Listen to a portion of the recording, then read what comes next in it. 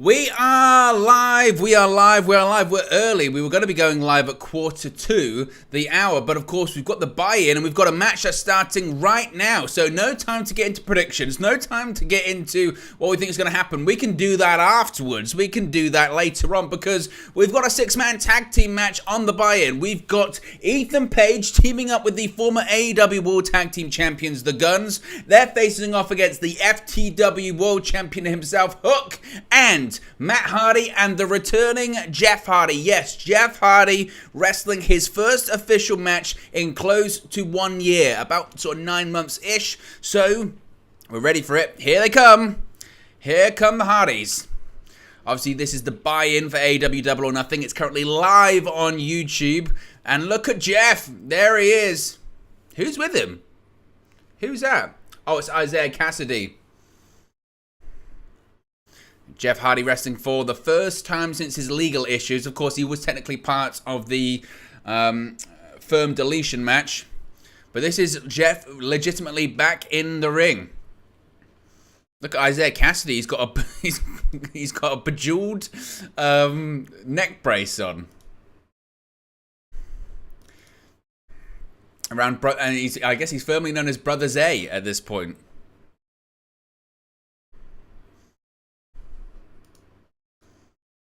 The cold-hearted, handsome devil himself. He is Hook. Just trying to close some of my windows down here. I'm one of those terrible people that's got like a million things open. But there is Jeff. Of course, his return back to the ring is on the buy-in, which, to be honest, is right. There shouldn't be really any room for sentiment when it comes to Jeff. You can't forget what he did and the issues that he's had. So AEW, I think, is right to be skeptical, and he's got to work his way back up for the however many time in his career, certainly. Collar and elbow type to start this one. It's Hook and Austin Gunn starting in the ring at the moment. See what some of you guys are saying in the chat as well. One of our neighbours, Dan Mazing, says, yes, Owen. Welcome, Dan Mazing. Dan Mazing. You can join the WN365 roster by clicking the join button, or there's a link pinned in the chat, or it's in the video description below. A ton of exclusive stuff coming to all of the members and members of the WN365 roster. Obviously, you got your badges, your emojis, but we just actually dropped our first members-only exclusive video the other day. It was a match rewatch of the Vengeance Night of Champions 2007 main event. We're going to be doing a chronological rewatch of every episode of Monday Night Raw and WCW Monday Nitro of the Monday Night Wars. We're going to be doing that. That's going to be exclusive to members. Gaming's coming soon to this channel as well. AEW Fight Forever is released at the end of next month, so that's going to be streamed here on the channel in addition to WWE 2K23. Plus, we're doing our daily news videos, watch-alongs, and post-shows like this. There's a lot going on here on this channel as Hook tags in Matt Hardy. James Cunningham says, have a great show, Owen. Have a great show yourself, James. Joe Blackman, stay now. And Bay says, I wonder if the commentators ringside will be permanent. Yes, for the first time that I can remember, the commentators are ringside tonight. And that commentary broadcast team, for the buy-in anyway, is none other than Excalibur, Taz, and Jim Ross. Jeff Hardy's in the ring. Goes for a cover. And Austin Gunn kicks out. It's been 11 months. 11 months since Jeff Hardy's had a match. 11. Now, some people are speculating, are we getting no are the commentators at ringside just because of a spot they've got planned, maybe for Anarchy in the arena? That's a possibility as well. Must be said, I've got this fan next to me and it's freezing. Oh! The Hardys and Hook get rid of their opponents from the ring. All clotheslined over the top.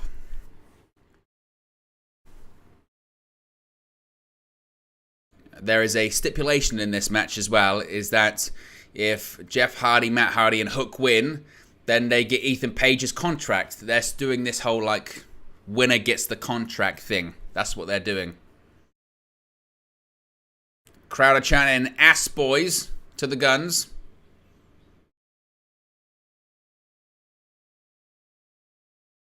Well, the Hardys and Hook.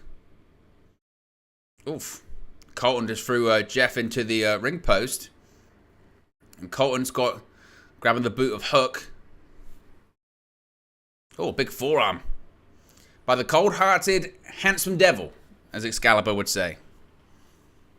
Hook, kind of gets him, and a bulldog, or a face buster, as Excalibur would say, by Austin onto Hook.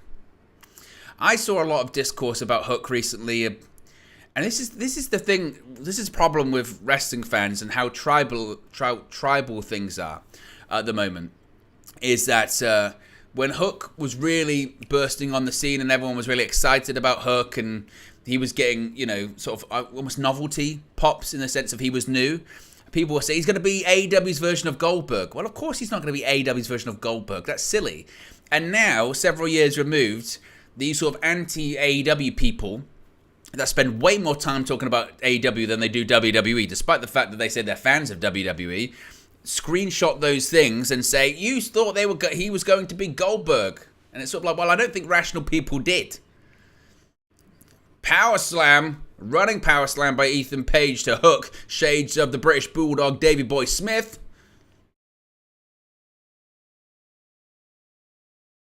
Ethan Page tells the crowd to kiss his ass. M. Bison says tribalism in wrestling is so weird. It really is.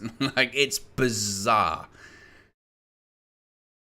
Sometimes it's fascinating sometimes just to see the reactions to certain news stories. Oh my goodness me. Austin went to charge Hook in the corner. He hit his shoulder on the ring post. He flew out the ring as well. They're trying to get Austin back in the ring.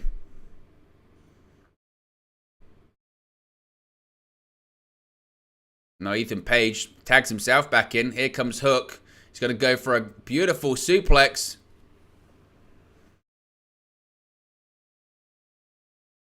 Hook tags in Matt. In comes Matt Hardy. Matt Hardy still chanting delete. It is kind of wild that you've got the Hardy Boys wrestling together again in 2023. Side effect by Matt to Austin Gunn. Colten. And here's another side effect. This time to Colten. And then comes Ethan Page. All ego Ethan Page, that is. Tries to get the boot up. Another side effect. This time to Ethan Page. Side effects all round so far. Conga just fell to the floor. Here's a forearm. Here we go. Elbow drop by Matt. Cover. And Colten kicks out.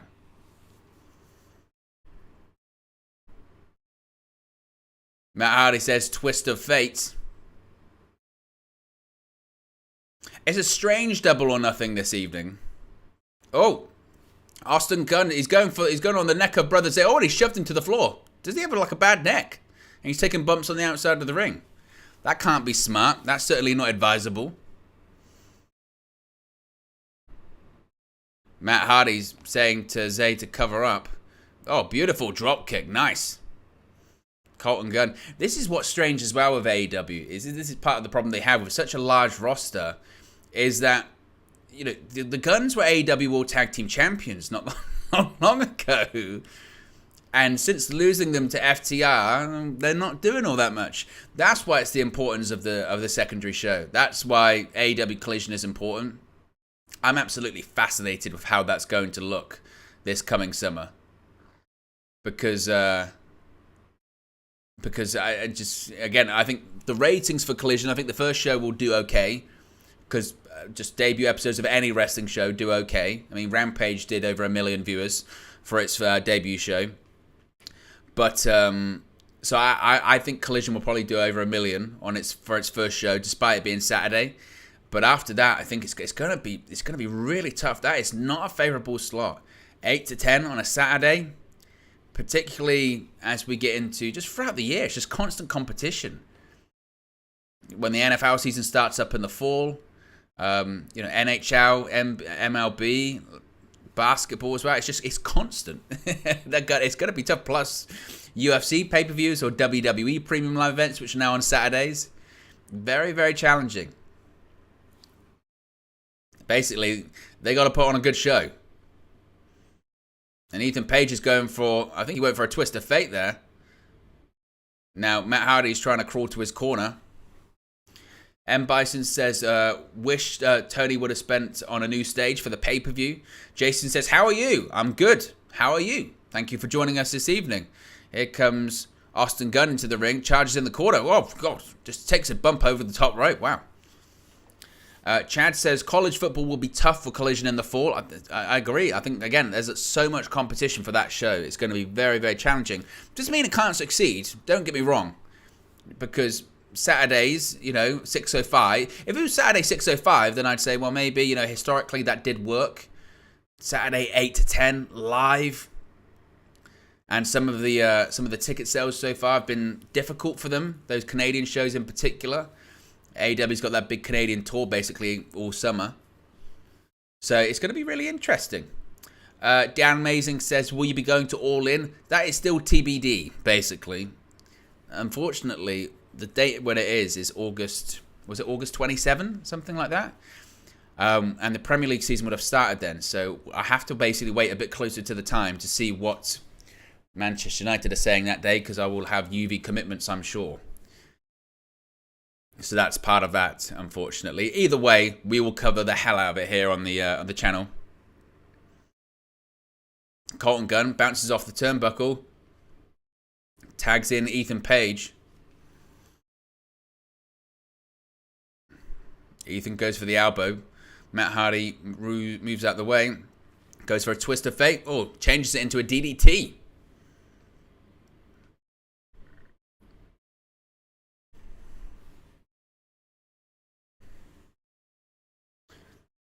As always, the streams are brought to you by Monster. No sponsorship, and this point you can't see because it's green.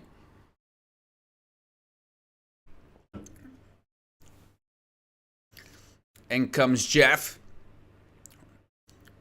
Off the ropes, and a forearm to the face. Atomic drop. Manhattan drop, and then the, as Jim Ross used to always say, the heels to the abdomen. Russian leg sweep.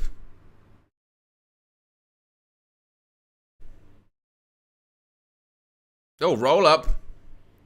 And the Gun kicks out at 2.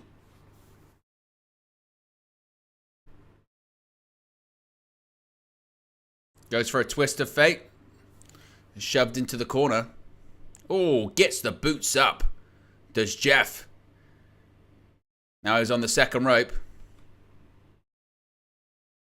Oh, and a splash by Jeff. Oh, kicks out.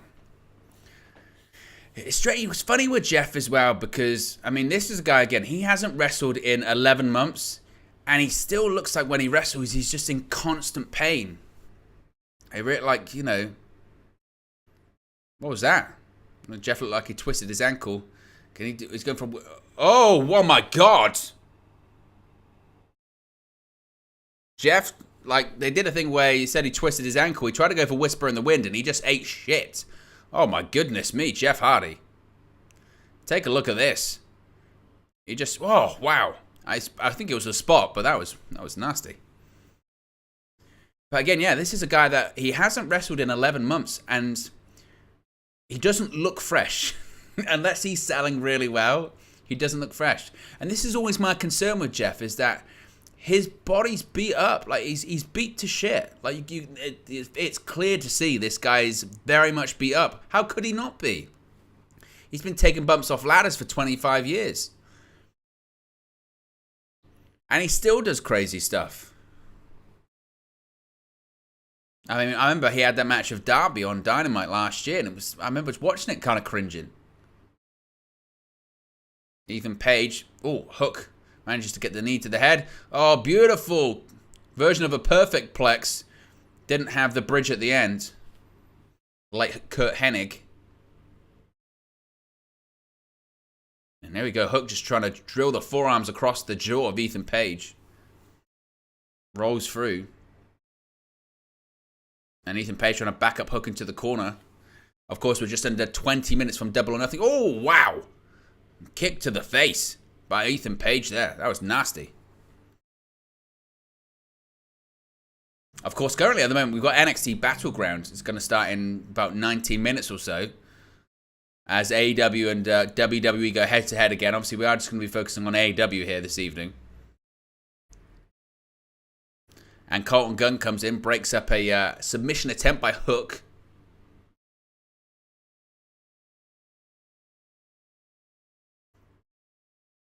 Colten comes in.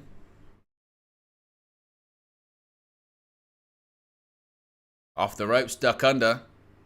Matt Hardy tags himself in. Oh, big lariat by Hook to Ethan Page. And then comes Colten. We're going to get some poetry in motion. Oh, Jeff's got the bad knee, though. That's what they're trying to sell. He's going to try it. Oh, does a splash. Doesn't do it like he used to. Back in the day, he used to do the springboard off the back, and it used to be into kind of a... Oh, Austin Gunn pushes Jeff off the top. Again, Jeff looks rough, man. He looks... I don't know if it's rust. I don't know if it's just... Oh! Now Jeff's gonna... Is he gonna break this up with a swanton? What is this? Oh, double pin. Oh, that was such a setup spot. My goodness me. They did their double team finish of the Guns to Matt Hardy, and they spent an age to cover him, and then Jeff breaks up with a swanton. But the camera work was so clear that you could see Jeff was going to come in. Ethan Page reverse elbows. Oh, wow. Just absolutely nearly kicked his head off. Good Lord. As Jim Ross says, get the kid some soup. Goes for Ego's Edge. Oh. Go for Red Rum. Oh. In comes Matt. Oh, the Hardys are both in. Twist of Fate. Jeff with a twist of fate. Looks like Jeff forgot he was meant to be doing one.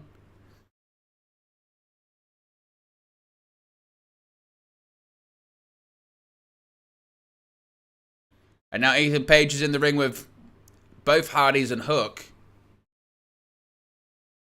Kick to the gut. Twist of Fate by Jeff. Twist of Fate by Matt. And Red Rum's logged in. And Ethan Page taps out. And your winners are the Hardys and Hook. So now Ethan Page has got a contract that's in possession of the Hardys. But in terms of Jeff Hardy's first match back, I mean, didn't feel like there was a huge amount of change, really. I mean, it was a match that absolutely needed to be on the buy-in. That is a match that no doubt about it had no business being on a pay-per-view. So I think that's the right move. The crowd is still filing in to the T-Mobile Arena in Las Vegas at Double or Nothing. Still some empty seats. It hasn't sold as well as, I think, any Double or Nothing event. It's probably the lowest attended Double or Nothing event they've ever done. That's because the event's got just not a lot of... It's just got not a lot of muster behind it, does that? I think it just reflects AEW at the moment. This is something that I've been saying about AEW for the last... I mean, we're in the 6th month of the year, so I've been saying this since, gosh, September of last year. September, October last year. AEW just feels cold at the moment. It just does. I think the ratings reflect that as well. And that's not to say that WWE is red hot at the moment in terms of the product. I think certainly there was a shift last year, wasn't there? But I was watching before I came live, because I'm watching my feed through Fight TV this evening. And when you purchase a pay-per-view through Fight TV, you get to keep it forever. And I went back and was watching Full Gear 2021, and I was thinking to myself at the time when I was watching that, I was thinking, man, AEW was red hot at this time. It really was. It was hot. You know, going into the fall of 2021, they had All Out. They had the debut of CM Punk.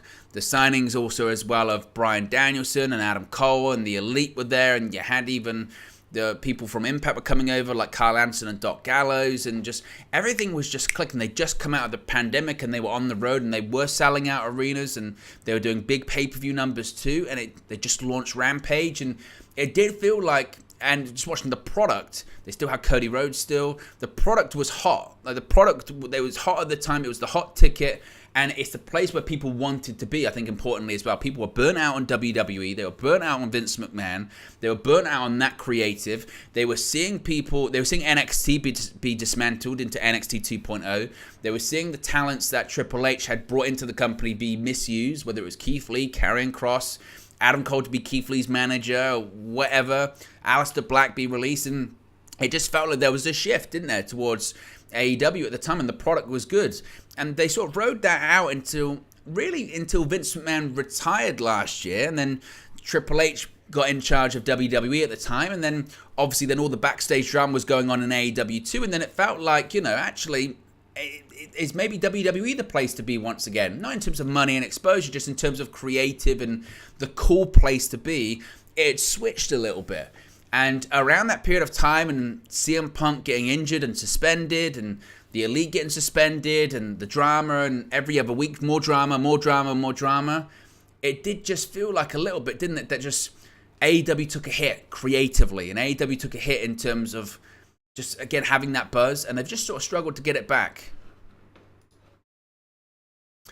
We've got the Owen Hart Foundation tournament opening ceremony. Here comes Dr. Martha Hart, the widow of the late Owen Hart, who I'm very fortunate to share my first name with. I am not named after Owen Hart, though, let's be said.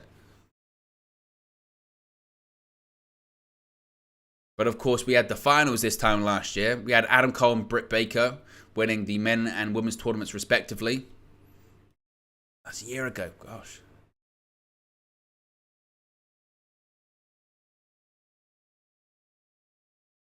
Dr. Martha Hart says she's happy to be back in Las Vegas. Of course, this year the tournament final is going to be taking place in Toronto, Owen Hart's own country.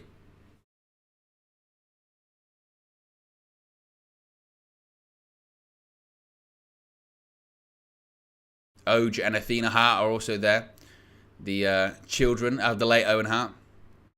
This was another one as well. When they made this announcement that Owen Hart was the tournament was going to be part of AEW, and Owen Hart's going to be available in the Fight Forever video game as well, people got so upset. Well, I say people, those WWE people got really upset about it again. He was never in AEW, so why can they do it? Just take a step back. Why would Martha Hart want anything to do with WWE considering the circumstances, right? This is the best scenario involved. We get to talk about Owen Hart. We get to watch his stuff, even though a lot of it's with WWE. But there is New Japan footage.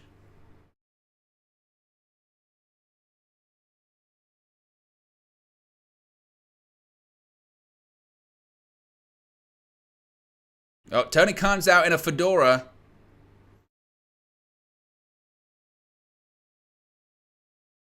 There's an Owen Hart Foundation fedora wearing Tony Khan. What's going on?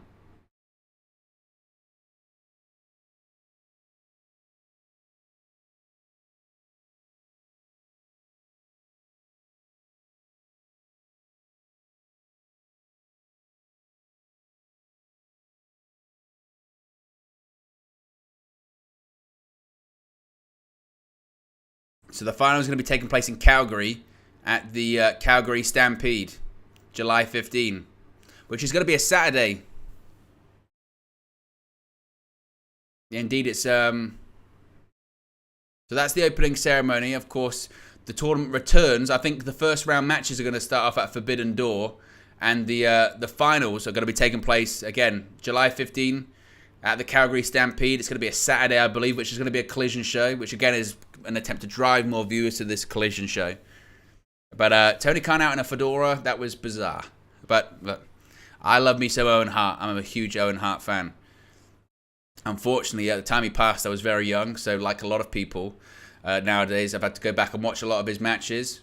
But, you know, the stuff with his brother, his stuff in New Japan as well. People don't talk enough about that. His stuff in New Japan Pro Wrestling. Let's see what some of you guys are saying. As always, we'll get your comments up on the screen. Dark Spark says, $50 is too much. I'll save my money for Forbidden Door. Forbidden Door is going to be coming next month. Of course, we'll be covering that here on the channels too.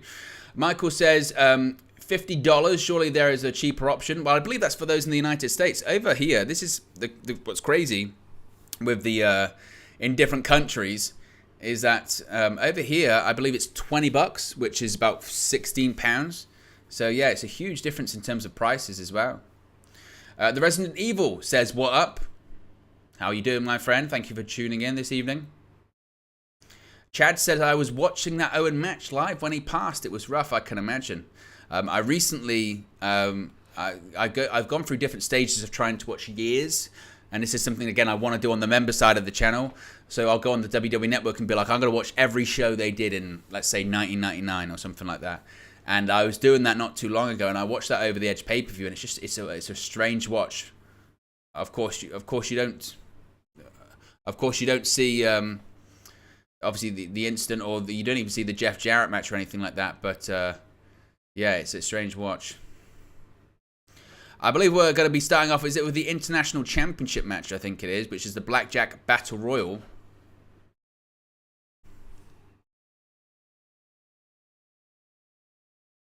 Here, we've had the Best Friends come out, along with Bandito. Now we have the Varsity Athletes.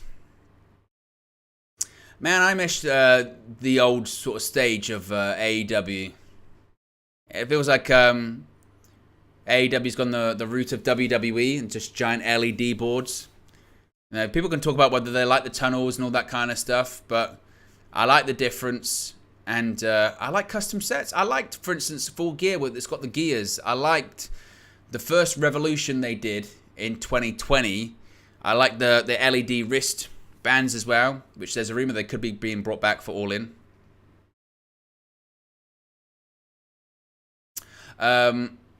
Dark Spark says, only going to All In. Again, TBD. M. Bison says, anything after 1999 isn't as good as I remember it. It's funny, actually, you mentioned that, because I think if you watch 1999, there aren't as many amazing episodes of, say, Raw that you think there are. In my opinion, the best sort of year of sort of content, 97 into 98 WWE feels like it hits every single time. Like, from mid sort of after WrestleMania 13 to late 98, it's every episode of Raw is killer. Absolutely, every episode is just brilliant. And obviously, for a long time in 97, WWE was getting destroyed by WCW, and those episodes of Raw are very good. Very, very good. Here comes Commander, a recent signing for AEW. Dan Mason says, why did WWE stop custom Titantrons? Such a shame, as I still think it elevates entrances. The Titantrons itself, I don't know why they did that. I think just because they've got LED graphics. For me, it's the custom sets. They just made events feel special and better. I understand why they do it in terms of it's a waste of money and it takes more manpower and all that kind of stuff, but they're a $1 billion company. Especially when they've merged with the UFC, they're a $21 billion company. Here comes Kip Sabian.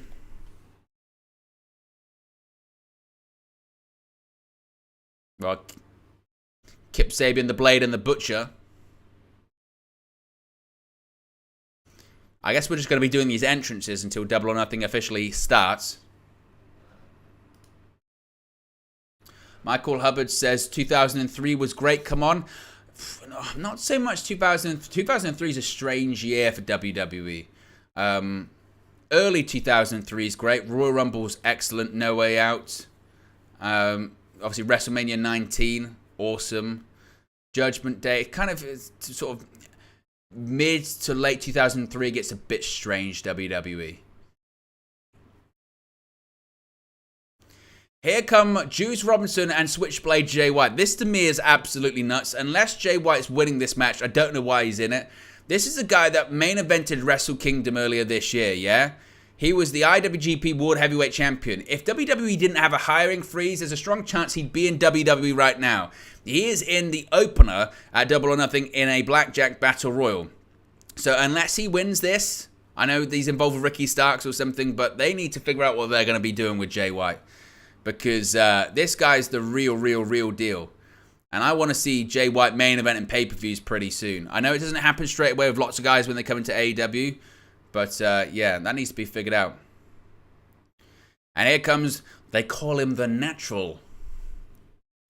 Dustin Rhodes.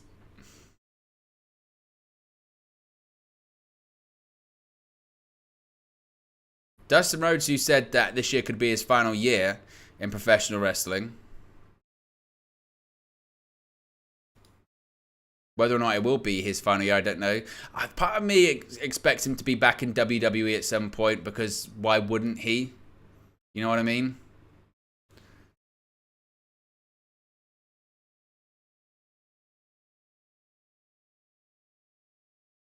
Here comes Keith Lee.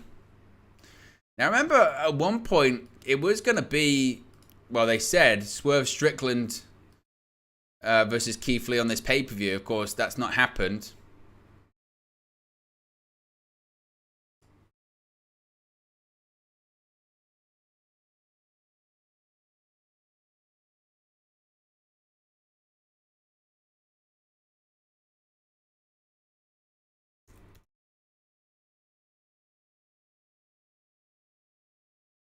Keith Lee, who's decided to stop dyeing his hair and his beard, and he does look like a million years old, it must be said. A lot of people saying grey Keith Lee doesn't work, and I would tend to probably agree with you, honestly.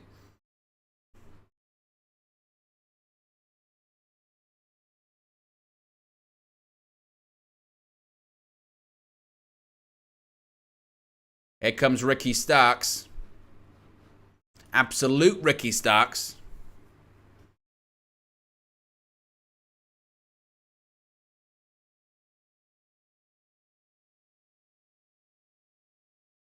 Ricky Starks. So again, there's another one in AEW, isn't it? Just, I mean, there was a period of time when he was feuding with MJF late last year. It felt like he could really, really be a credible main eventer, and just, it is a recurring theme, isn't it, in AEW of people that build momentum and then they just get brushed to a side.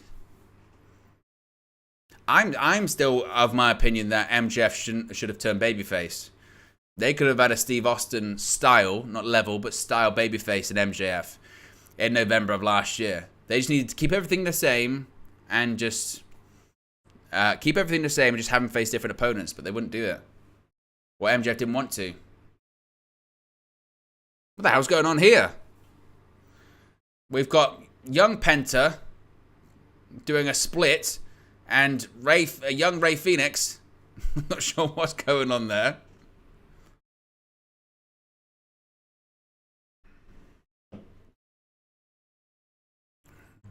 If you are just joining us for this part of the Double or Nothing watch along, the buy-in, we've got, and here comes Swerve. We've had the 6-man tag team match, which was won by the Hardys and Hook.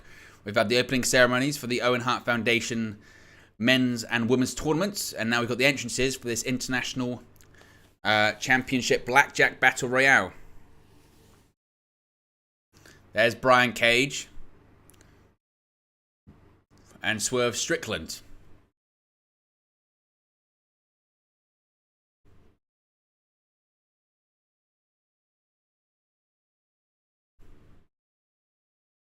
Swerve Strickland. Again, so Swerve Strickland, all that stuff is bizarre too. Like this whole Swerve and Keith Lee thing for me just has.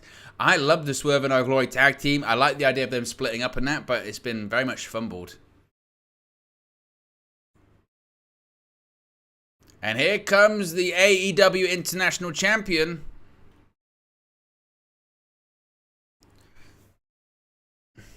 What do people think about the Jane theme song? I know it's his theme song on the Indies, but I think the Pixies' Where in My Mind maybe work better.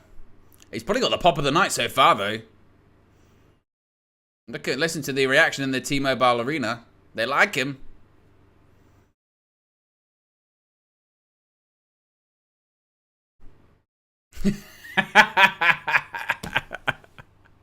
They had one firework go off for him, which is perfect.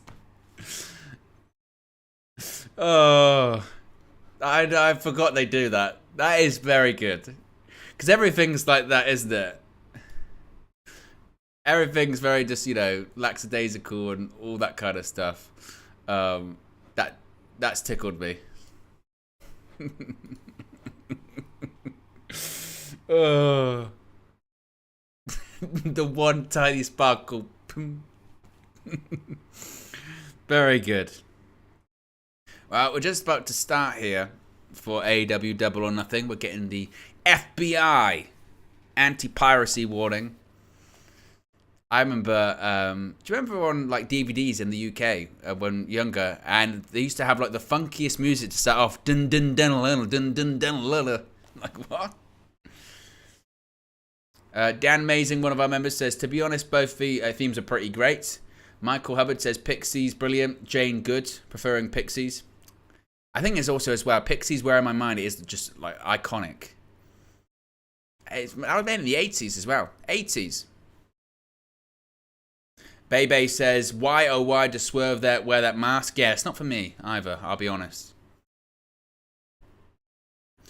We got several matches, though. A lot of matches tonight. I believe, what is it? Is it 9 matches scheduled for this show? And if AEW pay-per-views are anything to go by, we're going to be going into the early hours of the morning, most likely. Some AEW pay-per-views can be lasting for 5 hours, maybe even longer. So we'll see what happens there. But click the like button if you haven't already. Be sure to subscribe, bottom right-hand corner. We've got to do actually a quick subscriber check, actually. See where we're at.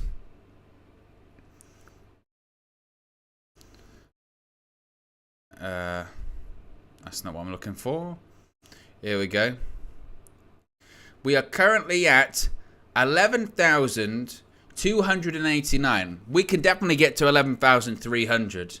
So that's only 11 to go. So if you haven't already, please do subscribe, bottom right hand corner, and click the like button too.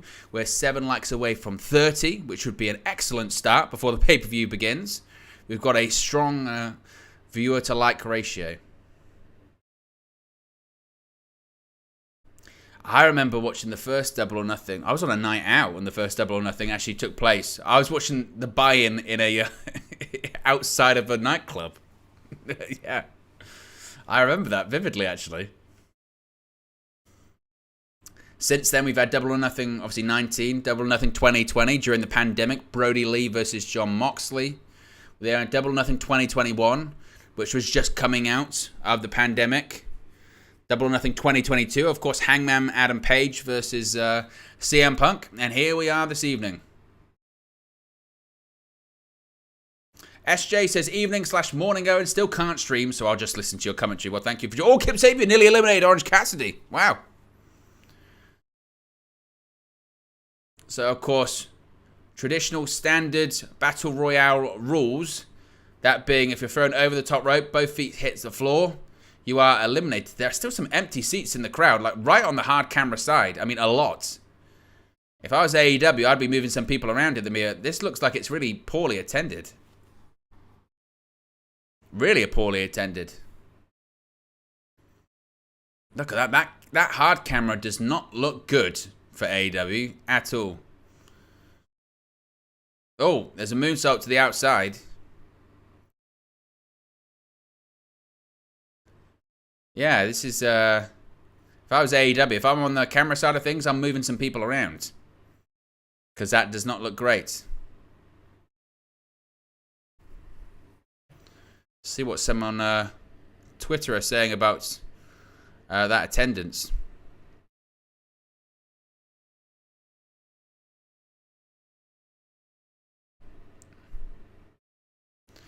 Kip Sabian attacking Orange Cassidy in the corner.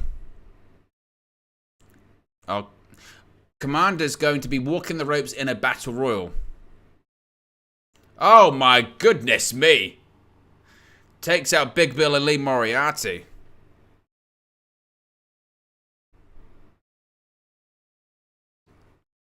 Wow.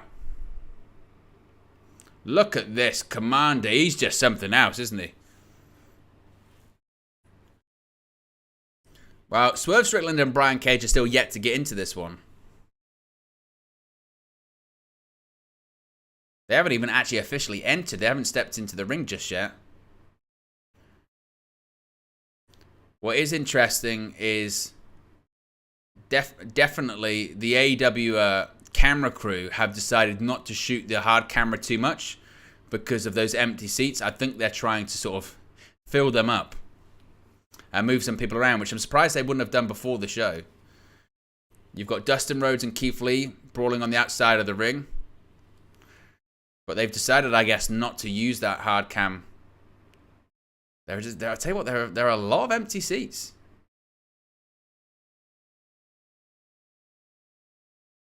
I mean, it's a combination of things. I think it's, they've maybe run Vegas to death, and also just for what's a big summer coming up of AEW, this pay-per-view just feels a bit inconsequential. They didn't announce a lot of matches until very recently too.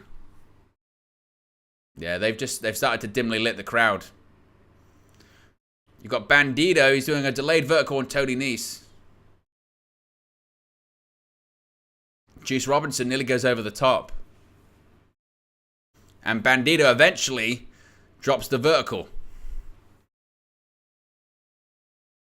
Yeah, it's very clear what AEW have just done there.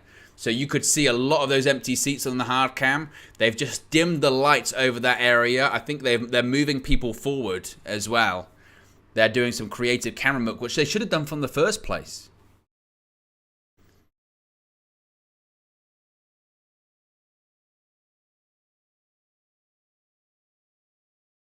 Now you've got Ari Daivari and Penta El Zero Miedo on the ring apron.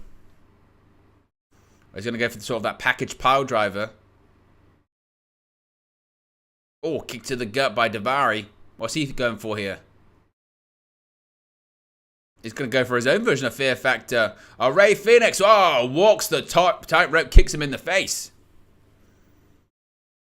Brian Cage and Swerve Strickland still standing on the entrance ramp there. The Mogul Embassy, that is.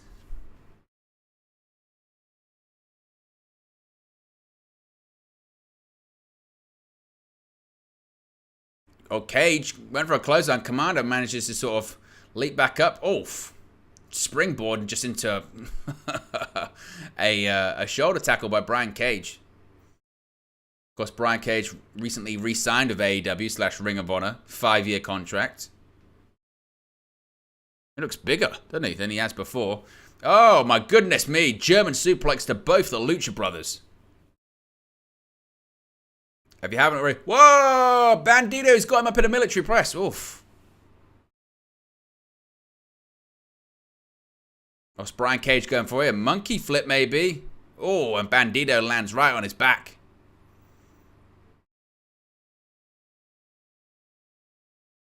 And Commander now go to the top rope. Oh, he's caught. Brian Cage has both Bandito and Commander. Wow.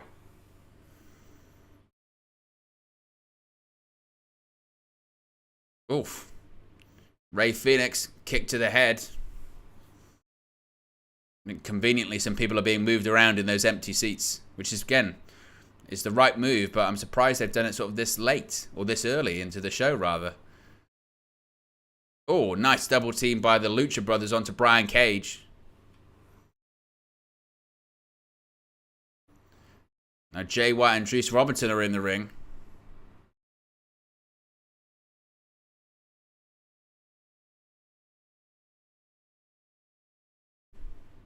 Yeah, you can see AEW have moved some people around. Certainly, they need to. And what's Bullet Club Gold trying to do here? Oof. How many eliminations have we had here? Have we had any? Oof. Oh, big kick by Penta and a big right hand. Rolling shot by Rey Fénix.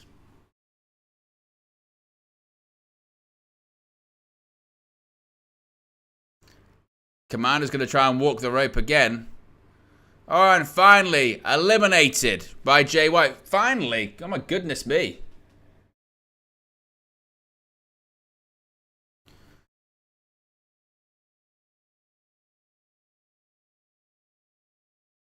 Look at that. There goes Commander. Now, Ricky Starks. Oh, Ricky Starks is hanging on. He's hanging on by the bottom rope. Is he going to get it? Oh, he's in trouble. He's in trouble. And manages to get himself back in.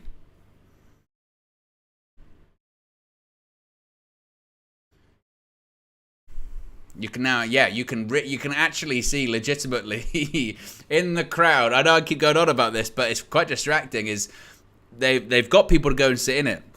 I think they're redirecting some people in the audience. which again is nothing out of the ordinary. WWE and AEW do that all the time. I'm just surprised it took them. I'm surprised the show made it to the air. And Kip Sabian is eliminated by Chuck Taylor. And there you go. You've got to give the people what they want. In comes Big Bill.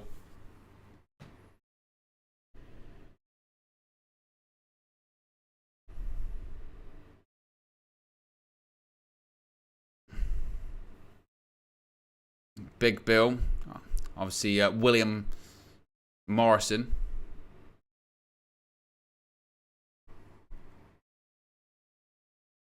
Now, Trent Beretta jumps on the back of Big Bill. If you haven't already, click the like button. We've got 55 people watching. See if we can get the likes up. We're 1 like away from 30. See if we can get to 50 likes. And if you haven't already, be sure to subscribe. Bottom right-hand corner. We're only 11 hockey sticks away from 11,300 subscribers. So if you haven't already, click that like button and be sure to subscribe. And the Blade has been eliminated. Swerve Strickland is still yet to get into this one.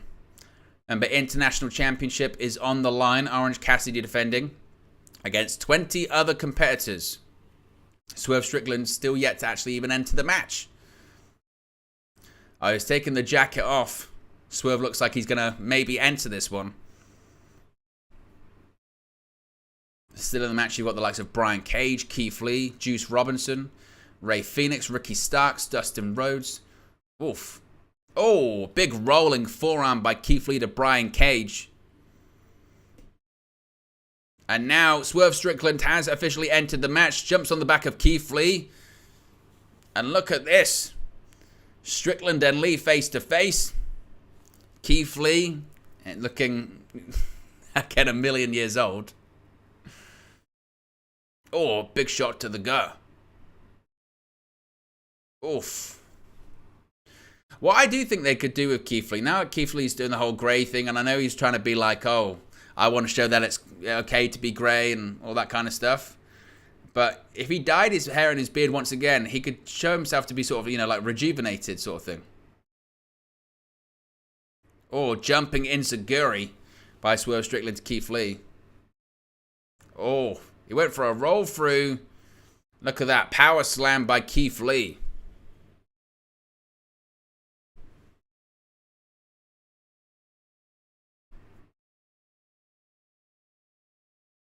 And a pair of super kicks to the Butcher. The Butcher goes over the top rope, hangs on. Oh, and another pair of super kicks, and there goes the Butcher. The Butcher is eliminated. Bebe says, anyone else having issues with fight? Touch wood, fingers crossed, no. But you never know.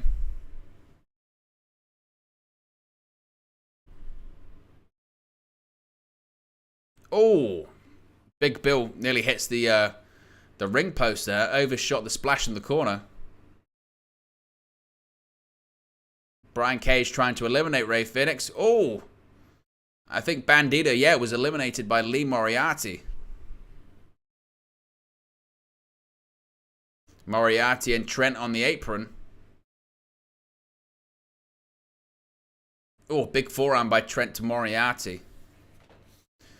They're still on the apron, still hanging on. Of course, they've both gone over the top. If both feet hit the floor, they will be eliminated here.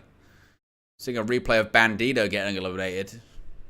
It was Lee Moriarty with the big boot. I do think this is an example of why AEW... Oh, Lee Moriarty eliminated. Half and half by Trent, and Lee Moriarty is eliminated. I do think this is an example, though, of why AEW can't be too fixated on running the same venue and same cities every year. Because to me, this is clear that they've run Vegas to death. This Double or Nothing, as I mentioned, in terms of the build, didn't feel particularly important. And they were better off running a smaller venue for this, I think. They've clearly moved some things around when it comes to seating, which has helped out. But that, rabid crowd, I don't think is... there like it was maybe a year or so ago. Is Keith Lee. Sends Swerve over the top. Swerve hangs on. Oh, and Brian Cage eliminates Keith Lee. Keith Lee has been eliminated. Wow.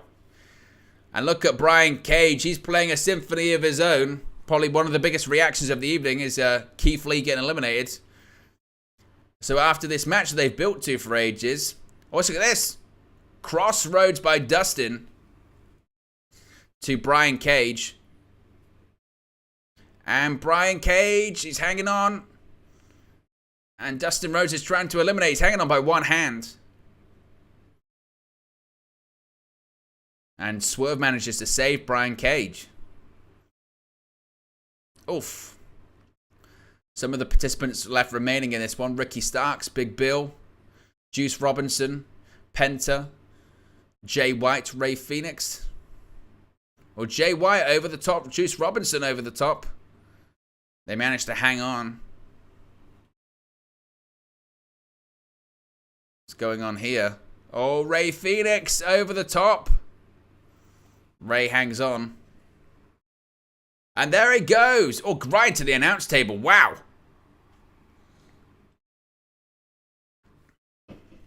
Juice Robinson eliminated by Ricky Starks. Oh, Uranagi.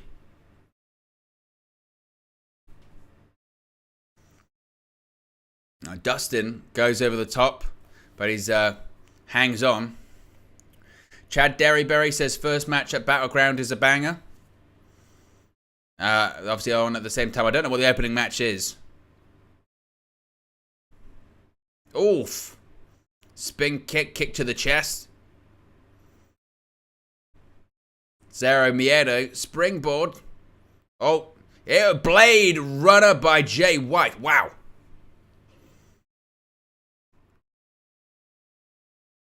Oh, Ricky Starks just speared Jay White out of his boots. And Jay White is eliminated. Oh, my goodness me. Well, Ricky Starks has not been eliminated. He went under the bottom rope. But Juice Robinson is attacking Ricky Starks.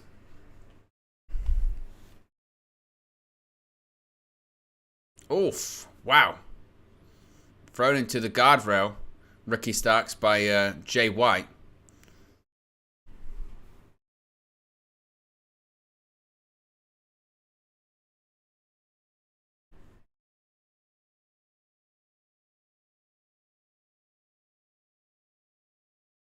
So the people left in the ring at the moment, we've got Big Bill, we've got Brian Cage, Dustin Rhodes. Ricky Starks still technically in the match. He went under the bottom rope, of course. Swerve Strickland, Orange Cassidy, Penta. International Championship on the line, of course.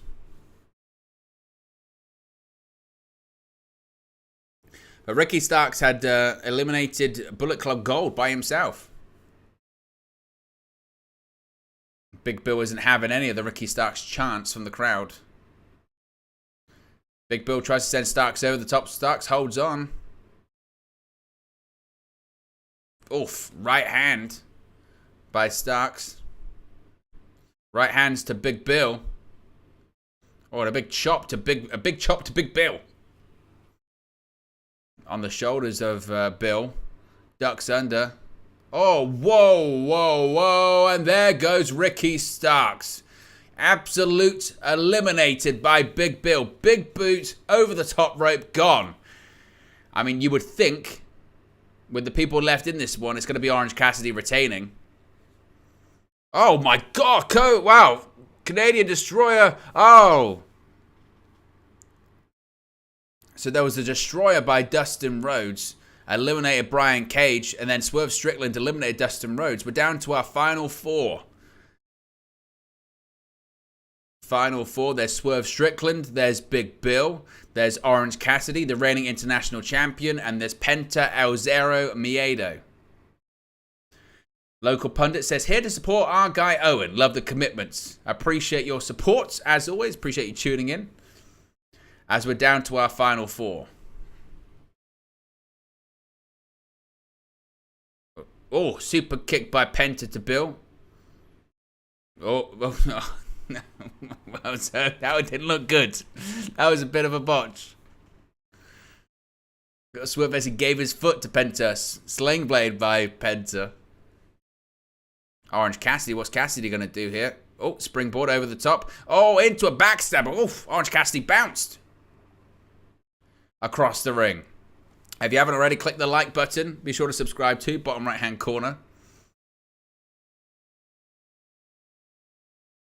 Oh, wow. Kick to the hamstring.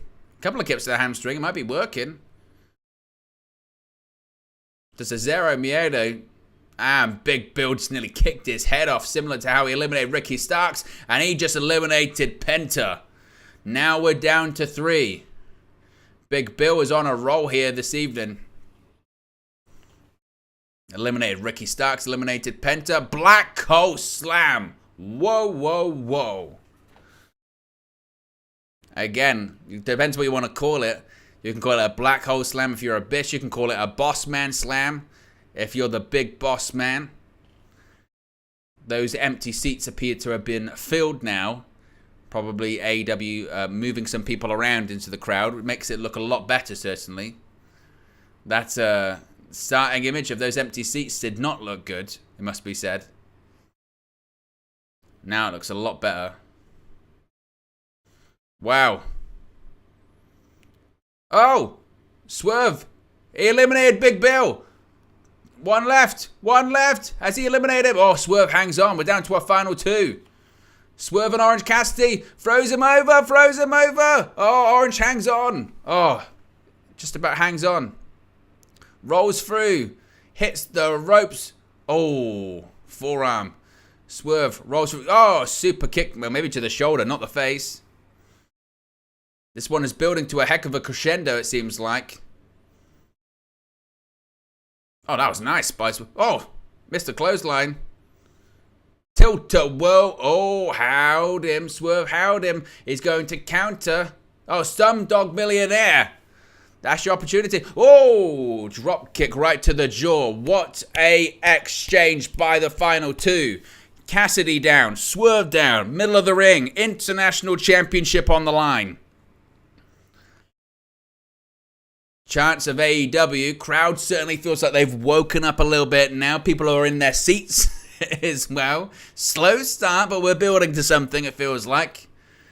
Orange Cassidy, of course, only the second. Well, he's technically the first ever international champion. He's the second. He was the second All-Atlantic champion.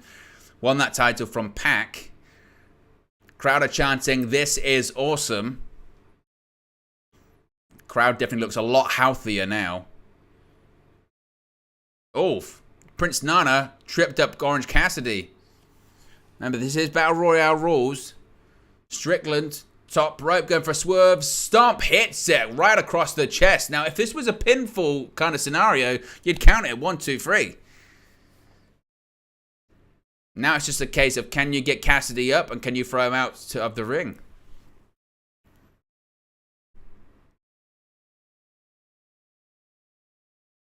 Now what's Swerve? He's gonna put his hands in the pockets. What's Swerve doing? He's putting the hands in the pockets.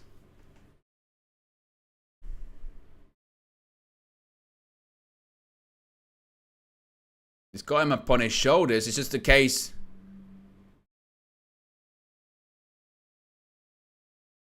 Oh, manages. Oh my goodness me! Managed to turn it into a tornado DDT. Did Orange Cassidy? That was wild. Now here we go. Into another one, 2 in a row. That one absolutely spiked Swerve's neck.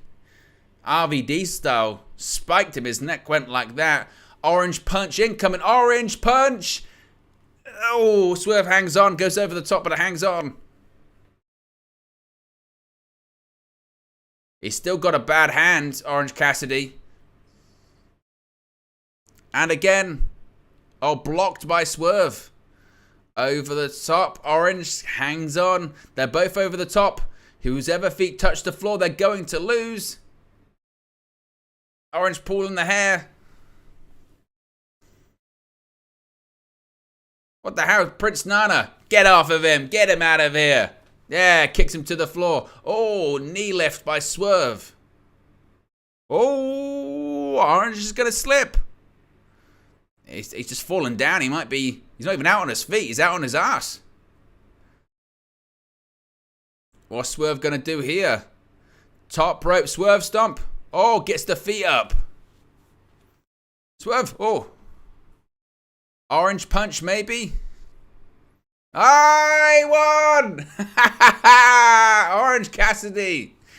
He's defeated 20 other men and is still the international champion. I love that finish. He went like that. He says, am I going to do the orange punch? Shall I go for the orange punch? He sees, wait a minute, Swerve's just hanging on with one arm to the top rope. I'll just kick it off. It just does it. Classic Cassidy, classic OC.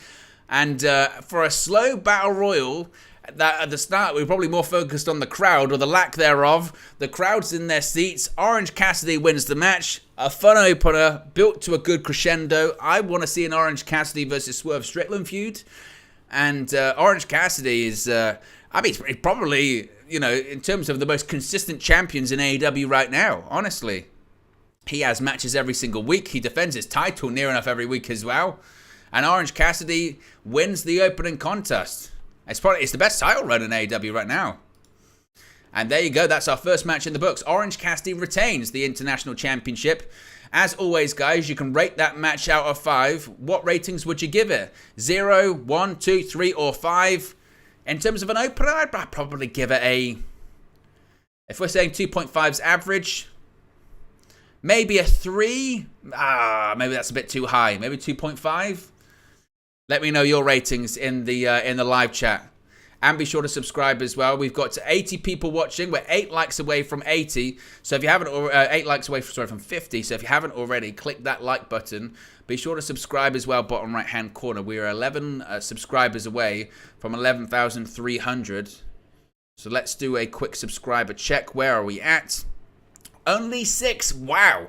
We're only 6 subscribers away from 11,300. So if you haven't already, please do subscribe, bottom right hand corner. You could be the 11,300th subscriber, and then we've got to come up with a different target. Then we've got to move the goalposts a little bit. We've got to change the target to maybe 11,320 or something like that. But if you haven't already, we're 6 subscribers away from 11,300 on the long road to 12k, and then who knows what we can do this year. We've got to set a really big year, an exciting year here on the channel, so I'm very excited for this. Oh my goodness me, is the unsanctioned match next? Chad says he's rated out of 3 out of 5. I'd probably give it a 3, maybe. So it looks like we're going to be doing unsanctioned match next, which is very, very, very interesting. I'm surprised to see this match as number 2 on the show. I felt like, you've got Chris Jericho famously left WWE for being number 2 on WrestleMania when he felt he should be the main event with Kevin Owens. And, very surprising that. But let's put a poll in the chat as always. Who leaves victorious? Is it going to be Adam Cole or Chris Jericho? This, of course, will be a first time ever meeting between the two. Never faced off before. And the inclusion of Sabu. Yes, ECW legend Sabu, a special enforcer, but also in the corner of Adam Cole in this one. I would assume unsanctioned. What's that mean? No disqualifications, no pinfalls? No countouts. Here it goes. Justin Roberts. Anything goes. AEW will not be responsible for any incidents or injuries that may occur. This match is unsanctioned. And here comes the Ocho, the Alpha, the Wizard, the leader of the JAS, the Jericho Appreciation Society. It's a society that appreciates himself. It's Chris Jericho. From Winnipeg, Manitoba, Canada. I think he's flanked by the entire JAS. Obviously minus Sammy Guevara, who is going to be in the main event this evening. A quarter of the 4 Pillars 4-way match for the AEW World Championship.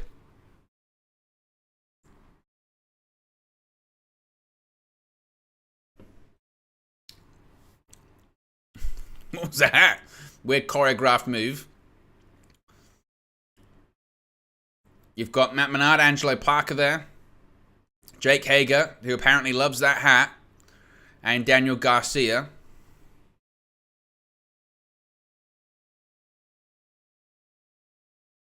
I must be said, I'm not sure how much the crowd are they singing the Judas song? I can't really tell. Now there's Jericho's wife, his children.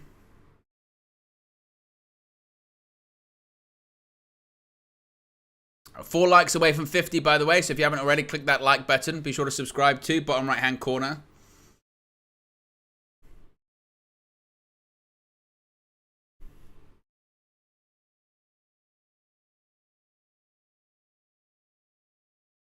Crowd did sing a song along to the song-ish. And here he comes, ECW legend. He is homicidal, suicidal, genocidal, death-defying Sabu.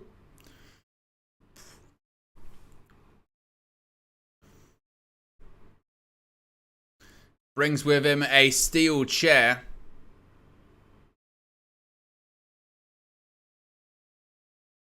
Obviously a 3-time world champion. Former ECW World Heavyweight Champion. And here comes Adam Cole. Why he brought in Sabu, I don't know. He just decided, I'm bringing in Sabu. There's Adam Cole, accompanied by Roderick Strong. It's such a weird trio. Adam Cole, Roderick Strong, and Sabu. I feel like I'm in a fever dream.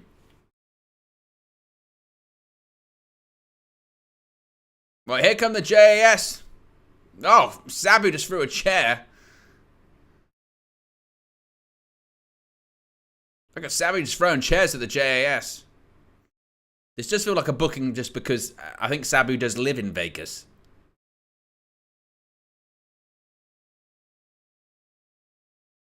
So Daniel Garcia is attacking Adam Cole. Sabu's got a chair. I mean, Sabu feels like... What the hell is going on? There was a chair to Jim Ross was not happy with something now. I'm not sure what happened. Oh, Sabu and Jericho going for a chair.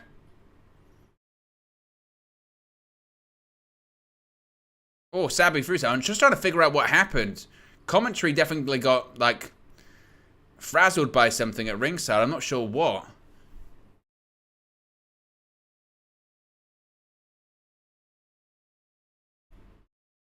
Wait a minute. What the hell is Sabu doing? Oh, my goodness me. Sabu's just dived through a table. Holy shit. What the hell? Sabu's standing in a chair. And Sabu is in a suit, and he's just dived through the announce table. Sabu's wrestling this match. This is not a one-on-one match. Let's face it. Now, Roderick Strong. I'm just trying to see what happened when it came to the commentators, because Jim Ross seemed particularly pissed off by something. This feels very much Anarchy at the Arena, though. I thought this was, you know. We need everyone needs to get, you know, out of this match. So Sabu's just doing table dives, table spots in an announce table.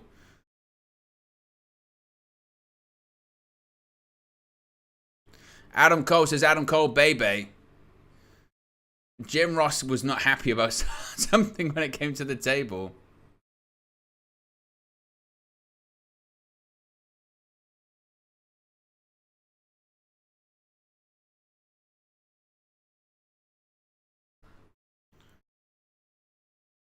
That was kind of nuts. We're 3 likes away from 50, so if you haven't already, click the like button. And be sure to subscribe, bottom right-hand corner.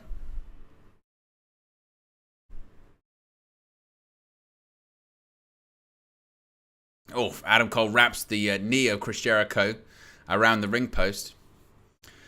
MRTII says, I think this stipulation is too close to the Blackpool Combat Club versus the Elite match, no rules. Well, particularly that sort of faction warfare stuff, I kind of agree on that. Yeah, that was certainly strange.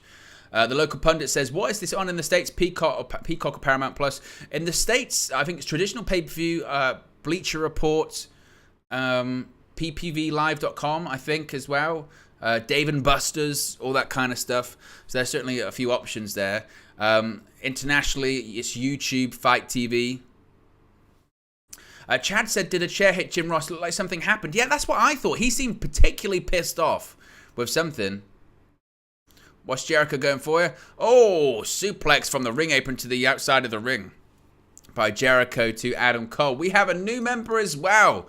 It's Margie Frizzle is the latest member of the WN365 roster. Thank you very much for joining the WN365 roster. If you, like Margie, want to join the WN365 roster, you can do so by clicking the join button, or you can click the pinned comments in the live chat, or the links in the video description. You get your badges, which change colors every single month the longer that you're a member of the roster. I think they go from red to blue to green to gold, or emerald. They're actually different stones, as in the different stones, like red and emeralds, rubies, diamonds, etc. And in addition to that, you get obviously your members priority chat. You get your emojis as well. There are a couple of WN365 emojis, more coming soon. And also you get access to the members exclusive content, which includes obviously a match rewatch we did of Vengeance Night of Champions 2007's main events. Series coming soon. I think it's actually going to be launching this coming week. Is going to be a rewatch series of the entirety of the Monday Night Wars in chronological order. Yes, we're going to be watching every episode of Monday Night Raw, every episode of Monday Nitro, and I've just got to figure out how I'm going to do it. I think I'm going to watch like the Raw, and that's going to go up on one day, and then Nitro is going to go up on the next day. I think that's the best way to do it. But I really appreciate the support, and you can get access to that. Obviously, coming this year too is going to be gaming content, double or nothing. That's what we're watching right now. Fight Forever comes at the end of next month. We'll be playing that. So yes, lots of exciting stuff coming this year. Crime Time says, you're going to be the top wrestling channel within a year or two, brother. You're already my go-to channel. Well, that's much appreciated. Yes, obviously we do these kind of things, these watch-alongs and post-shows, but we also do daily news videos as well, which is less opinion. It's more just the facts or reports, or just, I think I found the format I like with those videos now, which is just gather up as much reports and information as I can find and just sort of bring it to you, and you can decide what you want about it, not me trying to slant it. I think that's what people want nowadays. They don't want as much opinion. They just want the news, and then the opinions stuff can come on this kind of stuff, or like streaming stuff, or match rewatches. You know what I mean? I think that's the best way to do it. So I'm really glad that people are enjoying the channel, and again, I really do appreciate all of the support. As Jericho goes for the Irish whip. Adam Cole, kick to the gut. Jericho into the corner. Big boot. Oh, and Jericho head first into the steel chair right in the middle rope. KT has been a member for 3 months. Appreciate 3 months of support, KT. Says, smash that like button. Thanks for your support. Thank you for your support, KT. One of the early members as well. Members of the WN365 roster. Yes. And David Book says, wow, all the Raw and Nitro. Nice, yes. It's going to be exclusive for all of the members. It's going to be a lot of fun.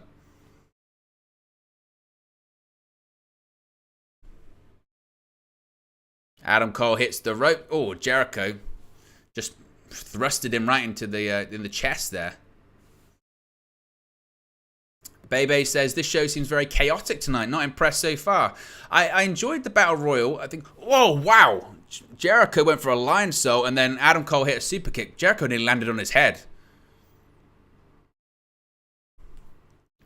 But I do agree with your sentiment, though, there, baby. It's been a bit disjointed. It doesn't feel like an AEW show in the sense of, like, again, that early AEW associated a certain crowd, you know, rabid, really into it, loud, vocal. Doesn't feel like that at the moment, does it? And Lion Tamer sits down. I see a lot of people on social media are talking about the crowd or lack thereof. Obviously, on the hard camera side, there's no one. It's a very half full arena, and I think it should be a wake up call, honestly, to AEW. They've got a big summer ahead of them. They need to get momentum back. And I think that's why CM Punk's coming back. Whether you like him or not, CM Punk sold a ton of tickets for AEW and made him a lot of money.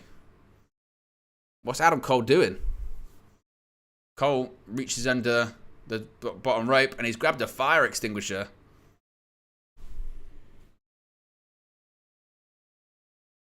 And Adam Cole, he's still got the Lion Tamers on him. He's heading below the ropes. He's struggling. He's going to try and lift it back up. He has. And he's pulled the fire extinguisher back into the ring. Now Cole just about went off in the end. Even that was a bit sort of a little bit sloppy, you know. Crime Time says, I want to see some of your opinion, but I agree that your news videos are unbiased and real news. Well, I try my very best. And even if I'm not too... I try my very best to have a report that's got some substance. Sometimes I'll do my very best to say, this is a rumor. I think that's important too. Cover. Oh, Jericho kicks out. But I think in this day and age, obviously, it's finding that balance between opinion and just straight news is quite difficult. But I think we're on a correct path and journey with that here. So I'm very proud of that.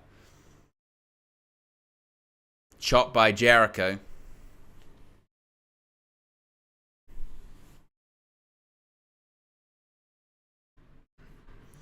And Jericho goes back down to one knee.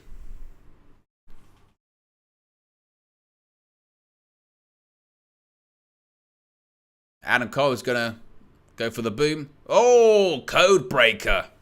He went to lower the boom into a code breaker. Oh, and Adam Cole kicks out.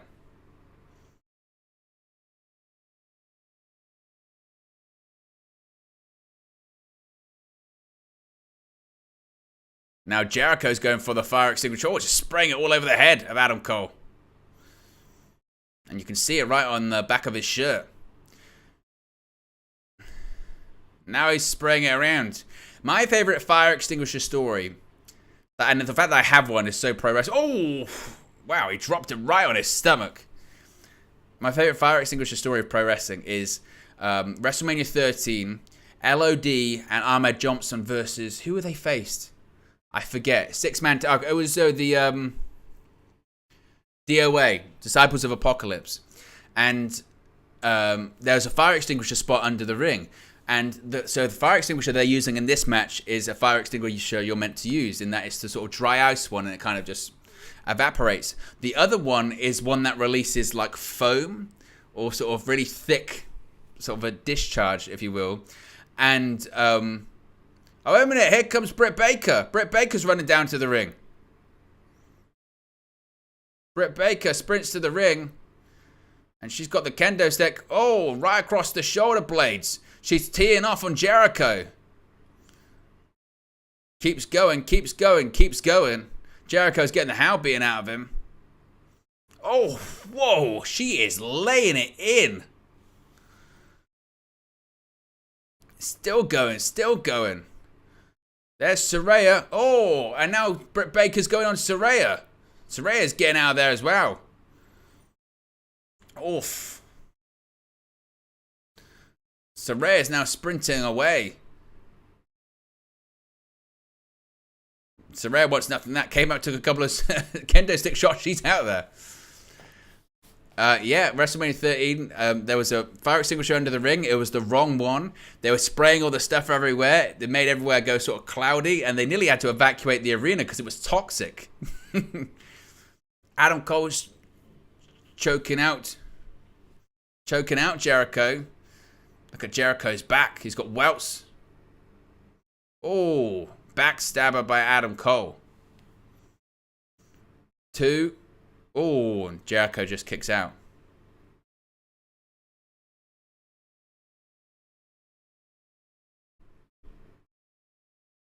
Local Pundit says NXT Battleground is on here. It's on Peacock, yes. NXT is running head-to-head with AEW Double or Nothing this evening. The Wednesday Night Wars have turned into the Sunday Night Wars, I guess.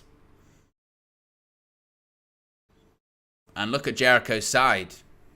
It's quite funny with the NXT Battleground thing as well, because when it was first announced they were running this weekend, Memorial Day weekend, which WWE never runs, by the way, Shawn Michaels, it's coincidence. It's just a coincidence. Everyone went, oh. And his way of saying it was because Night of Champions was Saturday. It's not really. Oh, goodness. Oh, and Adam Cole, he got a chair thrown at his head, and then he falls off the top rope and goes through the table. Bear in mind, Adam Cole's coming back from a near career-ending concussion, and he got a chair right into the head. I'm not sure that was the most wise move. Look at this. Oof. Anything head-related with Adam Cole is always going to make me cringe now. Sort of same as Bryan Danielson. I mean, the issue was with Adam Cole is he got 2 concussions kind of back-to-back. He got a bad concussion, and then he had that match at Forbidden Door. That 4-way match. And the concussion that he got in that match was really innocuous. And it knocked the hell out of him. Oh, Jericho's grabbing the camera, screaming at us.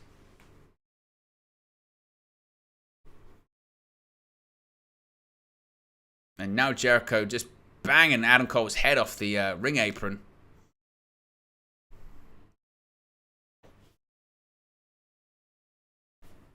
Let's do a quick subscriber check where we're at here. We're only 1 subscriber away. The target was 11,300. We're at 11,299. So if you haven't already, subscribe. The crowd are chanting, "You sick F" to Jericho. Jericho's smiling. Of course, Chris Jericho, there's rumors that Jericho is going to be part of this AEW Collision show. He's rumored to be a possible feud with CM Punk. CM Punk and Samoa Joe is a rumored feud, but also CM Punk versus Chris Jericho is another.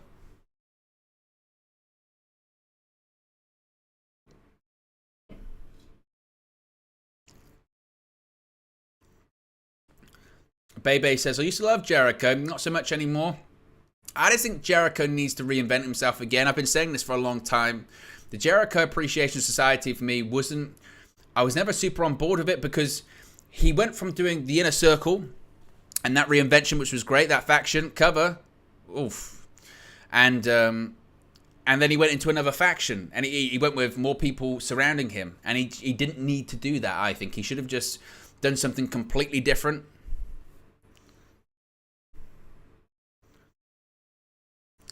So we've got a situation where Chris Jericho and Adam Cole are sort of tethered together by a chain.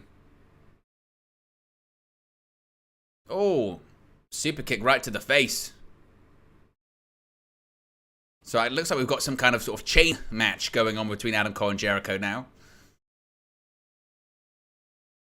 Oh, Panama Sunrise, which didn't really work.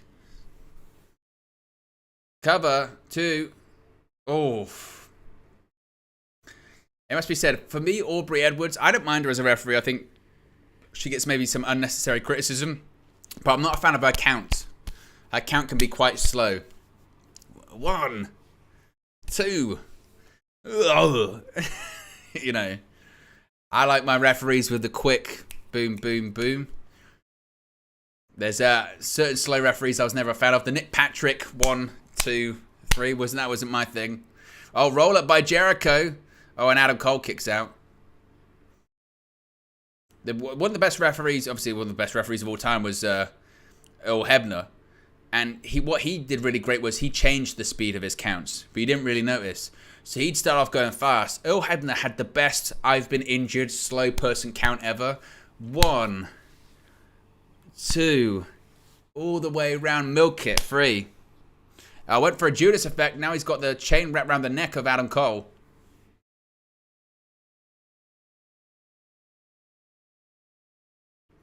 What's going on here? Jericho's trying to lift up Adam Cole. He's going to try and choke him out, it looks like. Adam Cole. Oh, Cole tries to float over. Doesn't really work. Go for a super kick. Oh, another super kick. Jericho takes a bump this time. This match has been quite strange so far. You've got an unsanctioned match that started off with factions brawling. It's turned into, lowers the boom. Adam Cole hits Jericho in the back of the head. And Cole now is Adam Cole's thinking about something. Crowd are chanting one more time.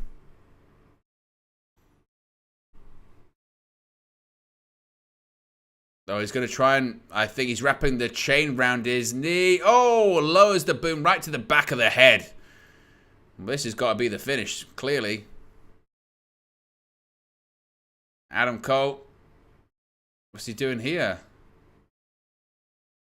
Oh, he's just teeing off on his head. I thought for sure it was going to be the finish. Just hammer fisting right on the head. And now he's using the chain on his head. I thought for sure that was going to be the finish. I'm not sure what's going on here. And now it's just... Jericho's got a bloody eye. And Aubrey Edwards has just waved it off. I guess TKO maybe they've gone with. So Adam Cole wins. I mean, the crowd particularly liked that finish. I mean, the thing is, if you're gonna do a TKO finish like that, i.e. a UFC style finish, the punches have to look good. And those Adam Cole sort of hammer fists didn't look great, you know. And I mean, you could see actively Jericho talking to him, saying, "Hit me more, hit me more." Look at him, look at him. You can see Jericho's taking them. They didn't look bad. I mean, if I'm gonna rate that 1 out of 5, honestly. I'm going to give it a 2. I'm going to give that one a 2. I really wasn't super impressed by that. I've got to be said. I thought the International Championship Battle Royal was better. That finish, I'm not opposed to a TKO finish. But when you do it, you've got to do it like Brock Lesnar, which is elbows and the guy's got to be in a pool of blood and it's got to look bad. That, for me, I don't think particularly worked. But let me know your ratings. Get your ratings in again. 0, 1, 2, 3, 4, 5. The ratings are out of 5. You've got Chad saying 2, and Cole is my favorite wrestler.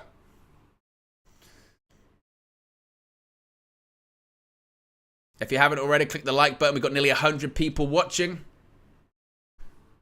We've got 52 likes. See if we can get to 60.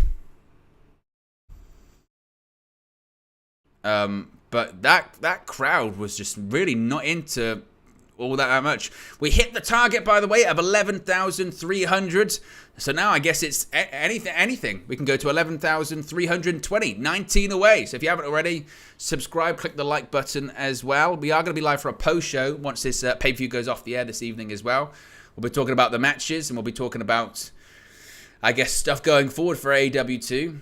AEW Tag Team Championship match looks to be next, by the way. But 2 matches so far, and AEW Double or Nothing is off to a strange start. That match between Jericho and Adam Cole wasn't it. I had quite high expectations because I'm a fan of Adam Cole, obviously. And Jericho can still go, but that didn't work. That did not work. The TKO finish definitely did not work.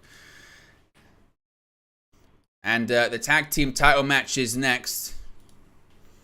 But a very strange pay-per-view. And this was a pay-per-view, again, that had not a lot of build to it. Matches weren't announced until just a couple of weeks before the show. Ticket sales were tough. Opening the show, we saw empty seats in the crowd. Pictures are floating around social media of poor attendance. And it's a show that kind of reflects the attendance, really, so far. Of flat. Crowd feels flat, feels tired. And this show needs to pick up, honestly. I love me some FTR, and here comes Jeff Jarrett, Double J.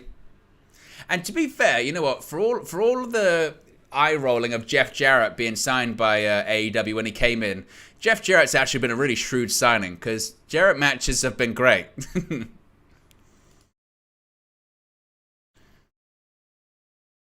So the question in the poll is going to be who leaves as AEW Tag Team Champions? Is it going to be FTR?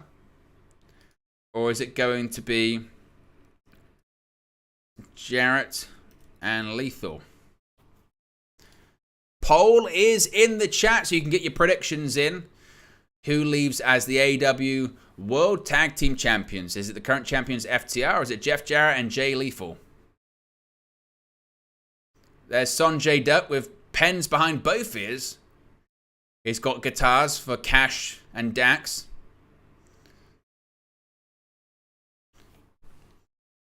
And here come the tag team champions. With a decent pop. Very important that they kept these guys, FTR. No doubt they're going to be heavily involved with Collision when it launches. Of course, they're going to be involved because they are champions. Champions are going to be floating across both Dynamite and Collision. But we know the friendship between them and CM Punk.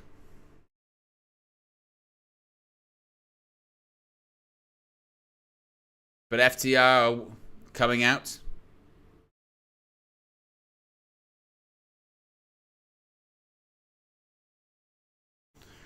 See, Mark Briscoe is the special guest referee in this one. They are very much showing one side of the arena here so far. And I think that's a wise move by AEW.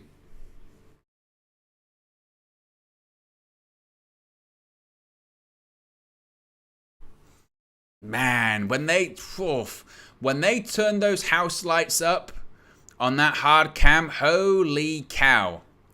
Some of those shots do not look great. They have to bring those lights down because when they don't light that crowd, it looks rough. Now, not as rough as, you know, the... what was that promotion with Herb Abrams called? I forget. They did a Dark Side of the Ring episode on it. And they actually ran the MGM Grand and maybe sold like 10 tickets. It was terrible. I'm sure you'll let me know in the chat the promotion that I'm talking about. Whoa.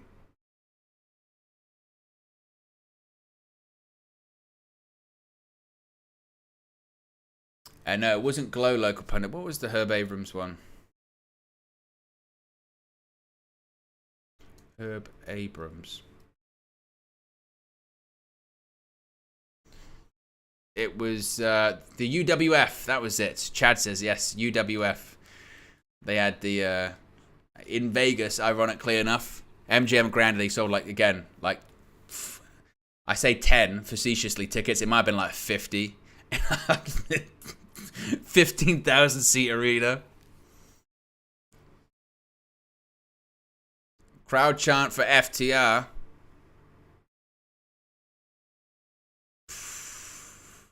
So this is what I don't understand. They had the crowd lit a certain way, and now they've decided not to light them a certain way, and you're seeing these empty seats once again. What is going on in that crowd this evening? Advert for AEW Fight Forever. Of course, Fight Forever is going to be released next month. We're going to be playing it here on the channel.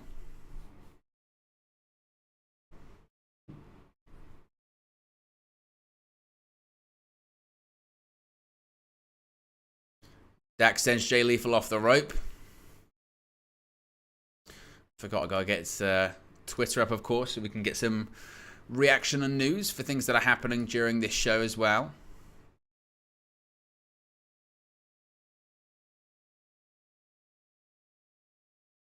I tell you what, Mark Briscoe's got a good count. Absolutely.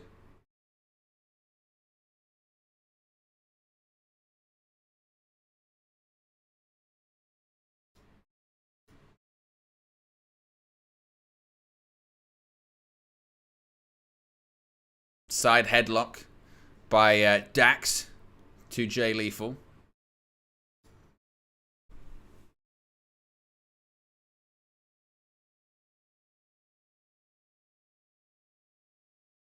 It must be said, this Vegas crowd is struggling this evening, no doubt about it. This Vegas crowd is, I can't even use the excuse of fatigued. You know, sometimes with the AEW pay-per-view crowds, there's an argument that because the shows are so long, they get tired after the opening couple of matches. But so far, they've just not been... Whoa, wow. A couple of chops by Dax Harwood to Jay Lethal. Chad says they were giving away tickets if you bought a cheeseburger at a certain place. That was... I saw that. That was not true. That was some misinformation that was put on social media. Yeah. They were doing multiple tickets sales, but that whole buying them at a restaurant was not a real thing. That was fake news, unfortunately. I say unfortunately. Fortunately, that was fake news. People checked in with the restaurant in question, and they said that's got nothing to do with us. That's not here. Why people will make that stuff up, I don't know. Why people make up those pictures, I don't know. Again, that just seems very odd. Yes. Do-si-do by FTR. Oh, they went for a pair of backdrops. And now they're going for stereo sharpshooters.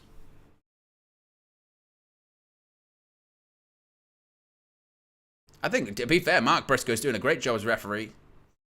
You've got full-on entourage at ringside, don't you? You've got Karen Jarrett, Satnam Singh.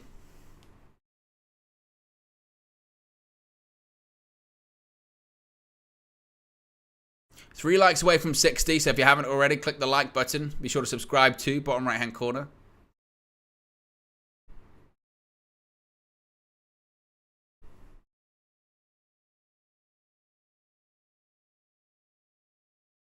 You've got Dax and Jay Lethal. Jay Lethal was looking over to Cash, I guess. But certainly this Vegas crowd really looks like they're sort of sitting on their hands, don't they?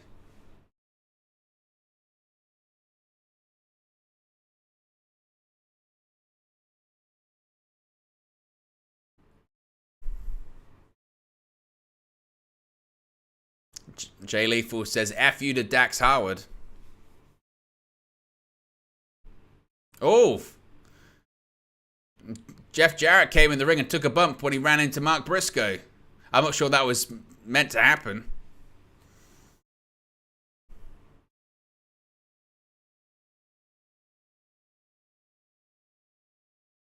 You can certainly see on that hard camera side, you can see... I've literally just seen, by the way, and I'm not hating, with my bare eyes, I've just seen an AEW production employee sit in a seat. I can see that. It's a guy sitting behind a guy with a hat on, and I've just seen him now walk up there. Clearly, they're trying to fill those seats.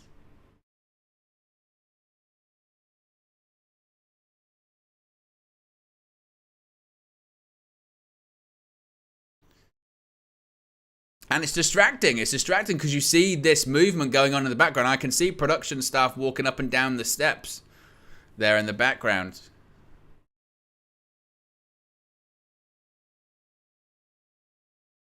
Well, Jeff Jarrett low bridge sends Cash Wheeler over the top rope to the outside.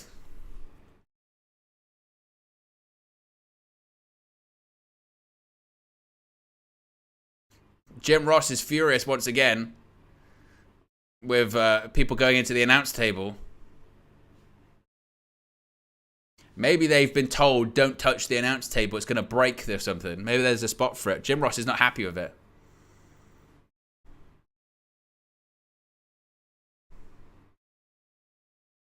Oof. Cash Wheeler thrown into the barricade by Jeff Jarrett.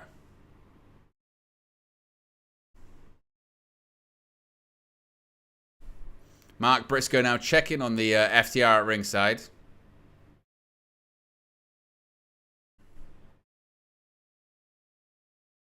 What the hell? Jim Ross is going crazy. Someone was screaming at ringside and Jim Ross told him to shut up.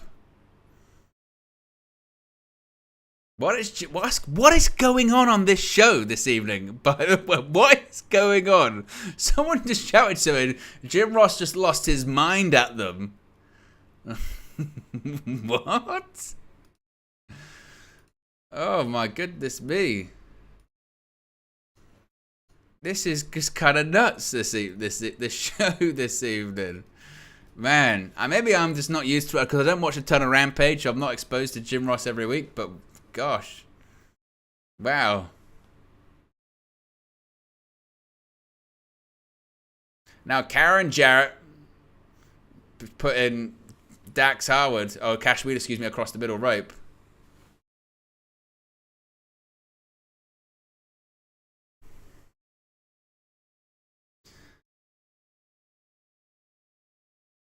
I think Mark Briscoe's going to done a good job as the referee. But I think we're starting to see why maybe Jim Ross was taken off commentary for Dynamite. But this crowd is, to be honest, I think realistically, this crowd this evening might legitimately be the worst crowd in AEW history. Not in terms of attendance, in terms of noise. They're not doing anything. They're sitting there. They're sitting there, just sitting on their hands, being quiet. There is no energy in that arena right now. It's kind of incredible. Now, Jeff Jarrett is going to do the Jackie Fargo strut, flips off Dax Harwood. Jeff Jarrett's trying to get some noise from the crowd. What have we got saying in the chat here? Chad says, David Book says, I swear they sold 12K. I don't think they did. I think I saw it was something, again, it was significantly less than that. Ed, one of our mods here, big up Ed, says quiet AF. Very, very much. JJ says, did Adam Cole win? He did win by technical knockout, and I don't think Jim Ross is screaming once again on commentary on Sonjay Dutt. Yeah, Adam Cole did win by, again, technical knockout on Chris Jericho, and the crowd was flat as a pancake for it, and yeah, they've not really recovered since. And to be honest, they weren't super loud anyway. Maybe if I might be able to find that if we go to WrestleTix. WrestleTix on Twitter is really the most reputable outlet for ticket sales and stuff of that nature. So according to WrestleTix, AEW Double or Nothing, the current setup this evening was 11,641. According to WrestleTix, they sold over 10,229. And the available tickets as of 7 hours ago was 1,412. It doesn't look like that, though. It really doesn't. So I'm not sure. I'm not sure if it was if that 10K is there, because it don't feel like over 10K. If 10K are there, they aren't doing nothing in that arena because they're sitting on their hands and knees. Here's a figure 4 leg lock by Jarrett on Cash. And again, crowd incredibly flat. Mark Briscoe in the middle of the ring, ready to count the shoulders if need be. Cash sits up.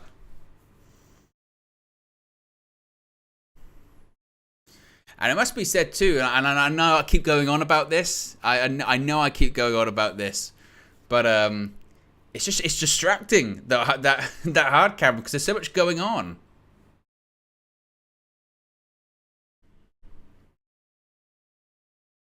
Man, listen to the noise. Then there's none of it. There just is nothing there. Dax Howard's trying to climb to the top rope. Is he going to break up? Oh, diving headbutt. Manages to break up the figure 4. Shades of Harley Race. And Mark Briscoe's doing the count because both are down.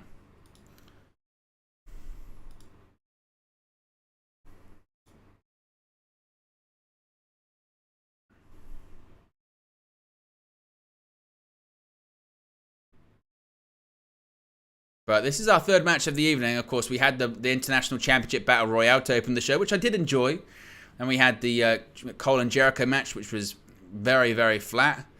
And yeah, this pay-per-view's got a way to go. Very much a way to go, this one.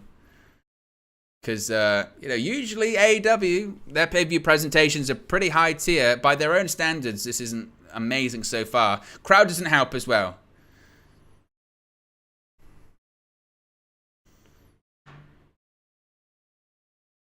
Irish whip. Oh, big clothesline by Dax Harwood to Jay Lethal there. Ed says Battle Royal has been the best match so far, and that's not a compliment. I agree. And Beautiful German suplex. Keeps the grip as well. Does Dax. He's going to go for a 2. 2. He's going to go for 3. Oh, Jay Lethal blocks it. Ducks under. Switch again. Oh, nice brain buster by Dax. Oh. Briscoe's got a great count on him.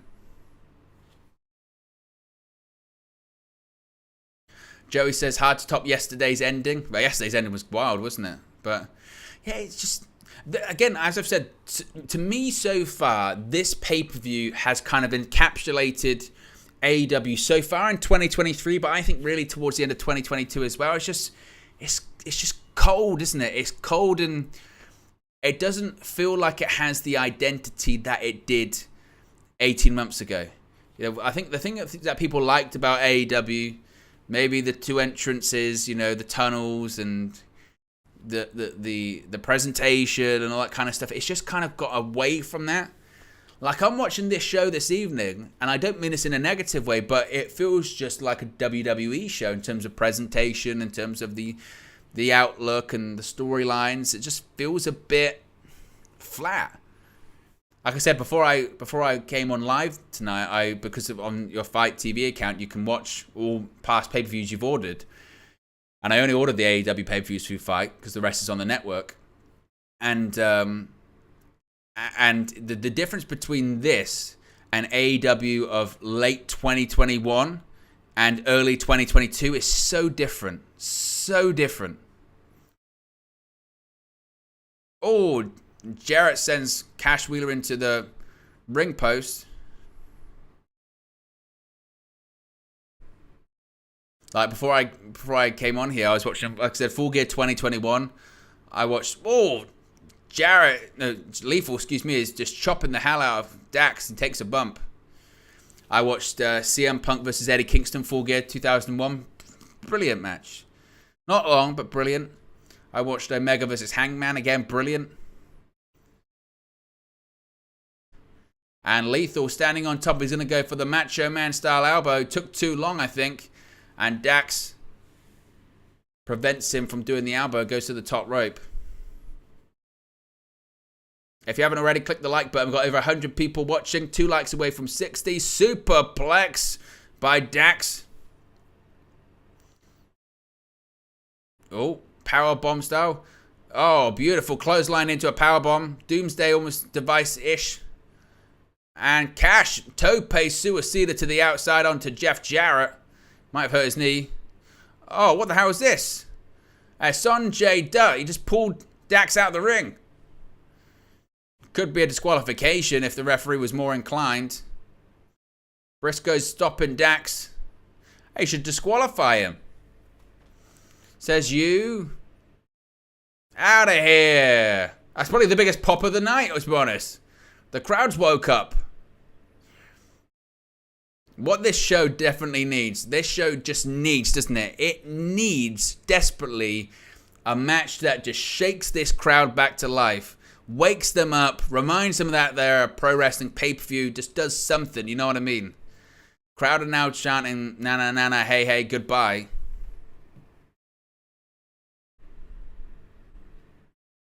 What the hell? Oh, Jeff Jarrett just guitared Mark Briscoe by accident. It was meant to hit Dax, and he's just shattered it over the head of Briscoe.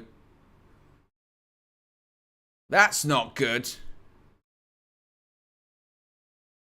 Lethal injection, no. Big rig. Oh, into a shatter machine. That's what it's called nowadays. No longer big rig, but Briscoe's down. Crowd are counting. 7, 8. Well, the finish, the crowd have woken up for the finish, seemingly. Mark Briscoe. Here's Aubrey Edwards. Look at Sonjay putting his hand in her face, saying no. He's not allowing it. He's not allowing it. He's saying no, it can't happen. Oh, what the hell? Karen Jarrett just hit Aubrey with a guitar, and she fell over as well. Holy shit. Oh, my goodness me. 2 guitar shots. One to Briscoe, one to Aubrey. 2 referees have been guitared. Lethal combination, lethal injection. Wow. Aubrey just took one. And Karen hit her so hard she fell over in her high heels. Well, that woke up the crowd. Good. The crowd have waken up. Good. All it took is 2 guitar shots to 2 referees. And that was a rough guitar shot. Guitar shots are dangerous, by the way. Just ask Jake Roberts. He broke his neck from a guitar shot. Crowd are chanting F you, Karen. They're trying to leave with the bouts. Now the crowd have really woken up now. Yeah, this is what we needed for this show. Crowd is literally chanting F you, Karen. I really didn't expect that at all. The match is still going on. Briscoe's down. Aubrey's down. Lethal's got an AEW World Tag title bout. Oh, Dax. Elbow. Going for a pile driver. Nice. Oh, Jeff. With the belt. Stroke. Stroke by Jarrett. Look at Jerry celebrating. He thinks he's going to win. He thinks he's going to win. He's trying to wake up Briscoe. 1. No, 2. Oh, he kicks out. He kicks out. Oh.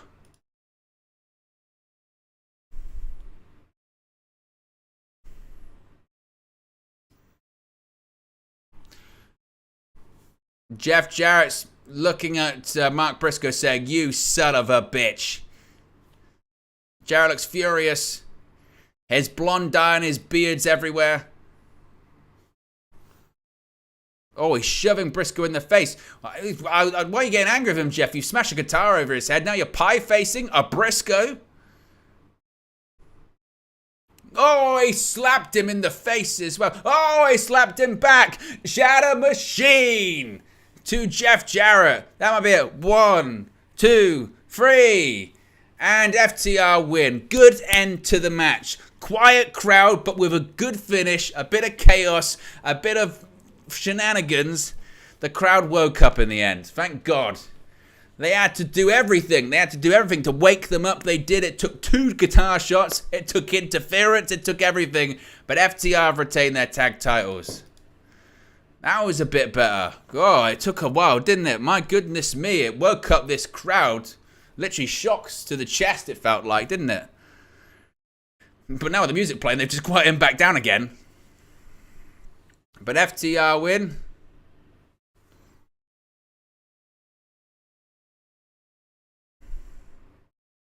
But that was... how would you rate that match? Of course, ratings out of 5.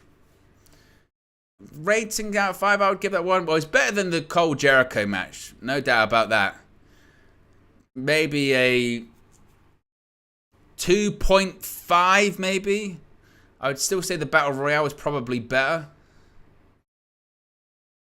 Backstage with Alex Marvez, Ricky Starks.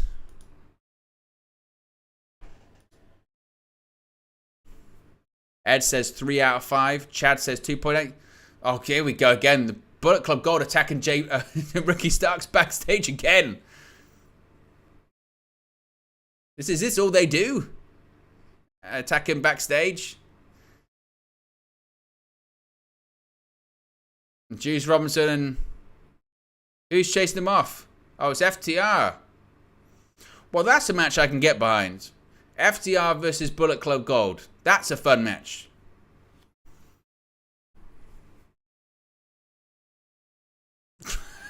Cash just said it, just dropped an F-bomb.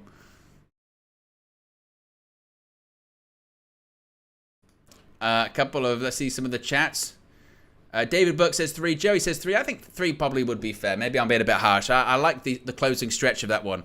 I thought the guitar shot to Aubrey was pretty great. Bebe says Karen seems so sweet in real life. The best heels typically are, they say. Ed says Bullet Club Gold attacking backstage. No way. And Coming up next is the TNT Championship ladder match settings. So let's get the poll in the chat for this one. Who leaves as TNT Champion? Wardlow or Christian Cage? Of course, Christian Cage, a king of the ladder match, yeah? An innovator of the ladder match. All of the TLC matches. You know what's really strange with this one, yeah? Is because the TNT Championship has been just the biggest hot potato thing this year. We've already had, what was it, five changes so far this year? But I think there's a legitimately good excuse to give Christian Cage the TNT Championship. Like, Christian Cage as a heel is one of the best heels. Oh, what's going on here? There's a situation with Chris Jericho in the back.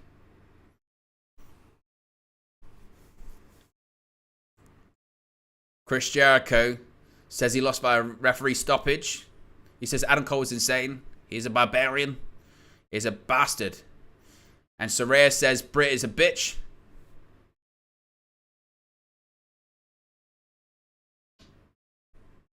Jericho says this has got to stop. Tony Khan gives a tag team match this Wednesday on Dynamite. Saraya and Chris Jericho versus Britt Baker and Adam Cole. This needs to stop.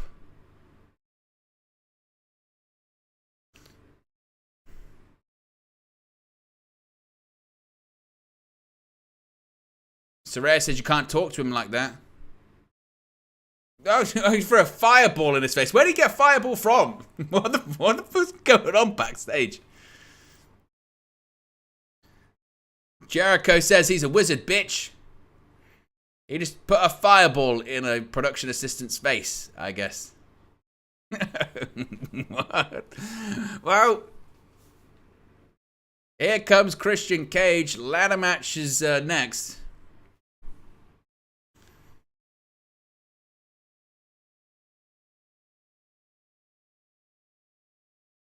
And here comes Christian Cage. Christian Cage in a ladder match in 2023 honestly is kind of wild. I'm a bit worried for him, frankly, considering how he had to retire for several years because of concussions. He's told Luchasaurus to leave. We're 2 likes away from 70, by the way, so if you haven't already, click the like button. Be sure to subscribe as well, bottom right-hand corner.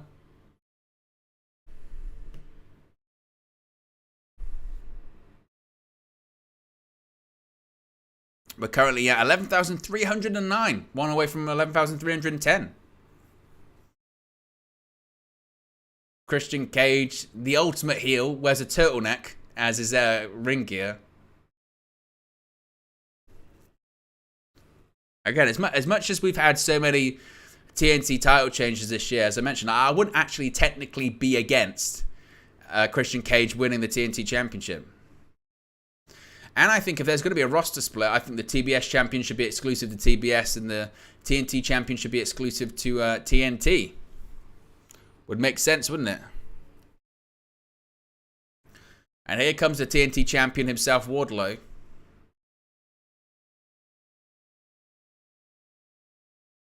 The enforcer, Arn Anderson, is his manager now. Of course, Arn Anderson was Cody Rhodes' coach for the longest time.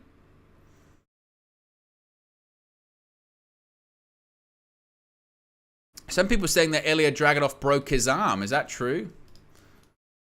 Let's have a look. Was it bad?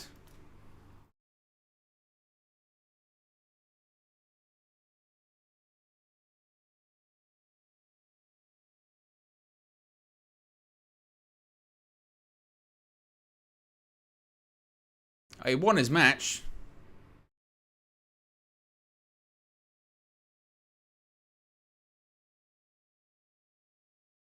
They're saying the match was good.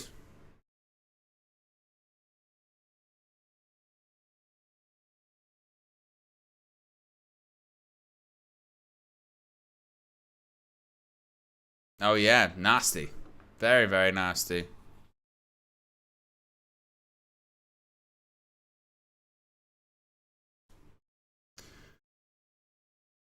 Well, Wardlow's in the ring.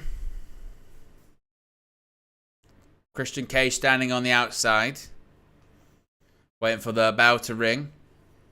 Of course, this is the ladder match. Ladder rules, obviously. The way to win the match. Climb the ladder, retrieve the championship. That person will be the TNT champion.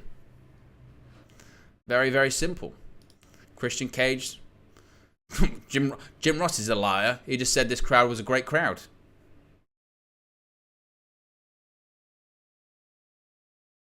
I was like, Jim, let's not sit here just lying through our teeth.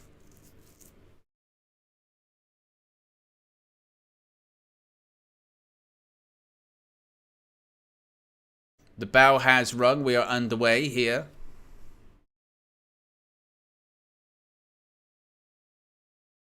Christian was going to go for a test of strength. Now he just right hands to Wardlow. Wardlow just blocking the Irish whips. Oh, kick to the gut and shots to the back.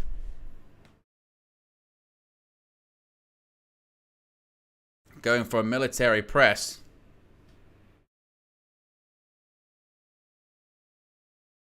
Just drops him with that military press. That was nasty.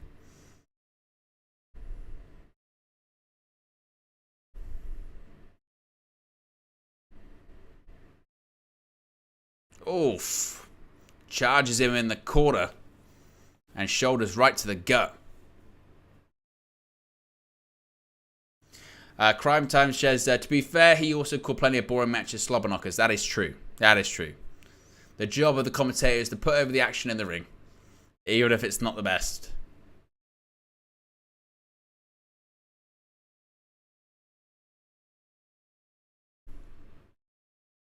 Oof, Christian right hands to Wardlow.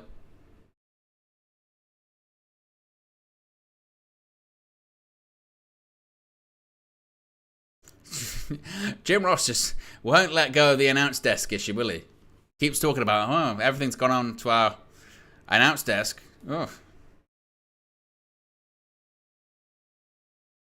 Oh, drop kick.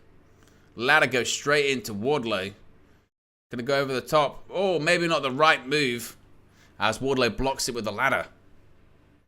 That was nasty.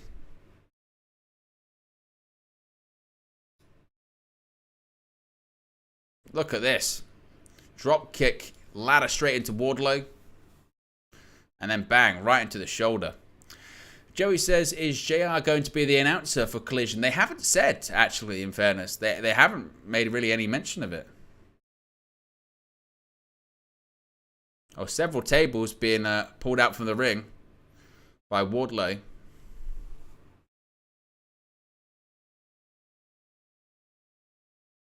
Setting up the tables on the outside is Wardlow. Going to set up another one.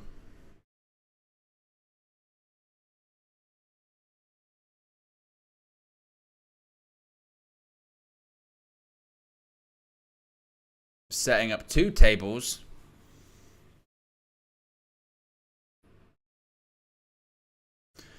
Joey says, I know he loves Oklahoma football on Saturday nights. He did say on his podcast, didn't he, that he would hope to be a part of Collision, even if it involved, missing some of the football dates.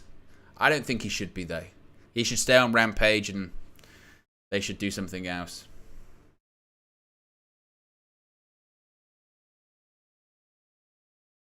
What is Wardlow doing here? He's going to the top rope.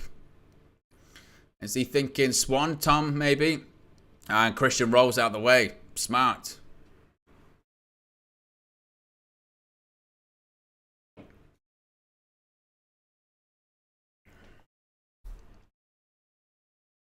Oof.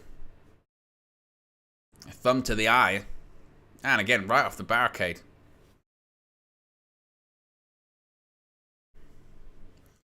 Tazwell says, hello, how is your day going so far? It's going okay. My day hasn't ended so far. It is currently 2:30 a.m. here in the morning in the UK. This is why I say whenever I'm talking about, international football fans on United View, I say that they're the most dedicated fans, football fans, international football fans, because they have to get up early to watch games. And the reason I know that is because that's what we do here when it comes to wrestling. We have to stay up late or get up early sometimes to watch events, and you know, it's difficult. It's challenging.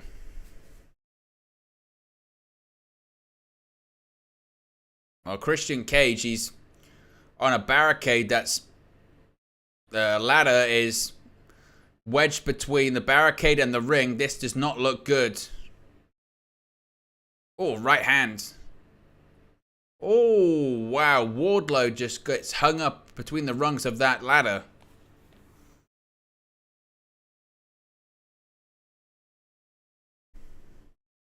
That's one way to hurt Wardlow.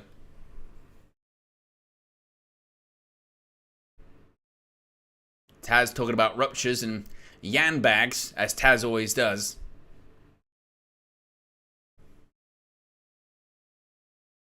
What's Christian Cage doing here? Climbing the ladder. Oh, stomp right to the abdomen. Still stomping the abdomen.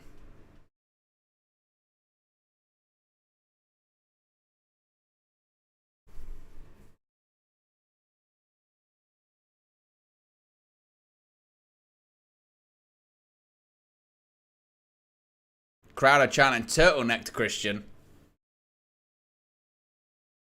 Again, that's how you get heat. Is you wear a turtleneck. Oh, Christian Irish whipped into the ladder, just bounced off it.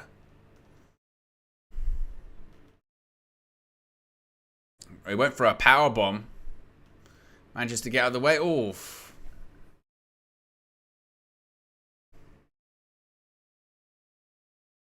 If you haven't already, click the like button. 8 likes away from 80. And be sure to subscribe, bottom right hand corner too.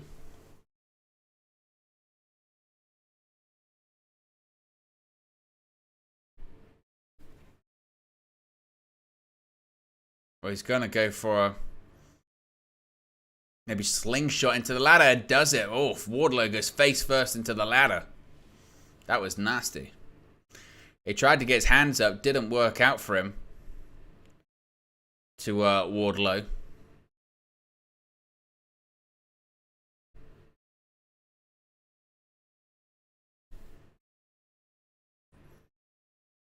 Now, I don't think anyone's actually climbed the ladder to go for the championship just yet, so it looks like Christian might be about to do that now.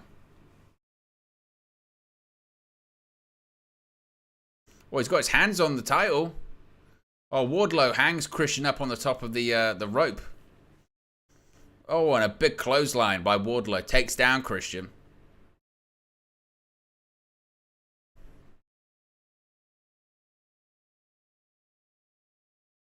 Oh, a stomp by Wardlow right to the chest of Christian. And Wardlow's climbing.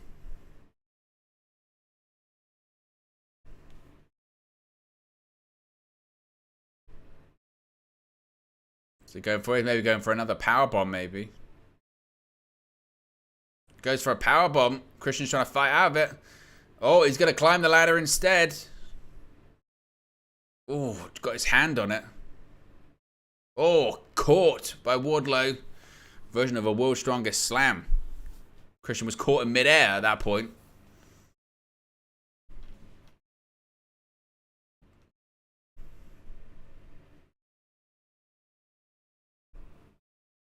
Commentary putting over how heavy the ladder is.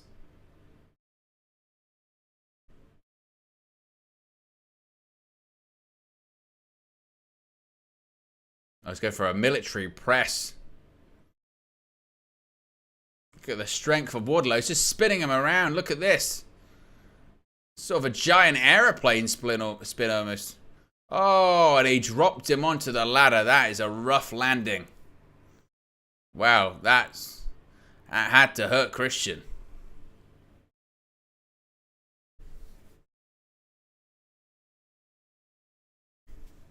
Crowd chanting for Wardlow.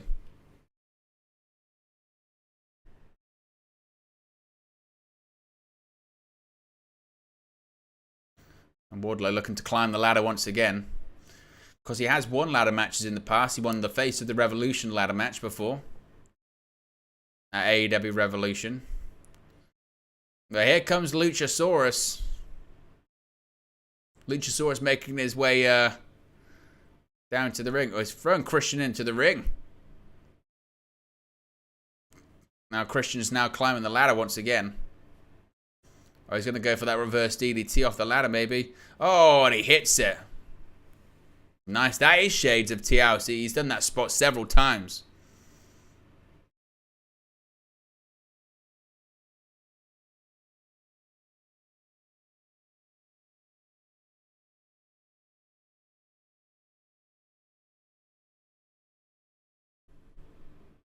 Crowd, if you listen to him, a rare chant from this crowd says a chant, "Let's go Christian." So maybe they're behind Christian Cage as opposed to Wardlow. Christian's looking for a spear. A spear. Oh, kick to the chest by Wardlow. No, he's going for Alabama Slam. Oh, onto the ladder. That is nasty. Again, be careful of the concussions for Christian, who's had his issues with it. Wardlow is going to the top rope. I think he's going to go maybe Swanton. Swanton. Oh! Senton Swanton style bomb by Wardlow. Christian moved. And Wardlow, sort of his back, neck off that ladder. That is rough. Crashed and burned indeed. He did. Wow.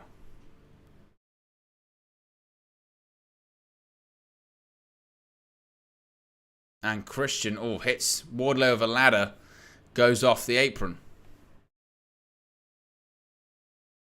Seeing a replay of this Alabama Slam. That was nasty. And Wardlow, when he went for that senton and missed. Here comes Arn Anderson. Look at him. Jogging down to the ring. What's Arn thinking? We've got Luchasaurus at ringside. Now Arn's coming to ringside too. He's trying to wake up. Good coaching advice by Arn. Climb the ladder. Oh, broke the ladder. That was nasty. That was a botch. Wasn't meant to happen. This is the problem with those ladder matches, is that you can't compensate for what happens with the ladders.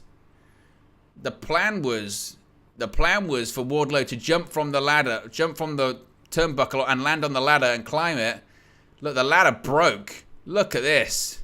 He broke the ladder, and Christian and Wardlow both ate shit. Wardlow's holding his fibber. Get a different ladder. That ladder ain't working. Look, the referee, Rick Knox tried to hold the ladder, but it wasn't working. What the hell's going on? Now Luchasaurus is in the ring now. And a choke slam by Luchasaurus. And again, a second choke slam. Wardlow broke the ladder. Rick Knox came in to try and hold the ladder, and the ladder fell down. What's Arn think? Is Arn going to hit a spine buster, maybe? Oh. Hey, biting. He's biting. He's biting Luchasaurus' thumb.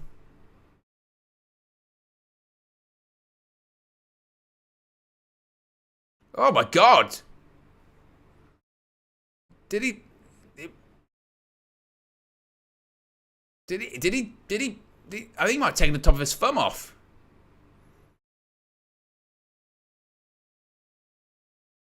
Or his arm's got like food coloring in his mouth.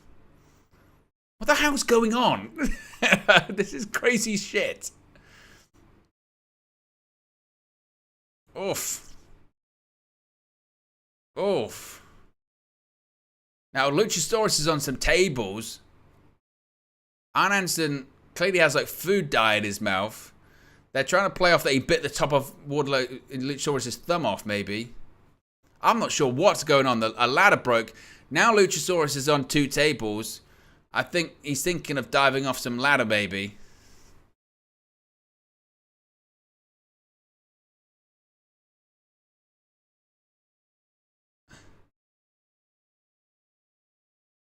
Now, Arn's holding down a ladder.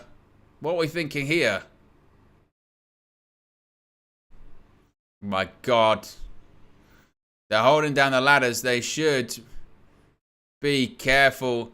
He's got to be 25 feet in the air. Good God, don't do it. Oh, my God. A swanton bomb from 25 feet, maybe even more in the air, through 2 tables, through Luchasaurus.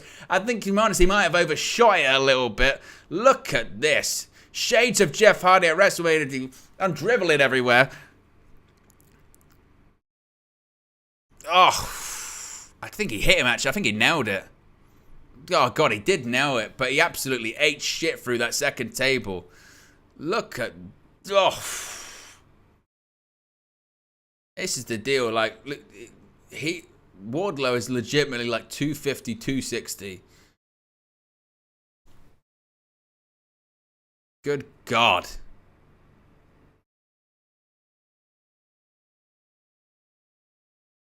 Look at look at Christian peeking up like this. That was good camera work. That shot of Christian peeking up with the eyebrow up like that in his turtleneck, looking like a villain. That was good. Now Christian's gonna climb the ladder, maybe. This might be the moment for him. He's going to get it. His hands on the title. What's on? Oh. God, he pushed him off the ladder and he caught him. Power bomb. God, so I guess that was Power Bomb Symphony, I guess. Is Wardlow going to climb? Is Wardlow going to climb? It's now the time. Wardlow. Look at Arn's face. And Wardlow wins the championship. He retains. Wardlow wins the ladder match. God, look at Arn's face. If you haven't already, click the like button. We've got 140 people watching. Let's see if we can get to 100 likes. We are 24 likes away from 100. So if you haven't already, click the like button. Let us know your ratings, as always, out of 5. 0, 1, 2, 3, 4, 5. Remember, you can subscribe to Wrestle News 365 as well. Click the bottom right-hand corner. We're currently at 11,315. 5 away from 11,320. So if you haven't already, subscribe. Let us know your ratings.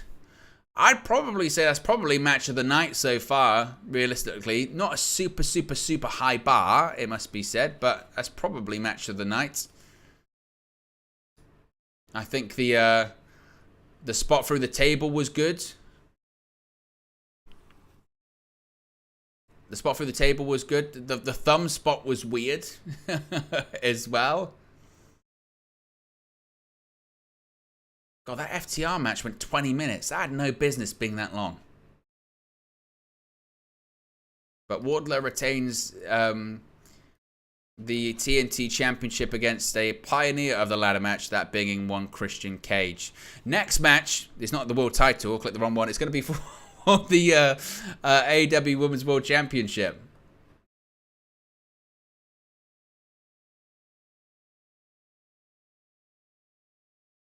What we've got here? Dam says, is this a good show? In terms of AEW standards, pay-per-views, probably not. No, so far not so good, I would say. Bebe says, I don't think you're gaining any new fans of this AEW show tonight. What, me? Or AEW? Because we've gained quite a few new subscribers this evening. We've exceeded targets, which is much appreciated.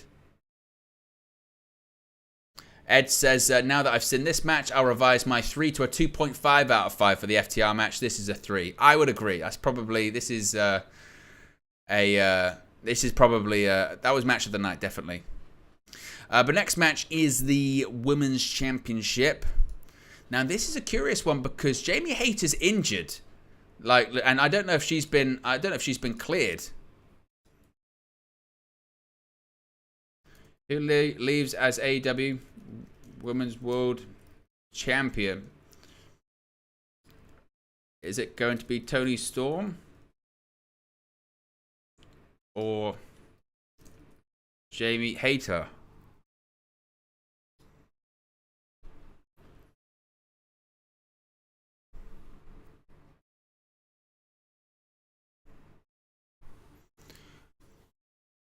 Oh, Tony Schiavone is joining the broadcast team at ringside. Jim Ross has done half of the show. No, the remaining half is going to be by Schiavone. Thank God. You know, no disrespect to JR, but the guy is just... This was not a good night for Jim Ross.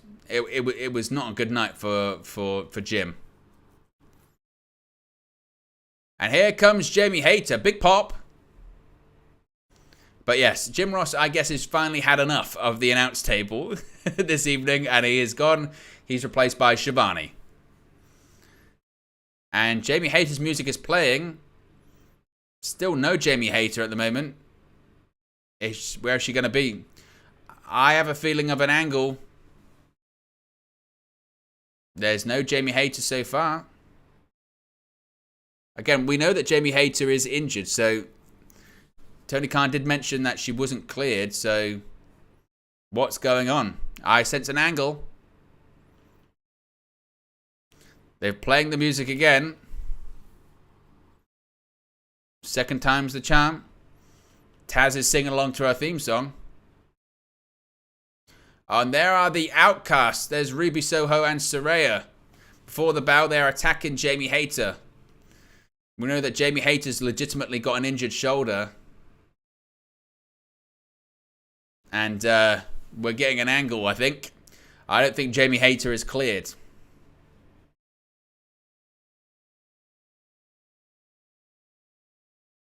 Oof. And Toni Storm now attacking Hayter. Oh, just throws Hayter into the barricade there.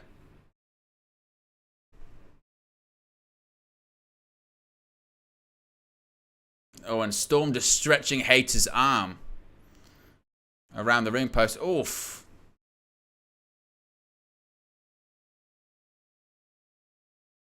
Saraya's calling the crowd losers. Oh, and Hayter's just thrown into the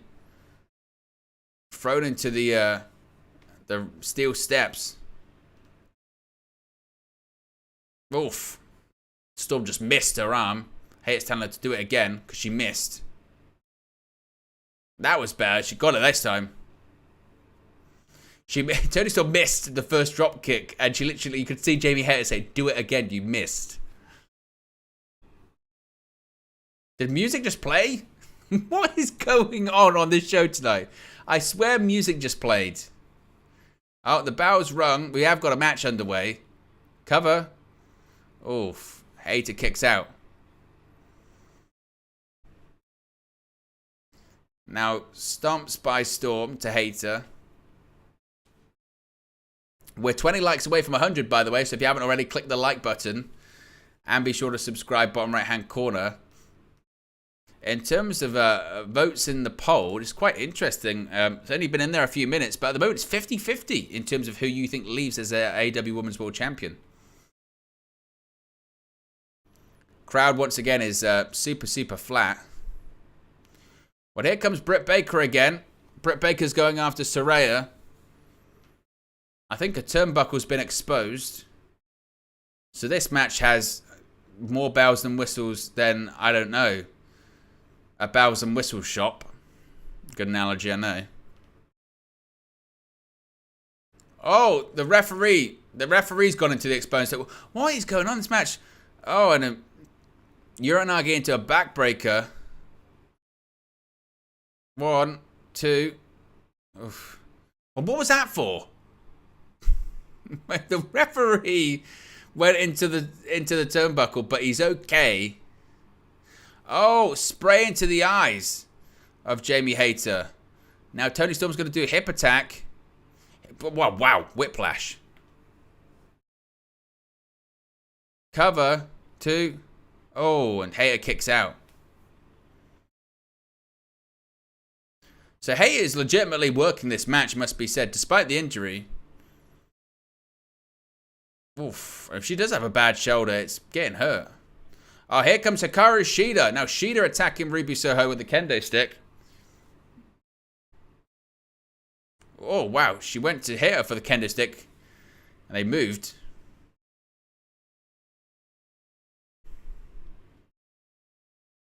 Shida's now brawling with Ruby Soho. Just forearms right to the head. Oh. Hater just threw Storm into the turnbuckle.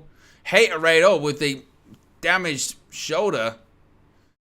Can she get the cover? 1, 2. Oh, Storm kicks out. Couldn't hook the leg because she had the damaged arm.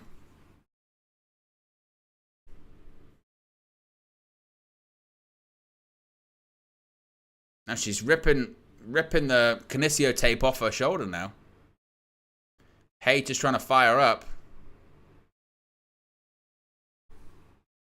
I think she's going to try and go for it again. Oh, now Hater went into it. Oh, Storm Zero. That's going to be it. 1, 2, 3. And we have a new AEW Women's World Champion. Toni Storm wins. Well, it's very clear, isn't it? Jamie Hayter's legitimately injured. Because we've got a new World Champion. A new AEW Women's World Champion. So, I guess that injury that Jamie Hayter's got is legitimate, and she's probably going to be going away for a while. I think that it's probably fair to say that Jamie Hayter's probably wasn't really, really legitimately cleared. I think she did as much as she could in this one, hence all the bells and whistles. But Jamie Hayter, I think, unfortunately, is going to be going away for a while, and Toni Storm's the new AEW Women's World Champion. She's now a 2-time AEW Women's World Champion.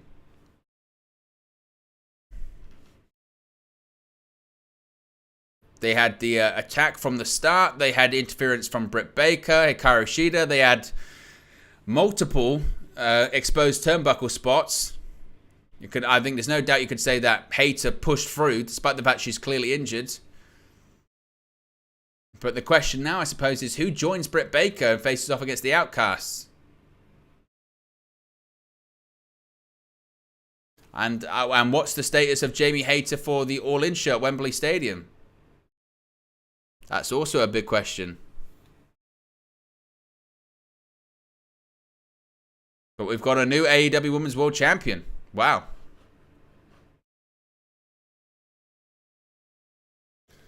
So I guess we're getting a DraftKings thing. But there you go. We've got a new AEW Women's Champion. We're 15 likes away from 100. So if you haven't already, click the like button. And be sure to subscribe. MRT says, Willow to the rescue. Of course, that's true. The New Japan Strong Women's Champion. Ed says, I get why it happened this way, but I feel like it did nothing for her. I understand they probably need to get the belt off Jamie Hayter. I think it's commendable that she worked the match that much. I think that's more of a match than, to be honest, I expected, considering her injury. Remember, you can also join the WN365 roster. All you have to do is click the link in the video description. It's also the pinned comment in the live chat, or click the join button. You get badges, emojis, and exclusive content only available to those who are part of the WN365 roster, including match rewatches. The first members exclusive video went up this week, a match rewatch of the Night of Champions 2007 main event. That was John Cena versus King Booker versus Mick Foley versus Randy Orton versus Bobby Lashley. We are going to be doing a Monday Night Wars rewatch in chronological order. Yes, we are indeed. We're going to be watching every single episode of Monday Night Raw and Monday Nitro and comparing. Coming up next is the Trios Championship match. House of Black in a House Open Challenge, House Rules. So the House of Black are on their way out. The poll will go into the chat. Who leaves as Trios champions? There is Julia Hart. We'll wait until the opponents are revealed before we put the poll in the chat. I mean, my assumption is that the opponents are going to be the Acclaimed. That's what they've been teasing on television, the Acclaimed and Billy Gunn. And there they are. Buddy Matthews Malachi Black and Brody King.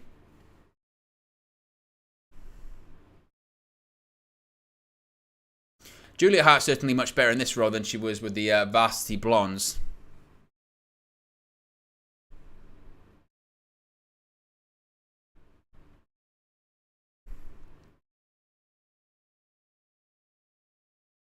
I think it's a shame we don't see as many Malachi singles matches anymore. I really like the Malachi Black singles entrance.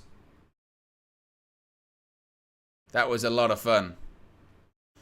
But I remember Malachi saying when he took time off, he said that he had a really bad back injury and there was a period of time he thought he might have to retire. So he's kind of best suited for trios matches at the moment because he can't really carry the load.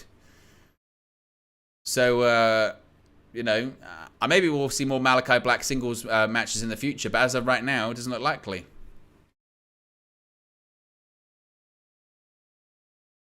Bebe says, did you notice on the Fight 2023 schedule that AEW pay-per-views Allin isn't on it? I think most likely it's probably going to be streamed on Max. I mean, that's not been confirmed or anything, but they haven't announced just yet. Plus, of course, you've got the pay-per-view the next week. So I think it'd be too much to ask to do back-to-back. So who's going to accept the challenge? I mean, I'm assuming it's going to be the Acclaimed and Billy Gunn. Or, excuse me, Daddy Ass. Yeah, here they come.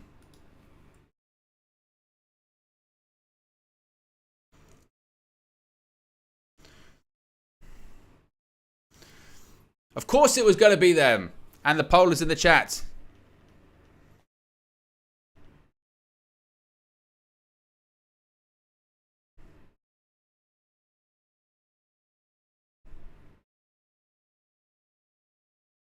Look at Brody.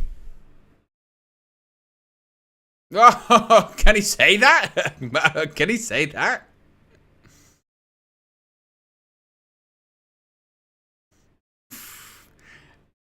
Wow. He just said that. He just said that Buddy Matthews was being cucked by a kid named Dominic. I think there might be a... I think there might be a mammy that was out there going, excuse me?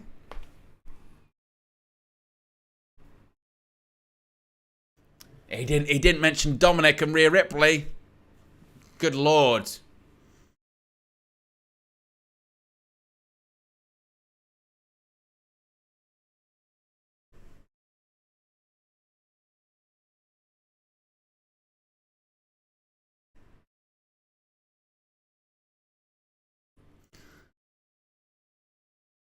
Well, the crowd is lit for this House of Black Open Challenge.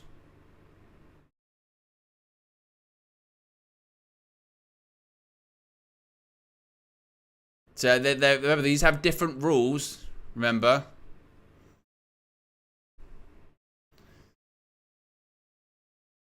And to be honest, they like the crowd. They like the crowd differently for these House of Black Open challenges, which I think with the crowd this evening is a good thing. The crowd have come alive, are actually singing and cheering.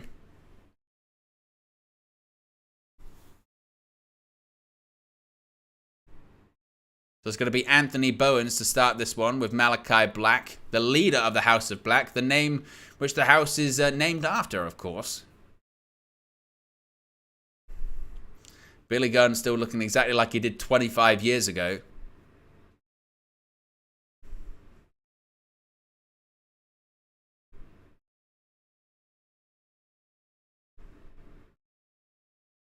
You've obviously got the lighting a certain way. You've got the Titan tone or the graphics a certain way as well.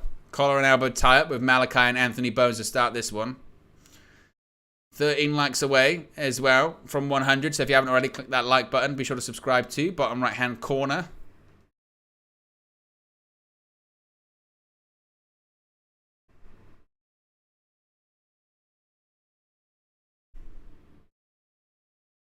People don't realize as well how old Billy Gunn is. Like, obviously we say, oh, he looks exactly the same as he did however many years ago. He's young. Like, well, he's old, sorry. He's old. He is legitimately very old.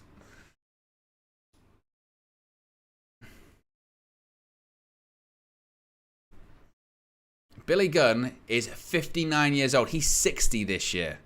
60. For reference, obviously, I said Billy Gunn is 60 in November. Sting is 4 years older. Yeah, and Sting looks like a million years old. He's older than Triple H, as Ed says. And Malachi Black sits down, cross-legged. You kind of forget, don't you? I remember watching Aleister Black matches, yeah? Aleister Black matches in NXT were something else. You almost forget, don't you? He was so popular at one time in WWE.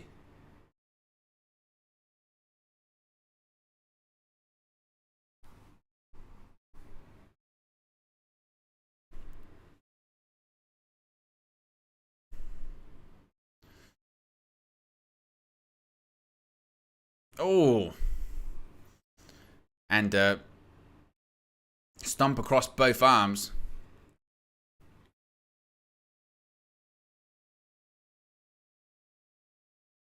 Buddy Matthews is in the ring. Crowd's chanting Dominic. I mean, you had some amazing... I remember Aleister Black versus Adam Cole. NXT TakeOver. Where was that one? It might have been... I think it was Royal Rumble weekend. I think it was in January. But that was unbelievable.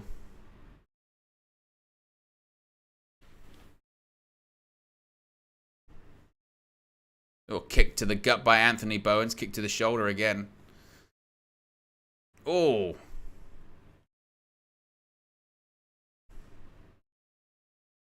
Anthony Bowens tags in Max Caster. Oh. Takes down Buddy Matthews. Does Caster. Oh, drop kick. Sends Buddy Matthews to the outside. And, oh, backdrop onto the apron of Buddy Matthews.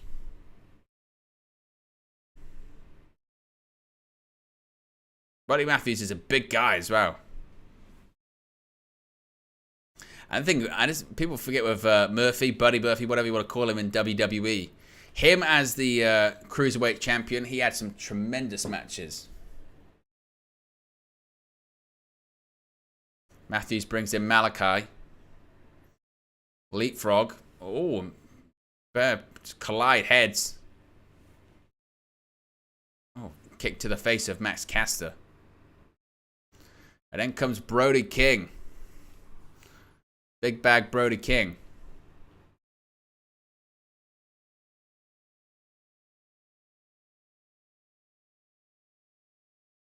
Oh, kick to the face of Brody.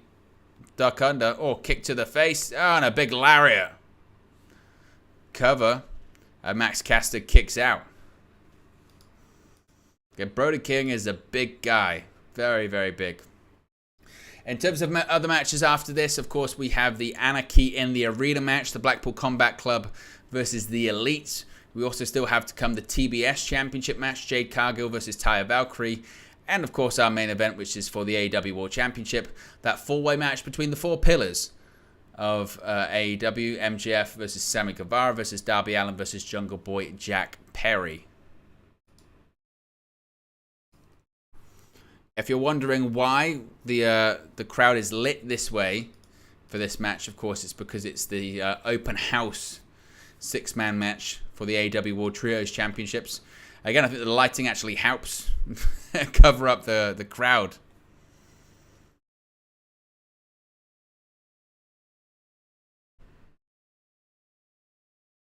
Oh, he went for Sesame Timbo. He's caught in a knee bar. Oof. Now, Brody King's working with Billy Gunn. Sends Billy Gunn into the steel steps.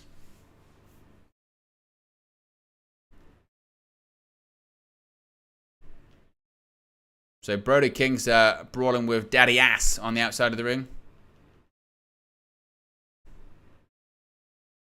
Crowds chant along with Brody King. Oh, whoa.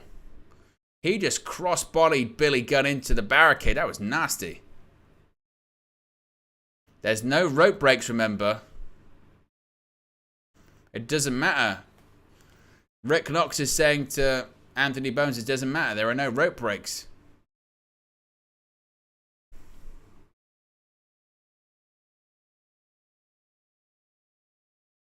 Now Bowens is trying to sort of kick his way out of this one.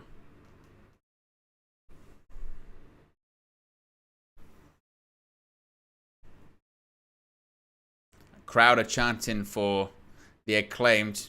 Julia Hart is not impressed.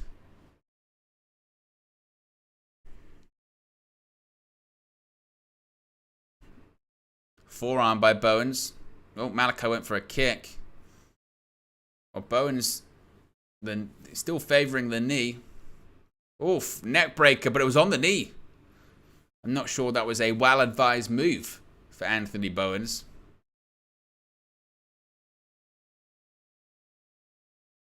We are 4 subscribers away from 11,320, by the way. So if you haven't already, subscribe, bottom right-hand corner.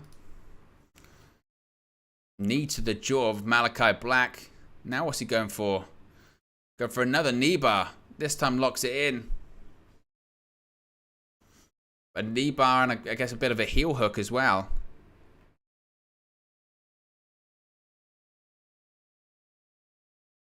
Matthews, oh, Meteora.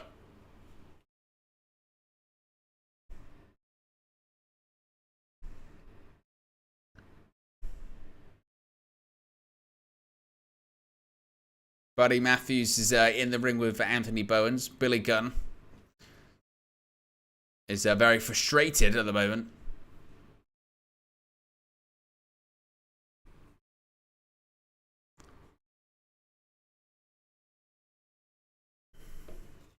Ed says, favorite Billy Gunn gimmick. For me, Billy and Chuck.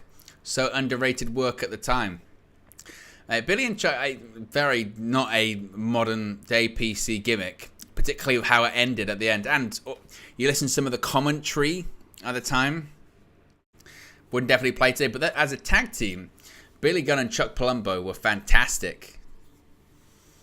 Tag team champions. I mean, the Billy and Chuck wedding with the reveal of Eric Bischoff is a brilliant moment. Really fantastic. When they had the makeup on Eric Bischoff and the prosthetics and they took it off was awesome.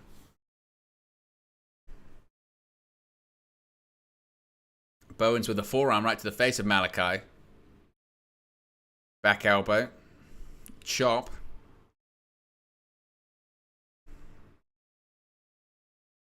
Wow. Super kick. It rocked Malachi. Wow. Now Malachi trying to get back to his feet.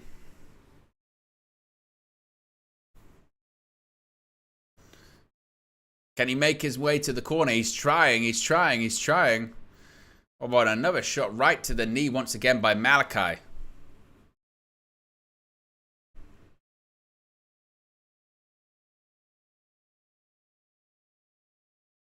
Oof. Now Buddy Matthews just working on that knee.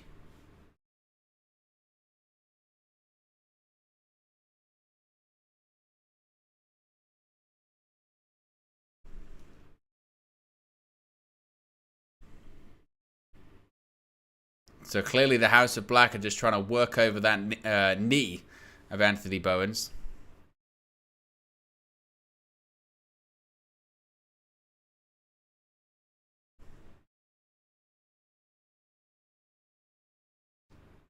Crowd are chanting, "Who's your mammy?" to Buddy Matthews. I mean, Buddy Matthews must hate it. Like, whenever he has a match, they're either chanting something about Rhea Ripley or they're chanting something about Dominic Mysterio to him.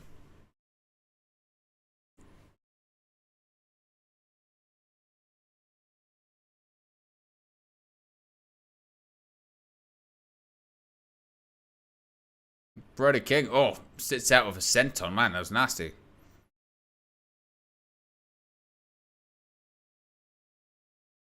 Oh, a chop.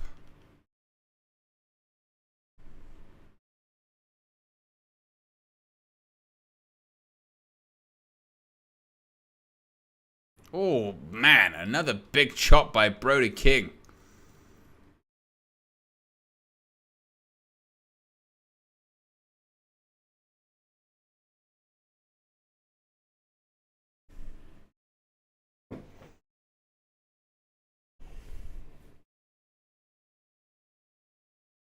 Jawbreaker. Oh, he's trying to make the tag once again.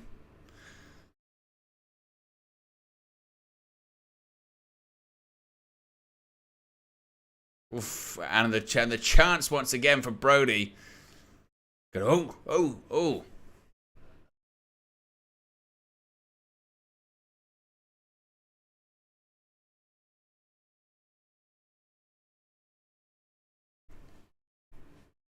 Oh, cannonball. This nearly squished Anthony Bowen's head. That was nasty. Cover. And Max Caster manages to break it up just about.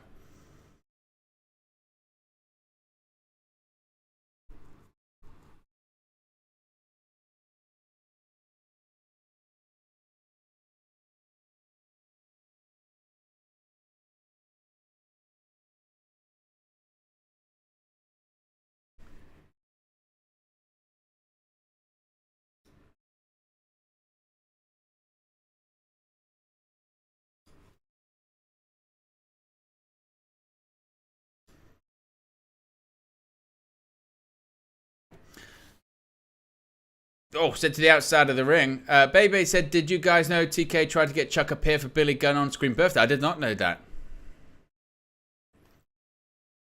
Anthony Bones, I mean, they're really working trying to get this tag, aren't they? Malachi Black's into the outside of the ring.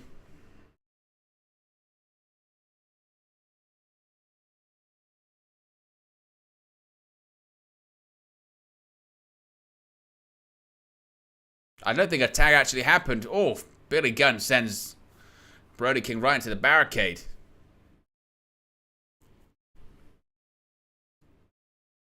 Oh, kick to the face of Anthony Bones by Buddy Matthews. Oh, super kick. Oh, might have sent a tooth. Whatever it was, a super kick nearly kicks Buddy Matthews' face off.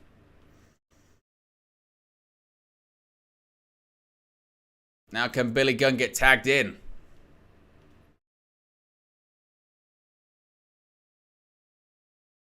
And he's in. Here comes Daddy Ass. Right hand to Malachi. Another one. Here comes Buddy Matthews. Just teeing off. Clothesline. Tilt-a-whirl slam. Oh. Oh. Bit of a Cobra slam. Oh, Brody King goes for a slap. And he just told a fucking famous. Oh my god, Brody King. Right on the top of his head. Oof. Buddy Matthews with a kick. Oh, famous guillotine style. He tells him to sucker. Oh, my goodness me. Fade to Black. 3. And the House of Black win. Well, that was a fun ending. It was a very slow match. That was essentially just Anthony Bowen selling throughout most of it. He tags in Billy Gunn. Billy Gunn beats the hell out of everyone. Hits a famouser on Brody King on the top of his head. Hits another famouser on Buddy Matthews. Turns around. Fade to black. Wow. Let us know your thoughts, your ratings, as always, in the live chat. Out of 5, 0, 1, 2, 3, 4, 5. Wouldn't say that was as good as the ladder match. Probably give it a 2.5, 2.5 maybe. It was a fun ending, a quick ending. We're only 5 likes away from 100, by the way. So if you haven't already, click the like button. See if we can get to 100 likes. But the House of Black retain the titles. But I would give it a, I'd say 2.5.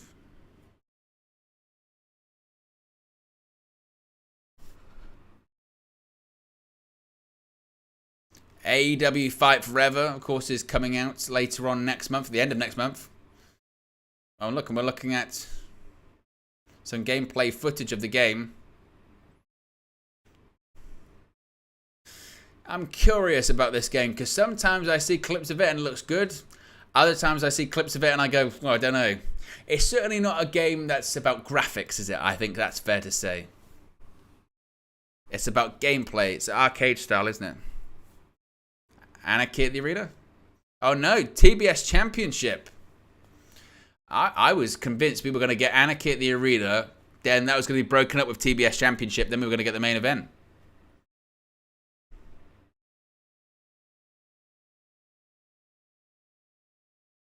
So the TBS Championship match is next. Start a poll. Who leaves as TBS champion?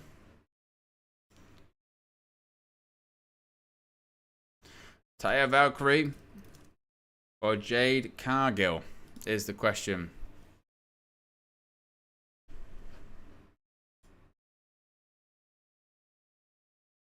Taya Valkyrie making her entrance.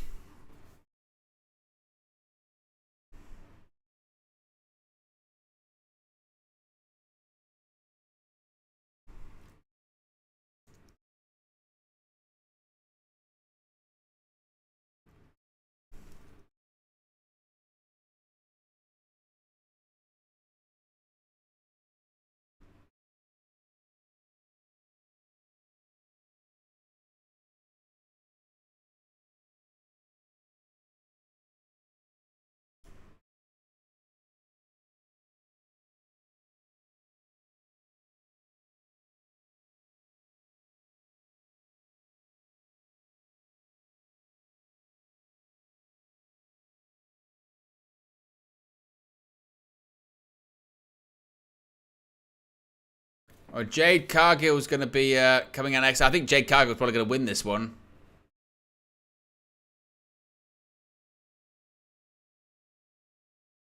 What's this?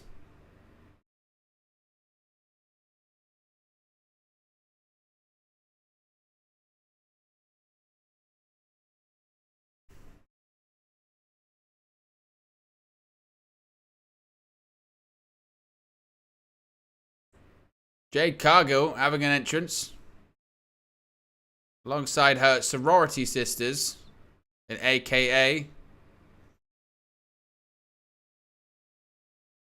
dancing.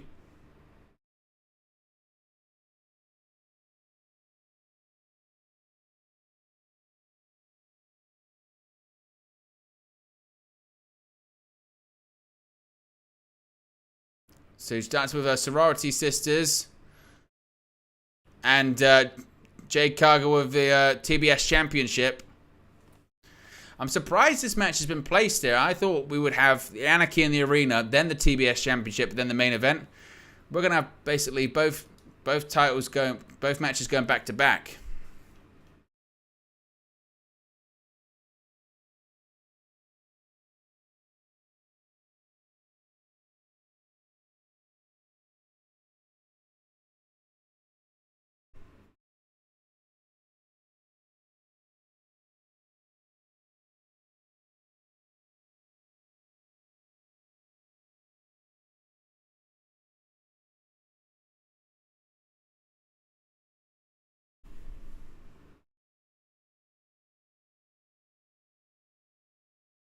Looking for the road to Valhalla is Jade. Oh, right hand. There's a back elbow.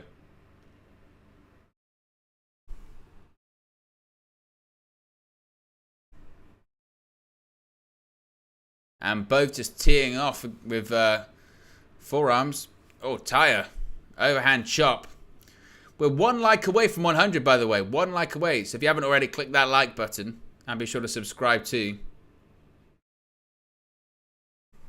Oh, shoulder tackle by Taya.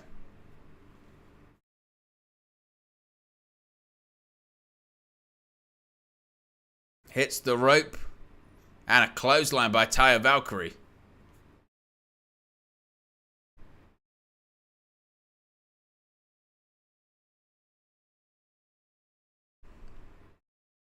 Mark Sterling's talking about having some kind of game plan. Oh, went for a splash. Hit smart Mark on the outside. SmartBat's been taken out by Taya. Question is, who is going to be the person to defeat Jade Cargill for the title? I'm not sure.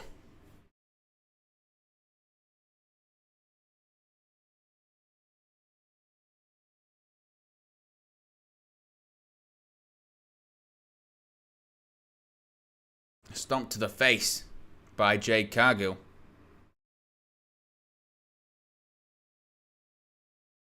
Reverse elbow by Jade. Oh.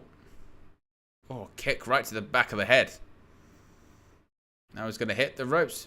Oh, sliding German suplex. That was nice. Look at Shivani was impressed by that. That was nice. A little wink to the camera by Taya Valkyrie as well.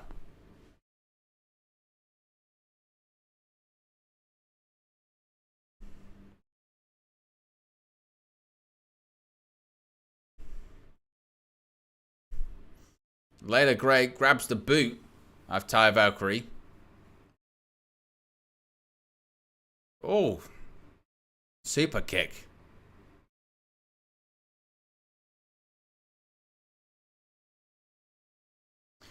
Ed says, my guess is Saraya or Ruby eventually wins it. I think they'll eventually try and give the outcasts, have all the outcasts of AEW / Ring of Honor gold. MRT says, Willow to the rescue. LOL, new TBS champion. Some people speculating they think Chris Statlander could be the one to win the championship. And of course, beat Jade Cargill. She hasn't lost a match.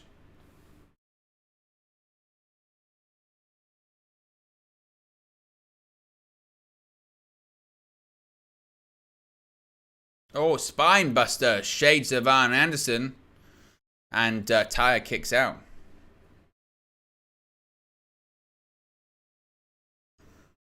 Went for a fast cover, did Jade Cargill there.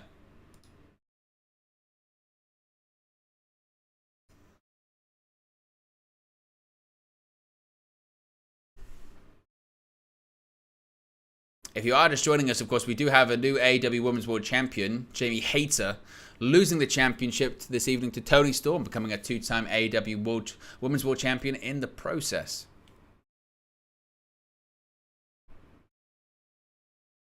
Look at Cargill.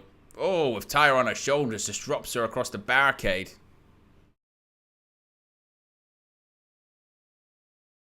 It was nasty. Referee Stephon Smith telling both competitors to get back in the ring.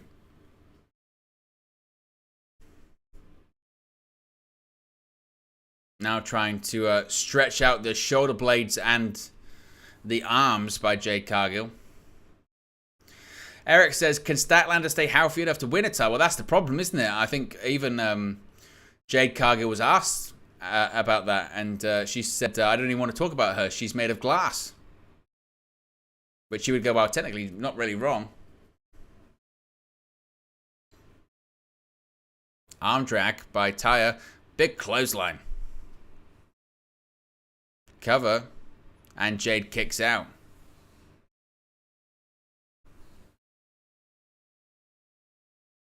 Of course, left to come, we've got the Anarchy at the Arena match. Then we've got the AEW World Championship match as well.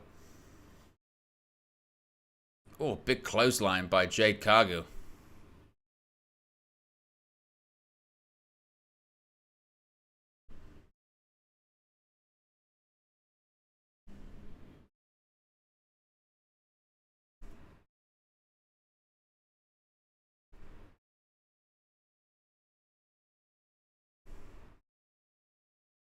What's Cargill going for here? Oh, Taya's trying to fight back a bit.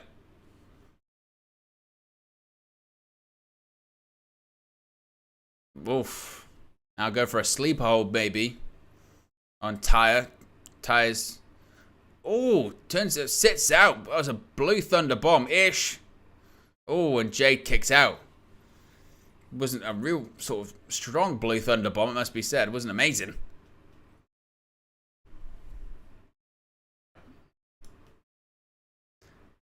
Jade Cargill's being thrown around with ease so far. Oh, forearm. Oh, what was that? She went for a springboard. And it was like both knees up right in the midsection. That was kind of nasty. I think she was maybe thinking, like they're saying, lung blow or something like that. That was kind of rough. Look at this. Oof. Wow. I don't know if that really worked, to be honest with you. That was, yeah, that was kind of rough. The Jade full forearm right to the chest. Going for it once again. More forearms over and over and over again. Oof. What's she going for here?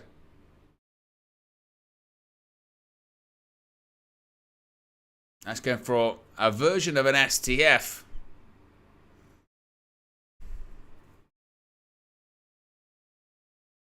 It's going to go for it again. Now what's she going for? Oh, whoa. My God. A curb stomp. That was nasty too. Oh, and Jade kicks out. That was a heck of a curb stomp. Look at this again. Oh, my goodness me. Oh. Sends Jade to the outside. Roll up. Oh, Taya kicks out. Oh, spear. Now what's Taya going for? Going for a road to Valhalla. Road to Valhalla. This is going to be it. This is going to be it. 1, 2, 3. Oh, she kicked out. That was close. Oh, my goodness me. That was a near fall, and I think the crowd for half a second believed. For half a second, I think I believed. I thought, oh, is she going to lose? Go for it again. What's she going for now? Oh, kick just barely got her. Now she's going to go for Jaded. Jaded. This should be it. 1, 2, 3. And Jade Cargill retains. Did you believe? Did you believe? For half a second? For just a second, did you believe that maybe Taya Valkyrie was going to win? And that's 60-0 for Jade Cargill. I'll be honest. Not for a full second. Not for half a second. Maybe for a quarter of a second, I thought, oh, are they gonna have her lose? Yeah. But Jade Cargill retained. Smart marks on the mic. Undefeated. She's dominated every challenger in front of her. She is prepared to wrestle for that championship anytime, any place. But the problem is, there is nobody left.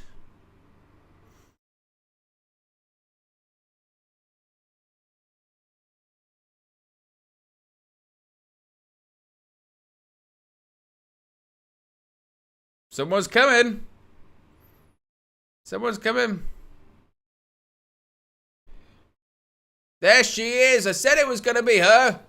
Chris Statlander's back. I said it was going to be Statlander. She's indeed back. Anytime, any place. And Statlander's coming out. I told you. I told you Statlander would be the one.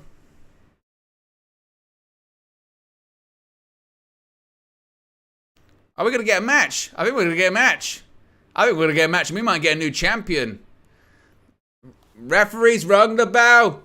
Ducks under. We're going to get a match. I think we're going to get a new champion as well. Kick to the head. Statlander's firing up. Elbow. Oh, knee.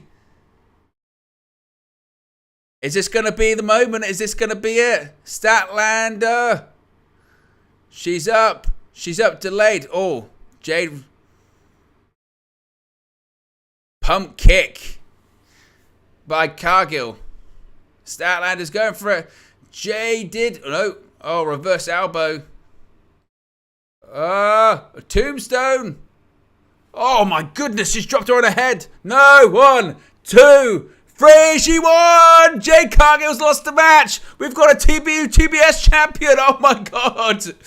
What is going on? This is some crazy booking. We've got a new TBS champion. Jade Cargill is 60-1. The streak is over. What on earth? New champion. Jade Cargill lost. She lost. We have a new TBS champion. The second ever TBS champion. This is shocking to say the least. Statlander's been out of action. She tore her ACL. She hasn't wrestled in nearly a year or something like that. Cargill's been pinned. She's been defeated. Oh, you must say, all of that build-up. She hasn't lost since March of 2021. Yeah, we're talking a record that is over 2 years in length. 2.5 years in length. And how did they blow it off? In an unannounced, 90-second return match. Why? I don't know. I don't know why they did that. You would think it would be wiser to build to that. But that was kind of crazy.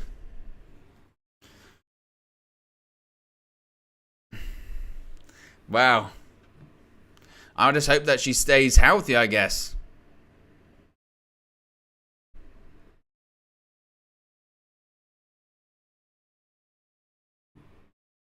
But Statlander is the TBS champion. Now, what's next for Jade Cargill, I guess, is the question. What does everyone think of that? I mean, Ed says they squash an undefeated champion. Why? I wanted Jade to lose the title, but not like this. David Burke says that was great. Wow. The AEW World Championship match is not going to be main eventing. Anarchy in the Arena is going to be the main event. What does that say about the World Championship picture in AEW right now? Really interesting. Wow. The world title match is next. So, I think it speaks volumes, to be honest with you, because I don't think Jack Perry should be in this match. Because I think he's miles off it in terms of the people being here. Sammy Guevara is okay. I'd have been okay for a MJF versus Darby Allin match. But they're not going with this as the main event.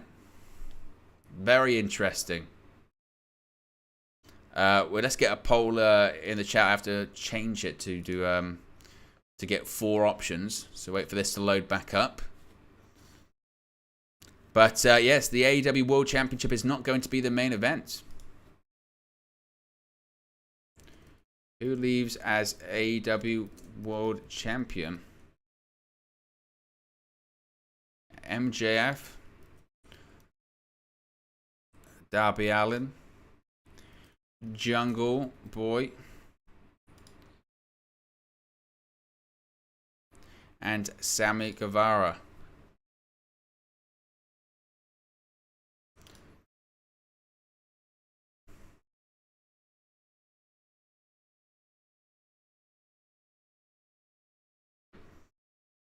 My prediction for this one is that I think it's fairly obvious that MJF is going to retain here. But again, I think it speaks volumes about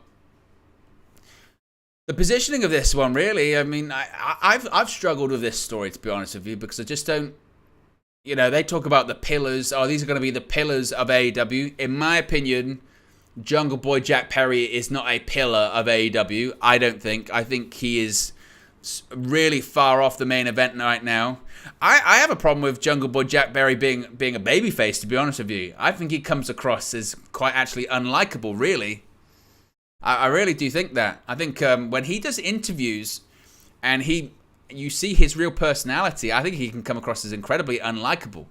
Particularly when he talks about, I don't like promos, I don't think I need to do promos, all this kind of stuff. I'm like, I'm not sure about that. I think Sammy Guevara has a big upside, particularly, of course, as a heel. But I think the two biggest stars in this match, in all actuality, of course, MJF, the AEW World Champion. I think he's a superstar. But I think the two biggest stars in this match for me are MJF and Darby Allin. I think you've got Darby, a guy that whenever he does interviews, he comes across as real, authentic himself. The crowd love him. He sells merchandise. He draws ratings. MJF, I still say back in November, in my opinion, I think MJF should have turned babyface. And I think he should have been an anti-hero, anti-establishment style babyface. But for me, I don't think Jungle Boy has any business being in a semi-main event at for a world championship.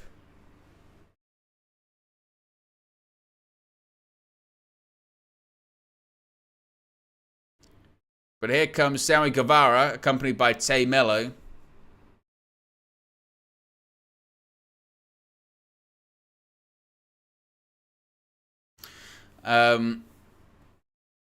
Joey says Sammy could be there one day. Very talented. Yeah, I don't disagree. I think he has potential to get there. I don't disagree with that. Ed says MJF and Darby could be a forever feud, and I hope it is. I would agree.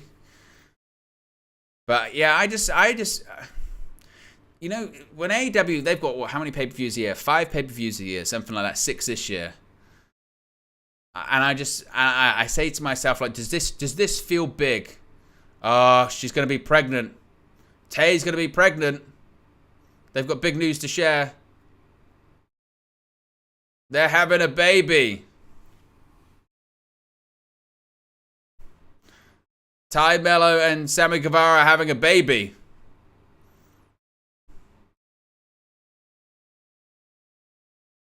MJF and Tay Mello, they're pregnant. They're having a baby.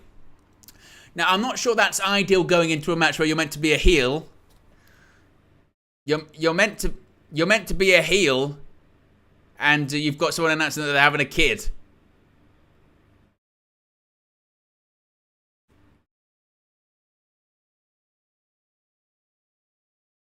But congratulations to Tay Mello. One way to celebrate by losing. But congratulations to Tay Mello and Sammy Guevara.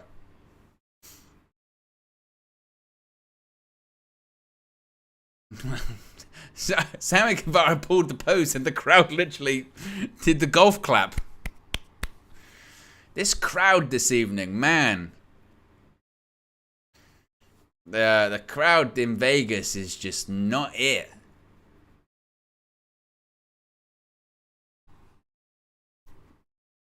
What is going on here? We've got Elvis. We've got MJF. People are getting married. There's 2 people there.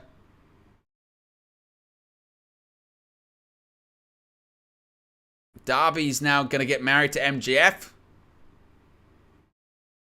He's attacking MJF with a skateboard. He says, hold this.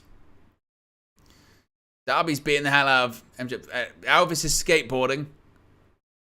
Why is Elvis skateboarding? There's duct tape.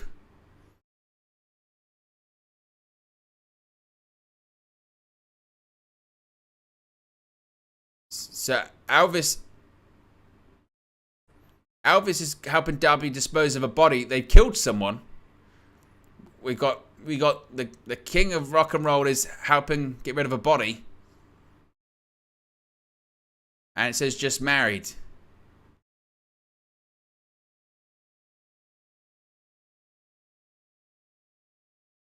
I mean,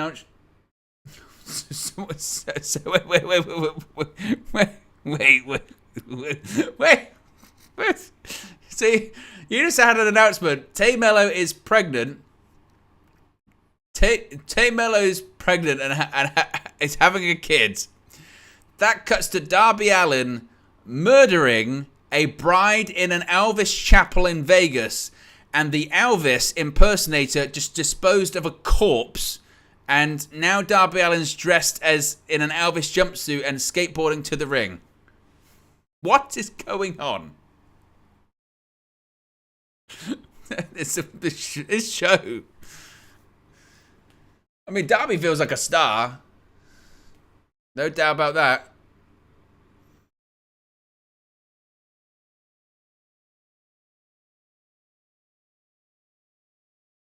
This is crazy. But that, in fairness, that's why I like Darby, because he is authentic, he is unique.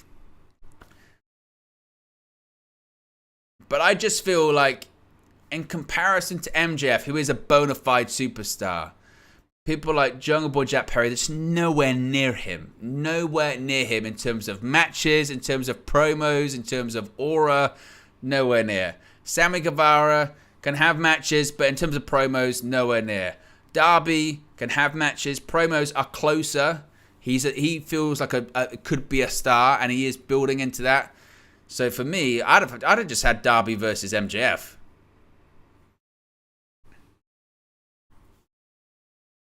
And to be honest, having a 4 pillars 4-way, this feels too early. There he is. Speaking of the king, he's on his throne with the devil mask. Tony Schiavone's going, oh my god.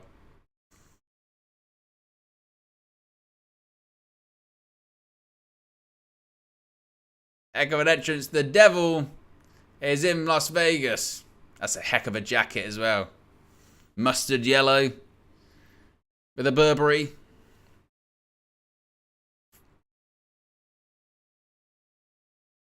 Oh my goodness me.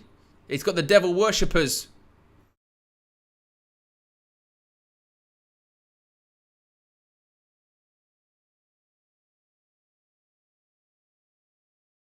His 2023 singles record is 2-0. He's wrestled twice. Can you name both matches? One was against Bryan Danielson. When was the other one? When was his last singles match? It wasn't the Bryan Danielson match of Revolution. You can let me know in the live chat. I forget.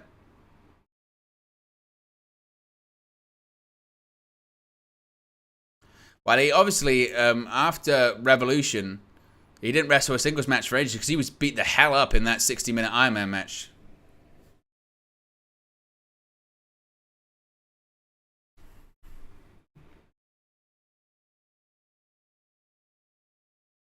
There's the Triple B, Big Burberry bout.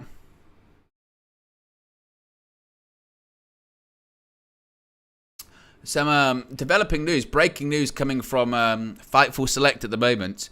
Fightful are reporting that they have learned that Jade Cargill is slated to take some time off soon, if not immediately, before returning to the ring with a personality shift down the road. Statlander has been on the road with AEW often during her recovery and was actually working out in the ring ahead of a recent AEW Dynamite.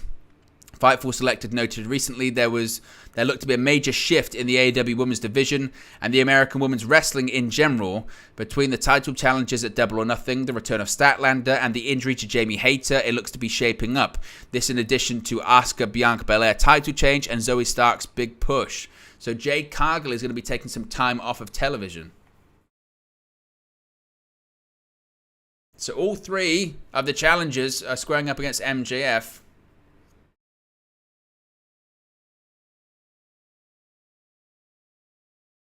Takeshita in the other match. Yes. Thank you, Chad.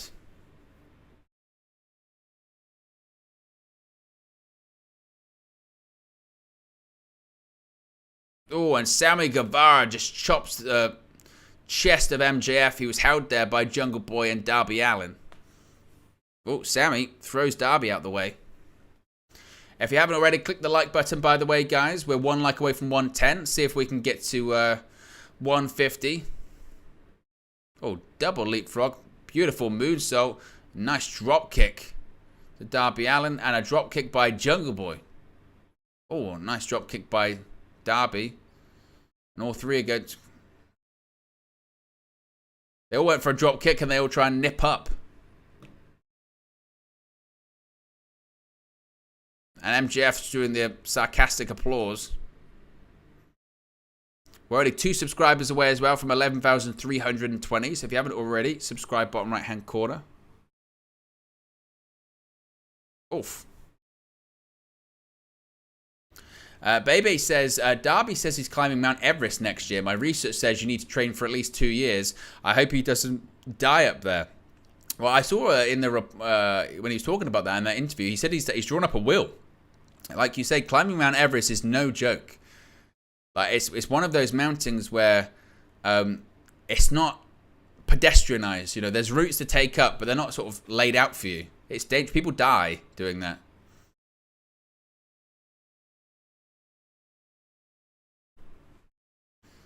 Well, MJF is getting the crowd clapping.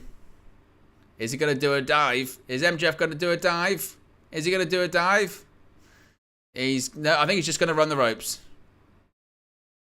Instead, he's doing the strut. And this is what I was saying MJF needed to do. Oh, MJF, I see that someone needed to do. You got to wake this crowd up. You got to say, oh, big drop kick by Darby Allin. This crowd have been sitting on their hands all night, so you need a hit. Oh my God. Cannonball just wiped out MJF. Yeah, I said you needed a heel, a character like MJF that's going to wake this crowd up. Jungle Boy does a dive under the top, dive through the middle, dive over the top by Jack Perry.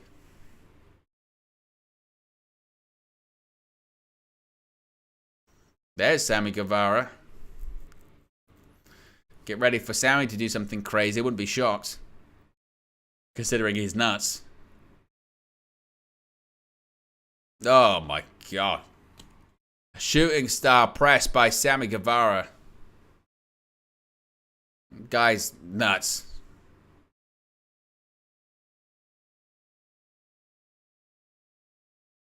Look at this. Whew. Shooting star press. Takes out all three of the remaining pillars. Crowd chanting, "This is awesome." A rare chant from this crowd this evening.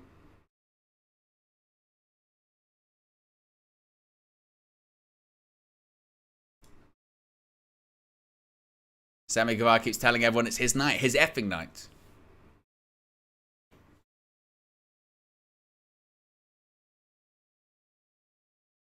Jungle Boy hung up in a trio of woe there.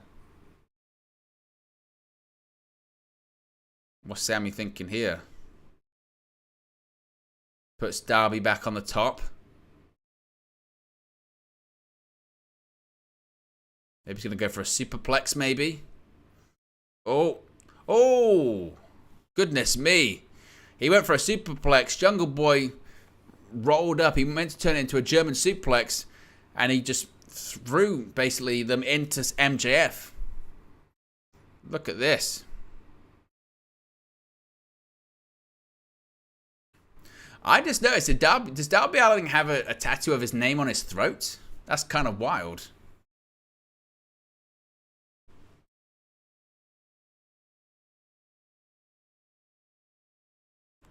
Crowd chanting for MJF. A roll through by Jungle Boy. Oh, and a clothesline by Jungle Boy to MJF. Perry, Poison Rana to Sammy Guevara. And Sammy kicks out.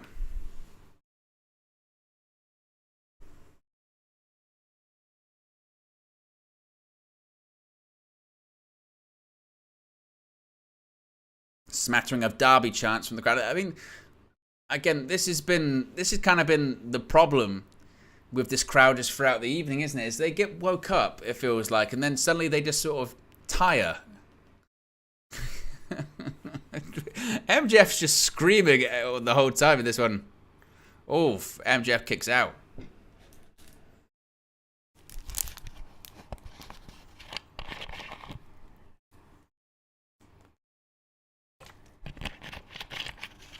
Darby sent it into the corner.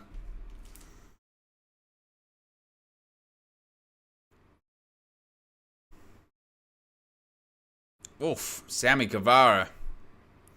A super kick. Oh, he turned it into a cutter. That was nasty. Darby Allin went for a tope under the bottom, over the bottom rope. Sammy turned it into a cutter. Oh, C4 Spanish fly. Guevara dive over the top. Guevara's going top rope. Shades of Eddie Guerrero. Frog splash. Cover. Oh, and MJF kicks out.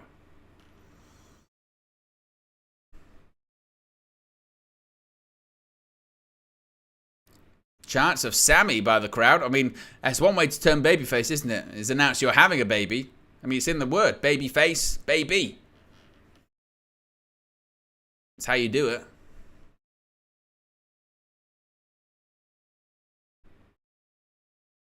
Chopped by Sammy Guevara.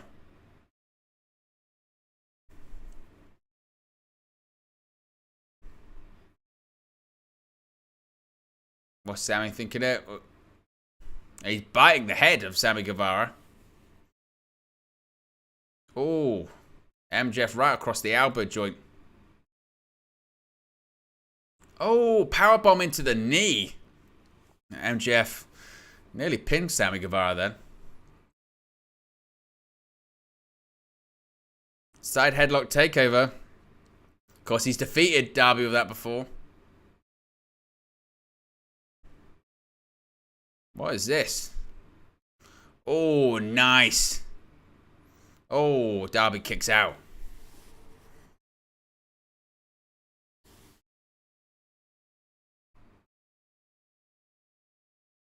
Crowd applauds as all four competitors are down. MJF and Darby in the ring. The rest of the competitors on the outside somewhere. Where, we don't know. We're 7 likes away from 120. If you haven't clicked the like button already, be sure to subscribe too. Bottom right hand corner.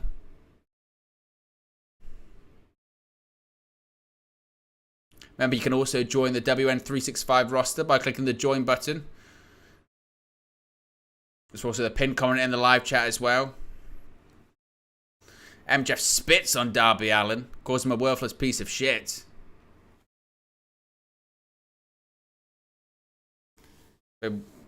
I mean, what a difference a year's make for MJF. MJF just called Sammy Guevara an effing idiot. Remember this time last year, MJF was in the opening match against Wardlow. He no-showed some meetups and all that kind of stuff. Fan fests. And then he did the promo on Dynamite, and then he wasn't back to All Out.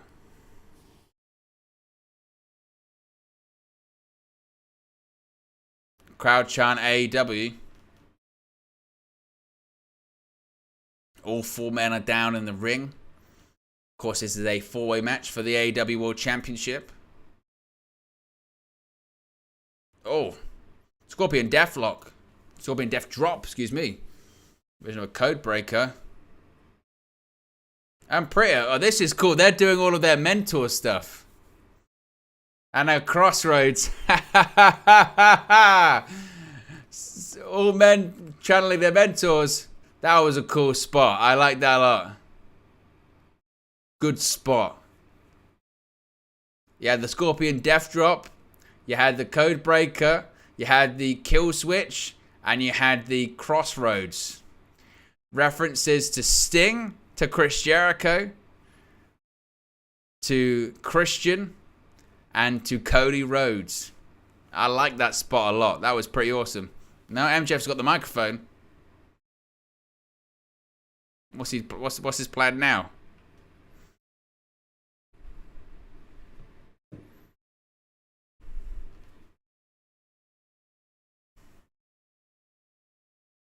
Oh, MJF said you got a baby on the way.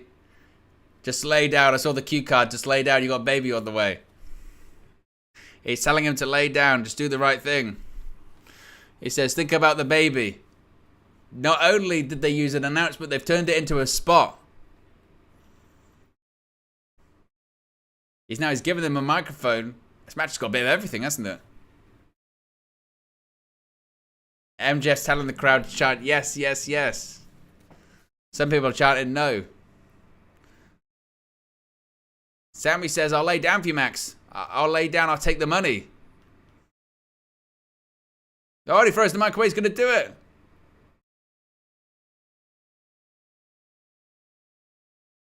And MJF's flipping off the ground. Small package. 2. Oh, and MJF kicks out. Up on the shoulders. GTH, no.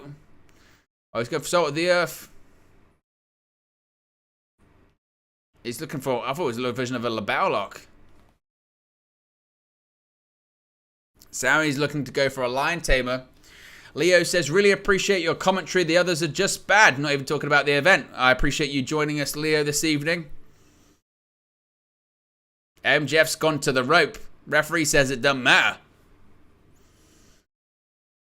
Darby and Jack Perry are in.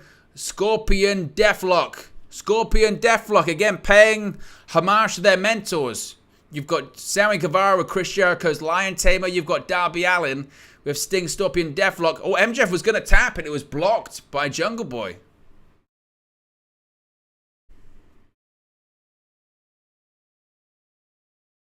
And now, figure 4 leg lock. Of course, Sting's got huge history with Ric Flair. And now, Jungle Boy's going to go for a cross arm breaker, also known as a Jujigatami. And MJF says an ankle lock on MJF. And now he's got like a bulldog choke.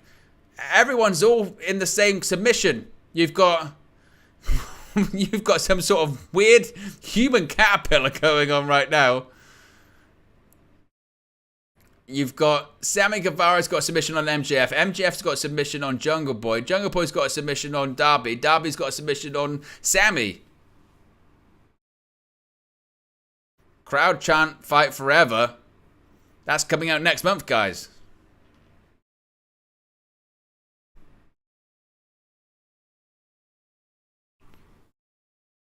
But this has been probably, again, match of the night so far. It's been very fun. Reverse elbow by MJF. MJF gonna go for a powerbomb, maybe. Whoa! Darby turns it into a destroyer. Nice. Sammy springboard. Oh, destroyer of his own to Darby. I think we're gonna get destroyers. Oh, Jack Perry flies in with a destroyer of his own. All 4 men, they're all going for destroyers. Destroyers everywhere. Unbelievable.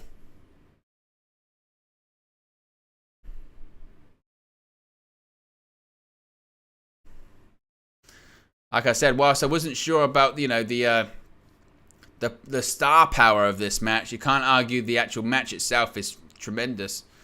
Jungle Boy. Oh, step up destroyer on MJF this time. 1, 2. Oh, and MJF just kicks out. I don't think there's any way that Jungle Boy Jack Perry is going to win the AEW World Championship this evening. Look at this. Woof. Oh. It was a close on the replay.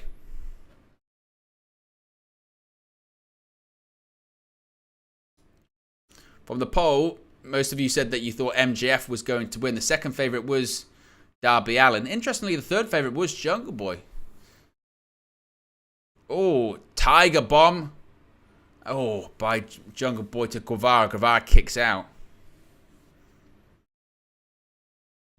Fun match this is. Jack slides in the bottom rope. Oh, there's a guy that every time someone goes into the barricade, a guy jumps back. Oh, what's Darby thinking here? What's Darby thinking? Oh, wow. Darby just clotheslined both MJF and Jungle Boy over the barricade, but in the process, he took himself out as well. All 3 are now in the crowd. Dr. Sampson, AEW's chief medical ringside physician, is checking on all 3 of them because they've just spilled out into the concrete.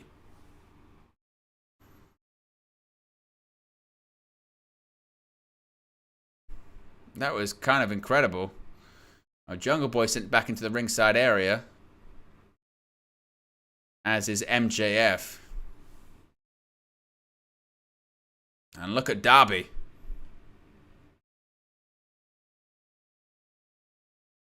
What's Darby thinking now? Darby's climbing to the top rope.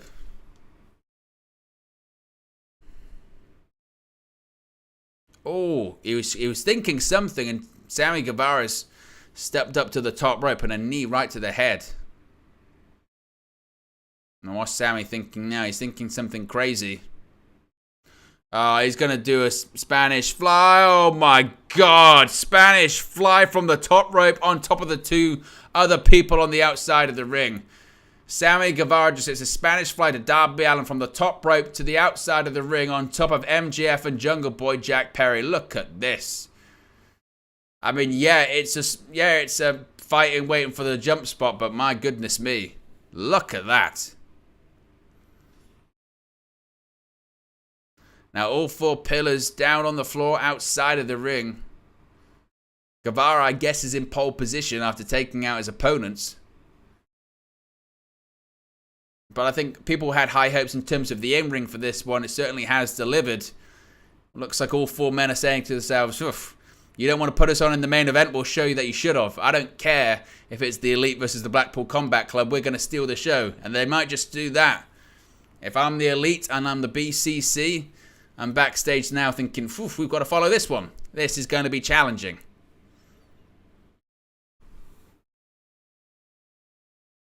All four pillars climb back into the ring. Exhausted. Tired. Crowd chant, "This is awesome." Probably the loudest we've heard this audience be this evening. This Vegas crowd has left a lot to be desired at certain points.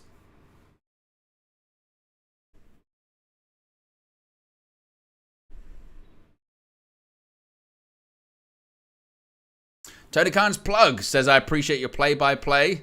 No one else who does watch-alongs aren't as vocal as you. We appreciate. I appreciate you for tuning in. Thank you very much." Like I said, it's the pleasure is certainly all mine. SJ says, "I slept, woke up, and Owen is still going. Big up. You know me. You know me." All four pillars on their knees in the ring, trading shots, chops, punches. Looks like they're going to try and get to their feet. Darby Allin, forearm to MJF in the face, staggers the AEW World Champion. And look at this. They're just staring at each other in the face. Darby's knees buckled. Well, big forearm by Darby to Sammy. Sammy just tries to shake it off. He said, "No, I'm okay. I'm a father-to-be." Oh, wow. Forearm. I think that it sent Jungle Boy down to his knees. Oh, he fires back up. He's going to Jungle Boy. He's got confetti stuck to his head. MJF's telling Jungle Boy to punch him. Oh, thumb to the eye. Oh, MJF, they're trading shots. They're trading punches. They're staggered. MJF says, "Give me one. Thumb to the eye. Thumb to the eye." Oh, and they all just kick the AEW World Champion in the face. He said, "Thumb to the eye, thumb to the eye, thumb to the eye, poke to the eye." They've had enough of his shenanigans. Oh, cutter from the top rope by Sammy to MJF. Code red by Darby. And Jack Perry with the elbow to the back of the head. And the AEW World Champion may have just been eliminated, I think. And MJF thrown to the outside of the ring. Roll up. A roll up by Darby on Jungle Boy now. Pushes him off. Small package by Sammy on Darby. Kicks out. Sweep of the leg by Darby. Oh, Sammy bridges out. Jack Perry going to go for a crucifix. Crucifix, over the back of Darby. Jackknife. Well, who's even covered at this point? Sammy? Who? What's going on? Jungle Boy and Sammy. Oh, they kicks out. Brilliant combination. Pinfall attempts. Standing ovation from the crowd in Las Vegas at this point. Incredible. Sammy, oh, wow. A back suplex into a DDT. Implant DDT by Guevara and Jungle Boy. Darby gets his feet up. Code red once again by Darby on Sammy. Oh, Darby just didn't get a good pin. He just kind of rolled out of that one. I think he was going for something else. Coffin drop, top rope. Oh, and MJF just prevents Darby from standing. Crotches him across the top rope. The AEW World Champion might be holding on at this point.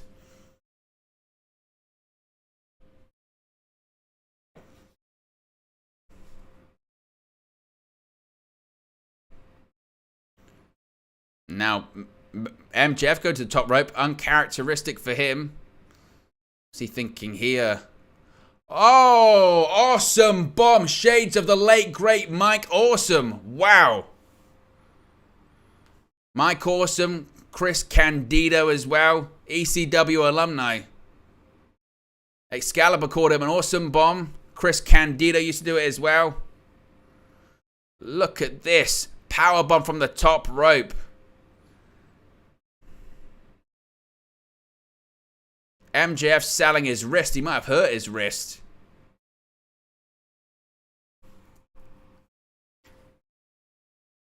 Joey says, "Oh, will you be going live next week?" I mean, you never know. You never know. Oh, in the middle of this match, they're announcing a mixed tag team match. Saraya and Chris Jericho versus Adam Cole and Britt Baker. Why they're announcing this during this match, I don't know. Keep your focus on the action in the ring. Oh, Sammy Guevara breaks up a pinfall attempt by MJF on Darby. Oh, Jungle Boy nearly didn't make that one. That was close. 2. Oh, if you haven't already, click the like button. See if we can get to 150 likes. With 32 away from 150 likes. And be sure to subscribe to...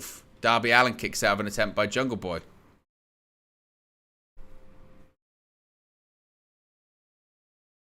Crowd once again trying to just capture their breath, I think. Look at this.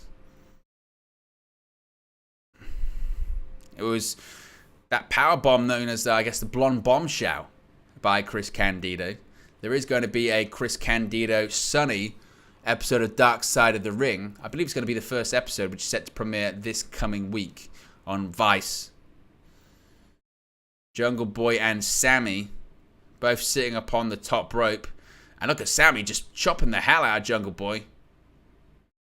What's he thinking here? Oh, springboard cutter by Sammy Guevara. And Jungle Boy just rolls out of the ring on the outside.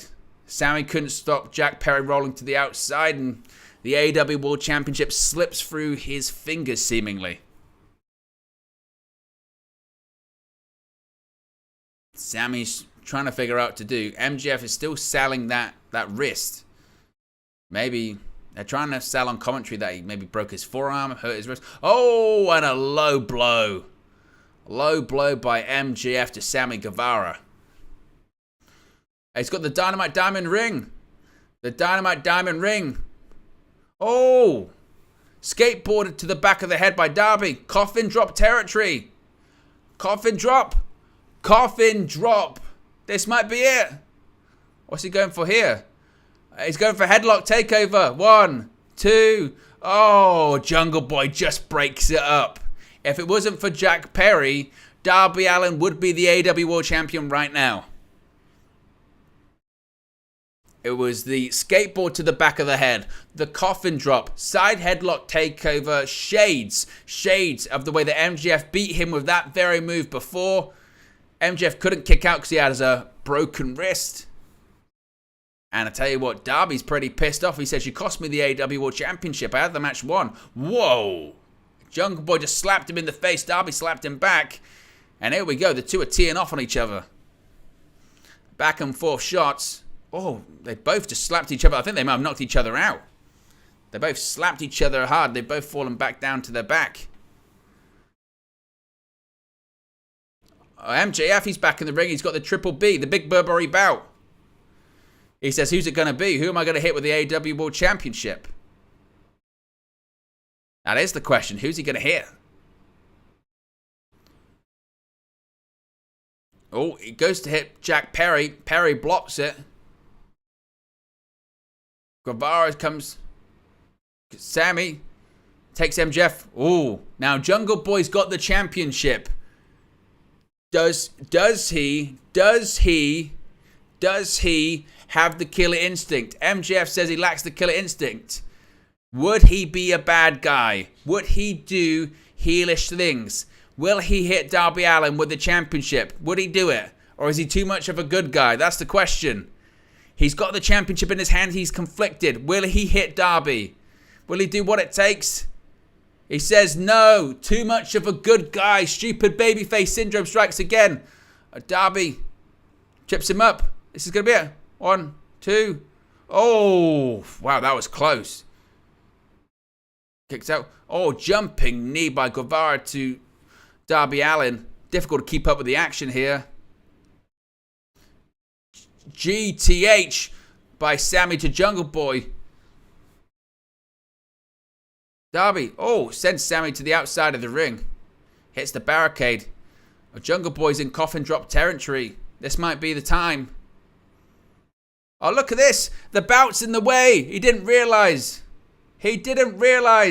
Side headlock takeover. He's going to pin Darby again. 1, 2, 3. He did it again. MJF not only retained his title, but he pinned Darby Allin once again with a side headlock takeover. It's genius from the devil. He's done it once again.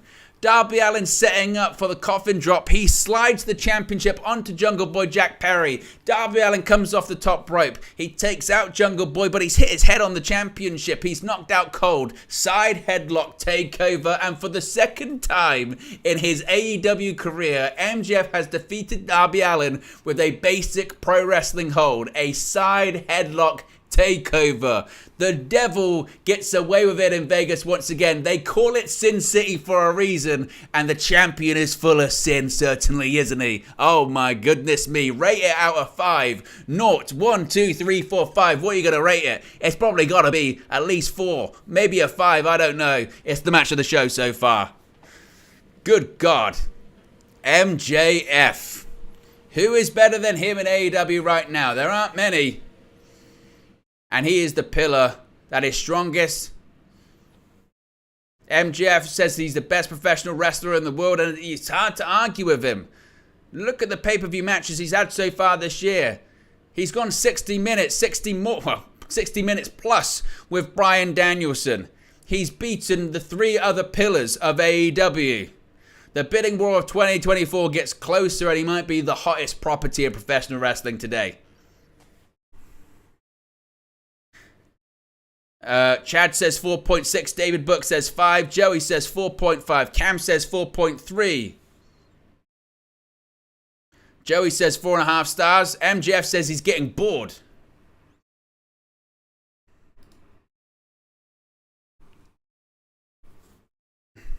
Incredible match. Match of the show. And again, it didn't main event. Maybe it should have. Because MJF is flipping off the crowd as he leaves, and I think he's not only flipping off the crowd, he's probably flipping off maybe Tony Khan, saying, you decided not to main event? You decided not to main event with that? Well, coming up next is Anarchy in the Arena. This show rather, could definitely be a 2-match show, I feel like. Anarchy in the Arena is next. The reunited Elite facing off against the Blackpool Combat Club. Let's get a poll back in the chat once again. Who wins Anarchy in the Arena? Is it the Elite, or is it the Blackpool Combat Club?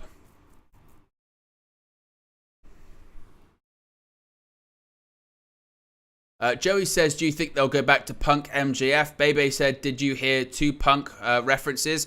Well, I said best in the world, and they were saying more competition. I think the thing is, and again, I was watching this before I went live too, is that I was watching CM Punk versus MJF, ironically, at Revolution 2022.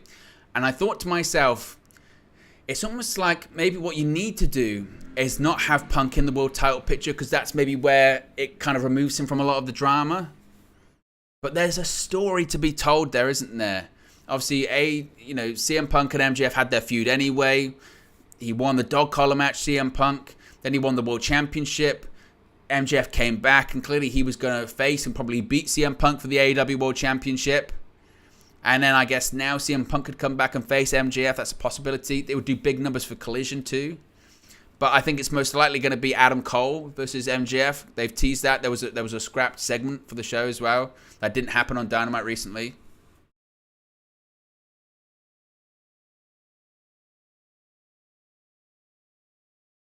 Well, Justin Roberts says shit's about to hit the fan. Anarchy in the Arena. You got the ring announcer swearing and cussing in a storm.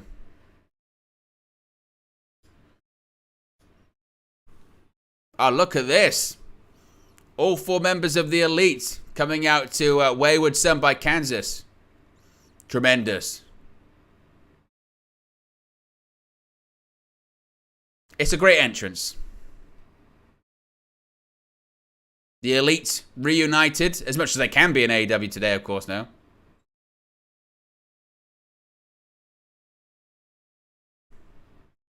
The Young Bucks, Kenny Omega, Hangman Adam Page. The Elite back on one page.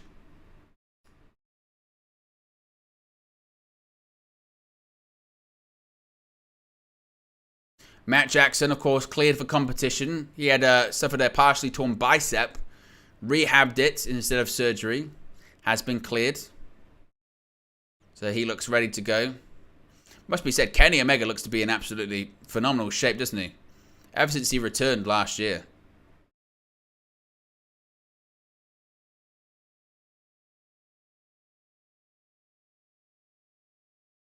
Kenny Omega and Hangman are still talking smack at each other. They're all doing their poses in the ring.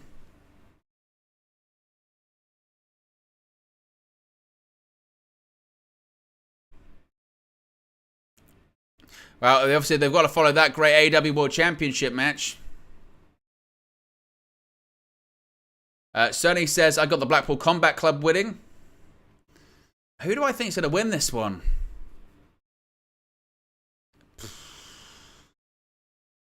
I'm not sure, you know. It's a tough one to call. And the story would maybe be the Elite, but there's still tension between Omega and Hangman, I guess.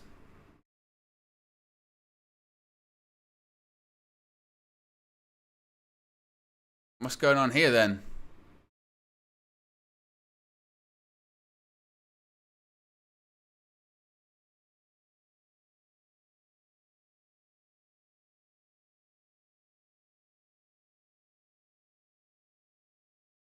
We got Wild Thing being played live.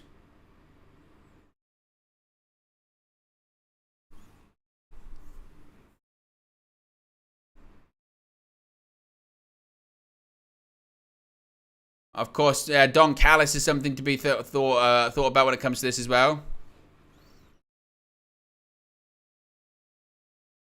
And it looks like here come Violent Idols are singing Wild Thing. And here come the Blackpool Combat Club.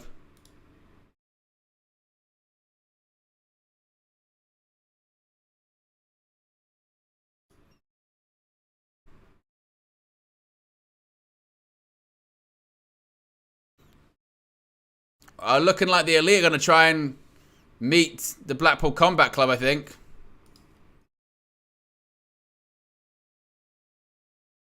There we go.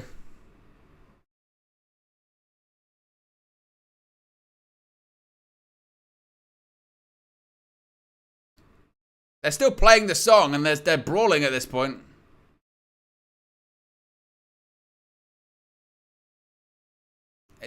What is going on? We got...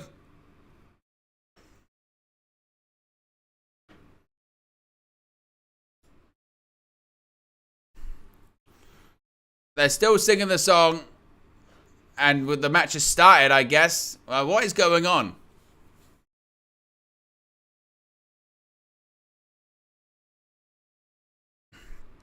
Nick Jackson's got Ian Popcorn. Hangman Adam Page just thrown Bryan Danielson's head into a guardrail. Wild Thing still playing. I mean, what is going on? You've got a fight going on, and a guy's literally singing. This is kind of nuts. And also, oof.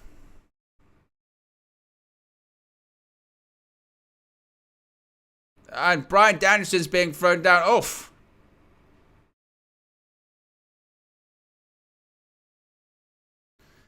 This is very difficult to keep a hold on. There's like a million different things going on at the moment. There's a musical performance. There's a brawl. There's 10,000 camera angles. What I would say is I don't think this is particularly the best match. Is he still playing? Oh my God, is he going to play the whole match? What's going on? Stop playing. Why are they still playing? Moxley's, he's on the announce table. Oh, and he's attacked Omega.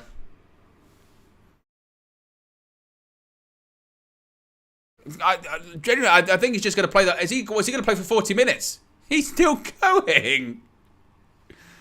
As a steel chair can kill the band off at this point. This is Anarchy.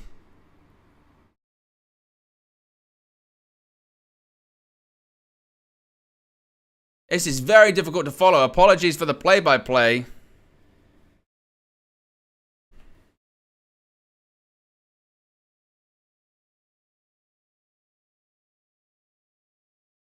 Wait a Rick Knox is busted open. What the hell? Rick Knox has done a blade job. Referee's bleeding. The guy's been singing Wild King for about 20 minutes at this point. Bryan Danielson's now in the ring with Hangman Page.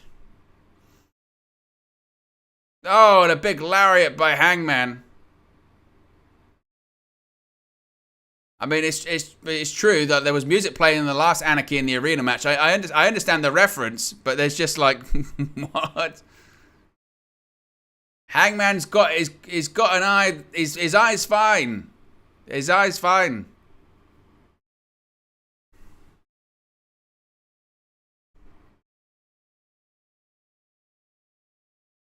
I mean, I guess they're calling Anarchy. He's got a screwdriver. Hangman Adam Page, Wheeler Yuta with a chop block. I mean, I guess it's called Anarchy in the Arena. That's what we've got here. It is pure anarchy. We've got a band that's basically doing almost an equivalent of Live Freeburg. Violent Idols are playing. Don Callis is at ringside on commentary.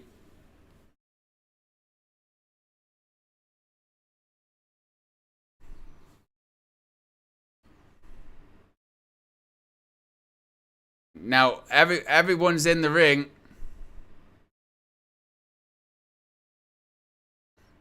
This is just craziness.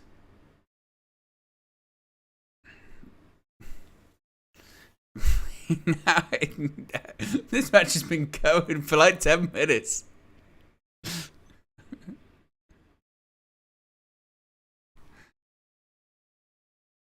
I think it's still going. What is going on? Oh, everyone just got hit with super kicks by the Elite. Nick Jackson's embracing the Ultimate Warrior. I mean, it's one of those ones where it's cool, it's annoying, and then it's funny, and it's getting funny. He's starting the song again. It's on a loop. There is no way he sings for the full 40 minutes. Oh, Tope's. Oh, they've got it to the announce table. I mean, there's bodies everywhere.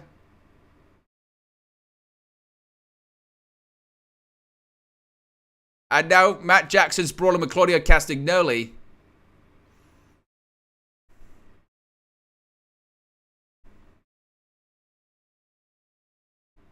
I mean, can the...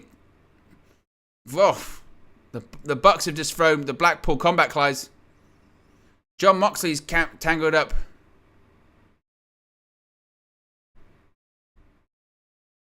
What the hell's going on here? The singer's got a BCC shirt on. They're going to super kick. Oh, he super kicked the band. He super kicked the singer. The music stopped. The music stopped. I think that might be it. I think the music might have stopped. They super kicked the singer. Oh, that's about right. Good God. I mean, Anarchy in the Arena. I tell you what. John Moxley's bleeding because, he's breathing. I mean, it wouldn't... You know what I mean? I think you got to give credit to AEW because it's called Anarchy in the Arena and they've delivered exactly what it says on the tin. Yeah? If anything, I missed the music already. It's Omega and Moxley in the ring. Oh. There's one monitor at ringside, which is going to be particularly difficult when they have multiple camera angles going on. You know, I have to admit, whilst it was annoying whilst it's going on, it's pretty awesome. You can't argue with that. Double clothesline between Moxley and Omega. They're both down.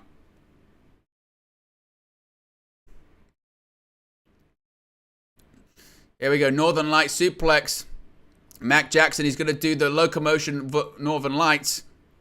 Down the entrance ramp to Wheeler Yuta. Young Wheeler. He's going to be old by the time they get to the bottom of this entrance ramp.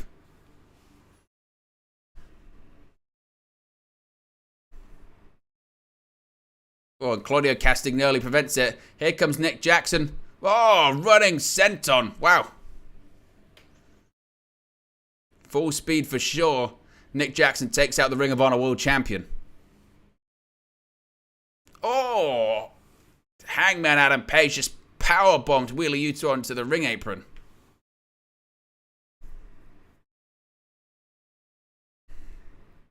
Anarchy in the arena, certainly living up to the name, no doubt about it. John Moxley's in the ring. He's busted wide open, as I mentioned, because he's breathing. Water is wet. The sky is blue. Grass is green. And John Moxley bleeds on pay-per-view. Hangman. Oh, wow. He went for a big boot. Moxley ducked. And Hangman accidentally booted Kenny Omega.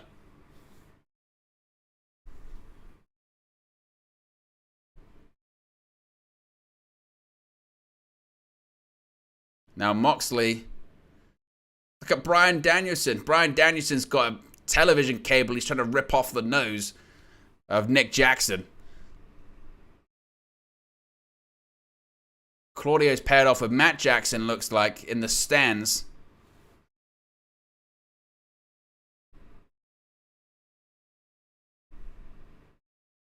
Now Danielson's now in the ring with Hangman Page.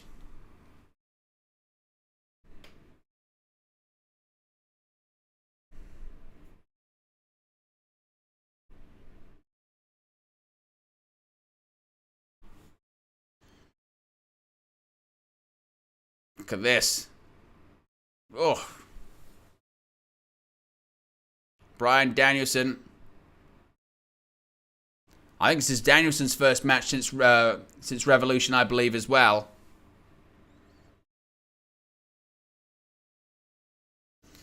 Oh. Moxley just Irish whipped Kenny Omega into the giant AEW poker chip. Almost akin to the first ever Double or Nothing pay-per-view in 2019. Once again in Vegas. Tony Khan's plug said one of the online bets were who bleeds first and the vote was towards Mox. But the referee bled first. Yes, it's true. Well, that poker chip's in barbed wire. Wait a... Oh, Claudio Castagnoli is brawling in the concession stand. Bryan Danielson's going after Justin Roberts again. We've been down this road. There's a poker chip covered in barbed wire. Moxley's caught by Omega. Oh, my God.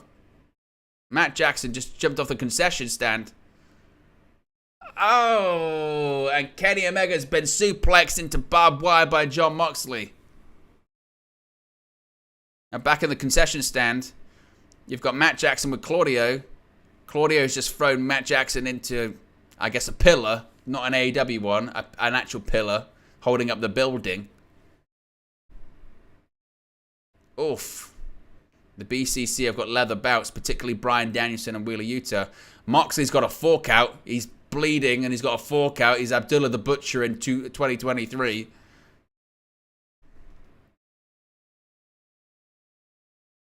Ugh, my goodness me. Moxley's going after Omega.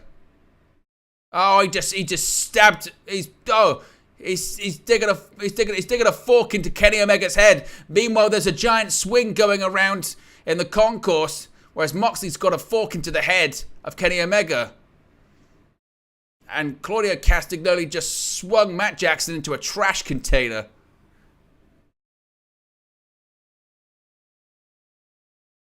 Look at Bryan Danielson now. Bryan Danielson's trying to rip the face off. Oh, I believe that's Nick Jackson. This is Anarchy in the arena, and it's living up to the billing. Kenny Omega. Oh, I thought Omega was going to fall backwards into the barbed wire. It didn't happen. Omega's going to pass out, maybe. What is going on? Oh, and Moxley's landed on barbed wire.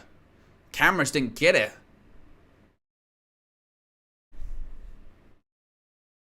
Look at this. Oh, Moxley landed right into the barbed wire on the poker chip. Tony Khan's plug says Don Phallus. Well, Hangman Adam Page is bleeding now.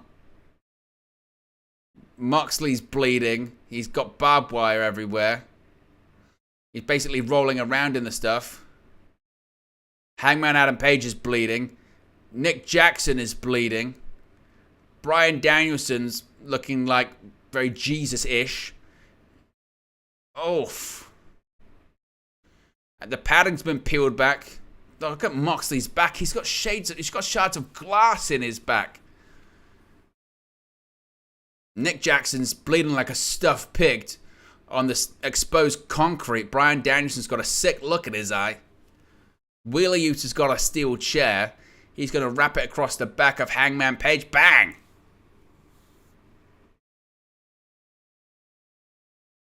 And now Wheeler Yuta's taking a seat.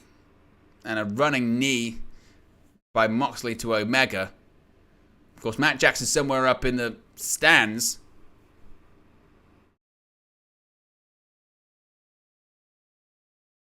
Now what's going on? Oof.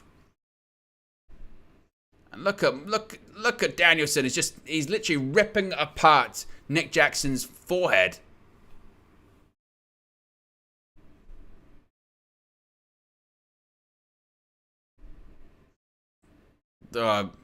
Danielson's kick and a kick by Moxley to Hangman, excuse me. Oof.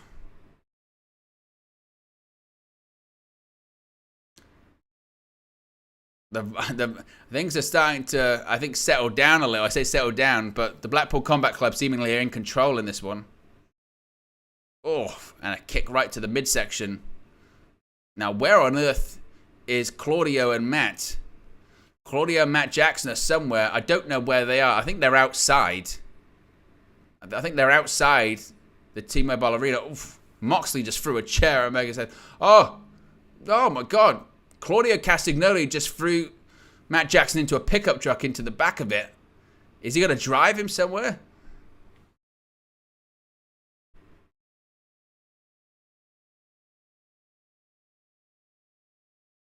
Now, Matt Jackson and Claudio are fighting in the back of a pickup truck. There was a pinfall attempt. Hangman kicks out. Jon Moxley's drinking blood. Pile driver, maybe. Oh, he did it. Pile driver by Claudio to Matt.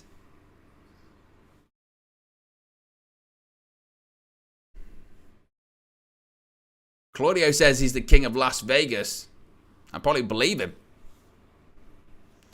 And look at this. There's a submission in the middle of the ring. There's a label lock. There's a leaf blower in the ring as well.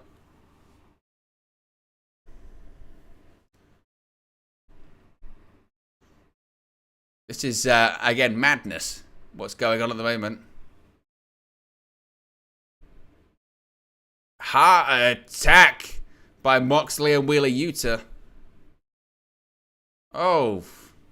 Nick Jackson thrown off the stage by Bryan Danielson.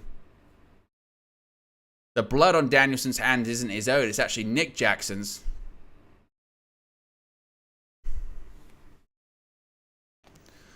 Crowd are chanting, yes.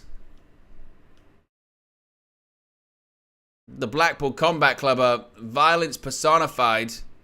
Anarchy in the arena is clearly favoring the Blackpool Combat Club. Excalibur says the Elite may have bit off more than they can chew.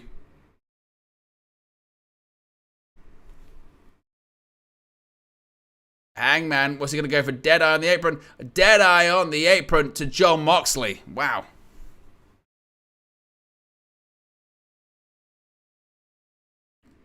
Oof. A leaf blower blocked by Omega with a trash can lid.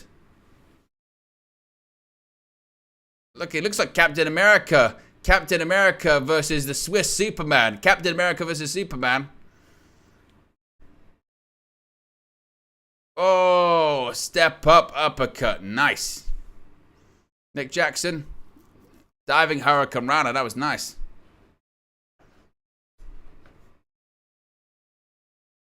Nick Jackson trying to fight off Utah. Oh, corkscrew kick. Nick Jackson right nice and restrike. Oh, gives the middle finger. Nick Jackson trying to fight back. King Kong lariat by Moxley. Oh, Gotch style pile driver. That might be it. 2. Oh, kick out. And now the stomps by Moxley. And then a knee strike to the back of Kenny Omega.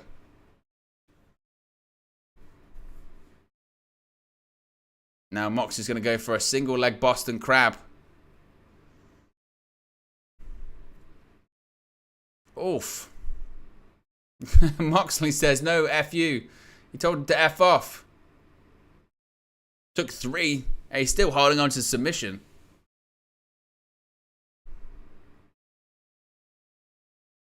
Oh, clothesline. Boston Crab into a... It looks to be maybe a crossface. Oof. Anarchy in the arena is still ongoing. The Blackpool Combat Club versus the Elite. You've got this Boston Crab into a crossface double submission going on. You've got now Matt Jackson comes back. Last time we saw him, he got pile driven in the back of a pickup truck. Matt Jackson making his way back into the ring. Oh, whoa, what the hell was that?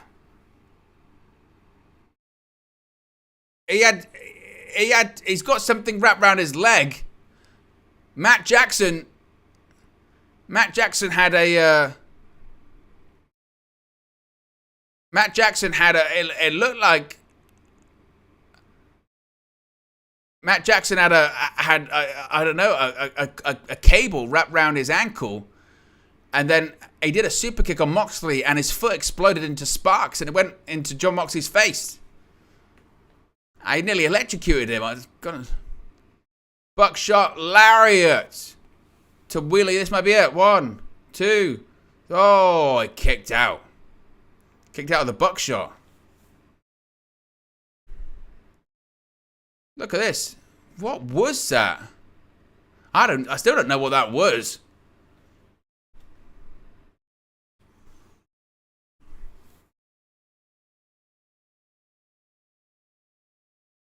Oh.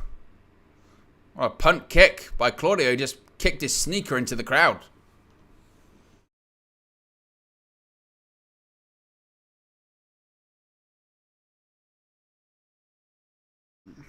Now Danielson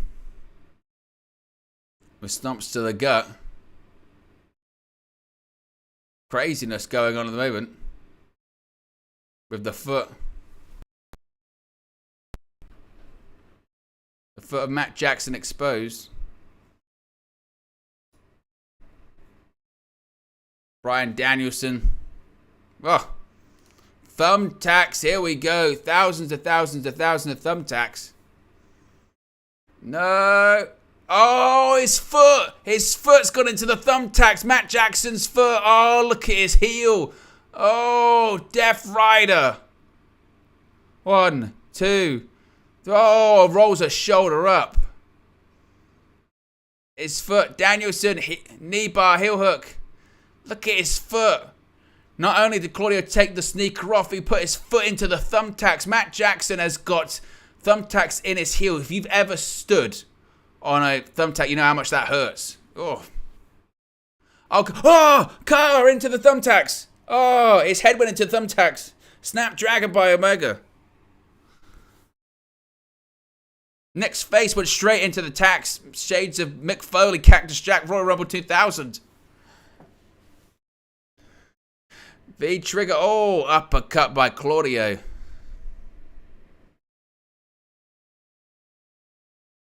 Oh, Claudio reverses. Oh, V-trigger. Nasty. Danielson, Psycho knee. Hits the ropes and another one. Psycho knee. Whoa. That was crazy. Hammer elbows. And now all of the Blackpool Combat Club are going to be doing them. Claudio Castagnoli is doing them. John Moxley's doing them. On Nick Jackson. Wheeler Yuta on Hangman. Here comes Matt Jackson on 1 foot. He's got thumbtacks in him. Just nasty. Oh, a low blow by Wheeler Yuta. And wow, what's he got? Are these thumbtacks? Oh, he's put thumbtacks in his mouth. He's put thumbtacks in the mouth of Matt Jackson. Claudio Castagnoli. He's going to do uppercut. Oh, uppercut in the mouth. Oh, German suplex with the bridge. 2. Oh. Hangman Page just broke up. He nearly didn't get there. Matt's trying to take the thumbtacks out of his heel. It's just kind of nuts. Hangman Page and Kenny Omega. They're the 2 left. They've got to fight together. They said they've got to fight. And now Hangman and Omega fighting side by side once again. First time since 2020. Oof.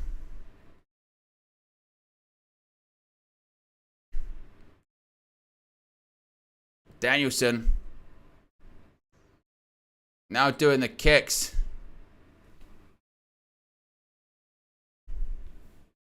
Oof.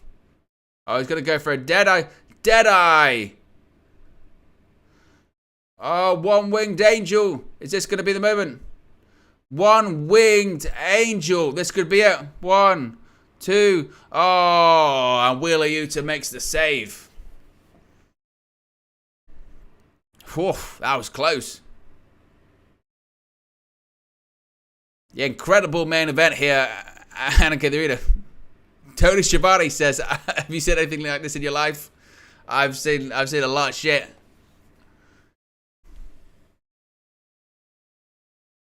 Chops by Wheeler Yuta.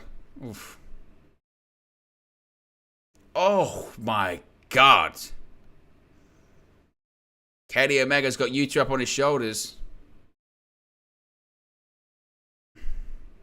Oh, running superstar. Moonsaults. Hangman. Oh, Arahari moonsault to the outside. Here we go. Don Callis. Wait a minute, what's Don Callis doing? He's trying to get in Kenny Omega's eye line. Oh, Moxley's on the announce table. Oh, Wheeler Yuta. He stabbed him with a screwdriver. Don Callis gave it to him. Oh, V-trigger. Don Callis gave it to him.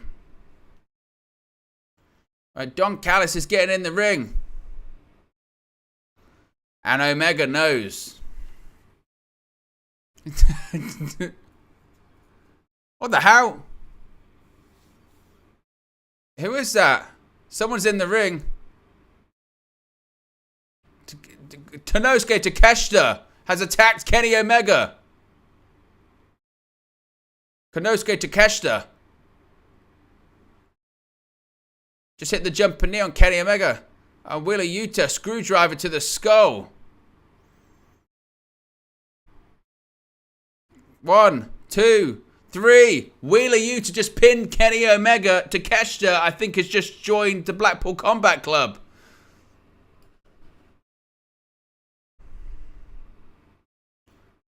Wow. The invisible hand. The Blackpool Combat Club has won.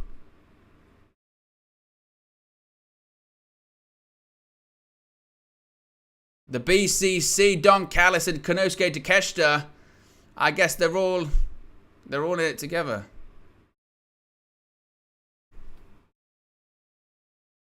And now Callis is trying to choke the life out of him. He's strangling him.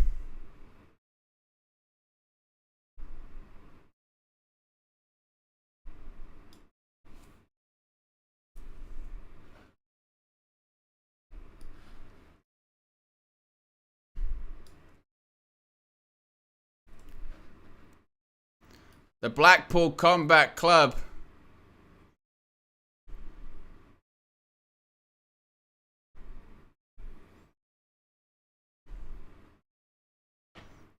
Good luck to the AEW roster. They can't deal with the... Look at this. Wow.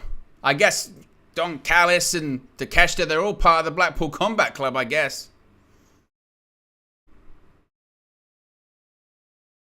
Are they part of the Blackpool Combat Club? I guess it feels like it. I mean, we don't know if they're official members or anything like that.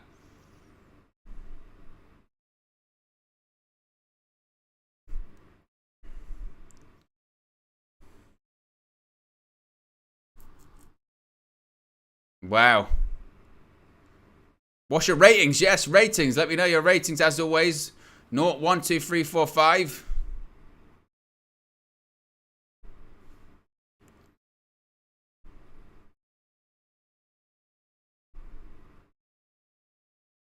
Well, they certainly got some separation, don't they?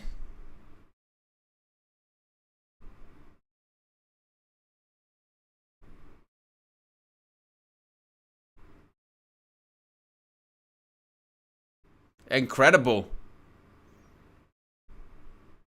Matt Jackson's got thumbtack still in his feet.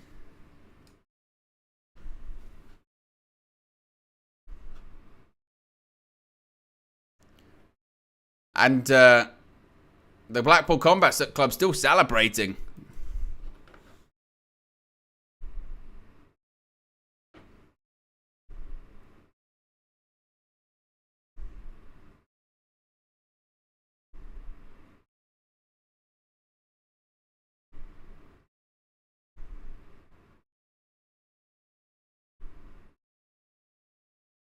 Kenny Omega's just laid out on the floor. He's like he's dead.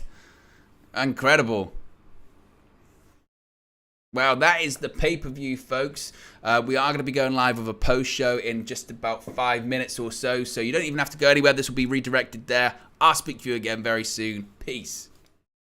Hey guys, thank you for watching, listening, streaming, or however you come across this video today. Be sure to click on the video on the right there to watch our next video, or click the bottom there to subscribe, or the bottom right hand corner. Thank you very much, and I'll speak to you again very soon.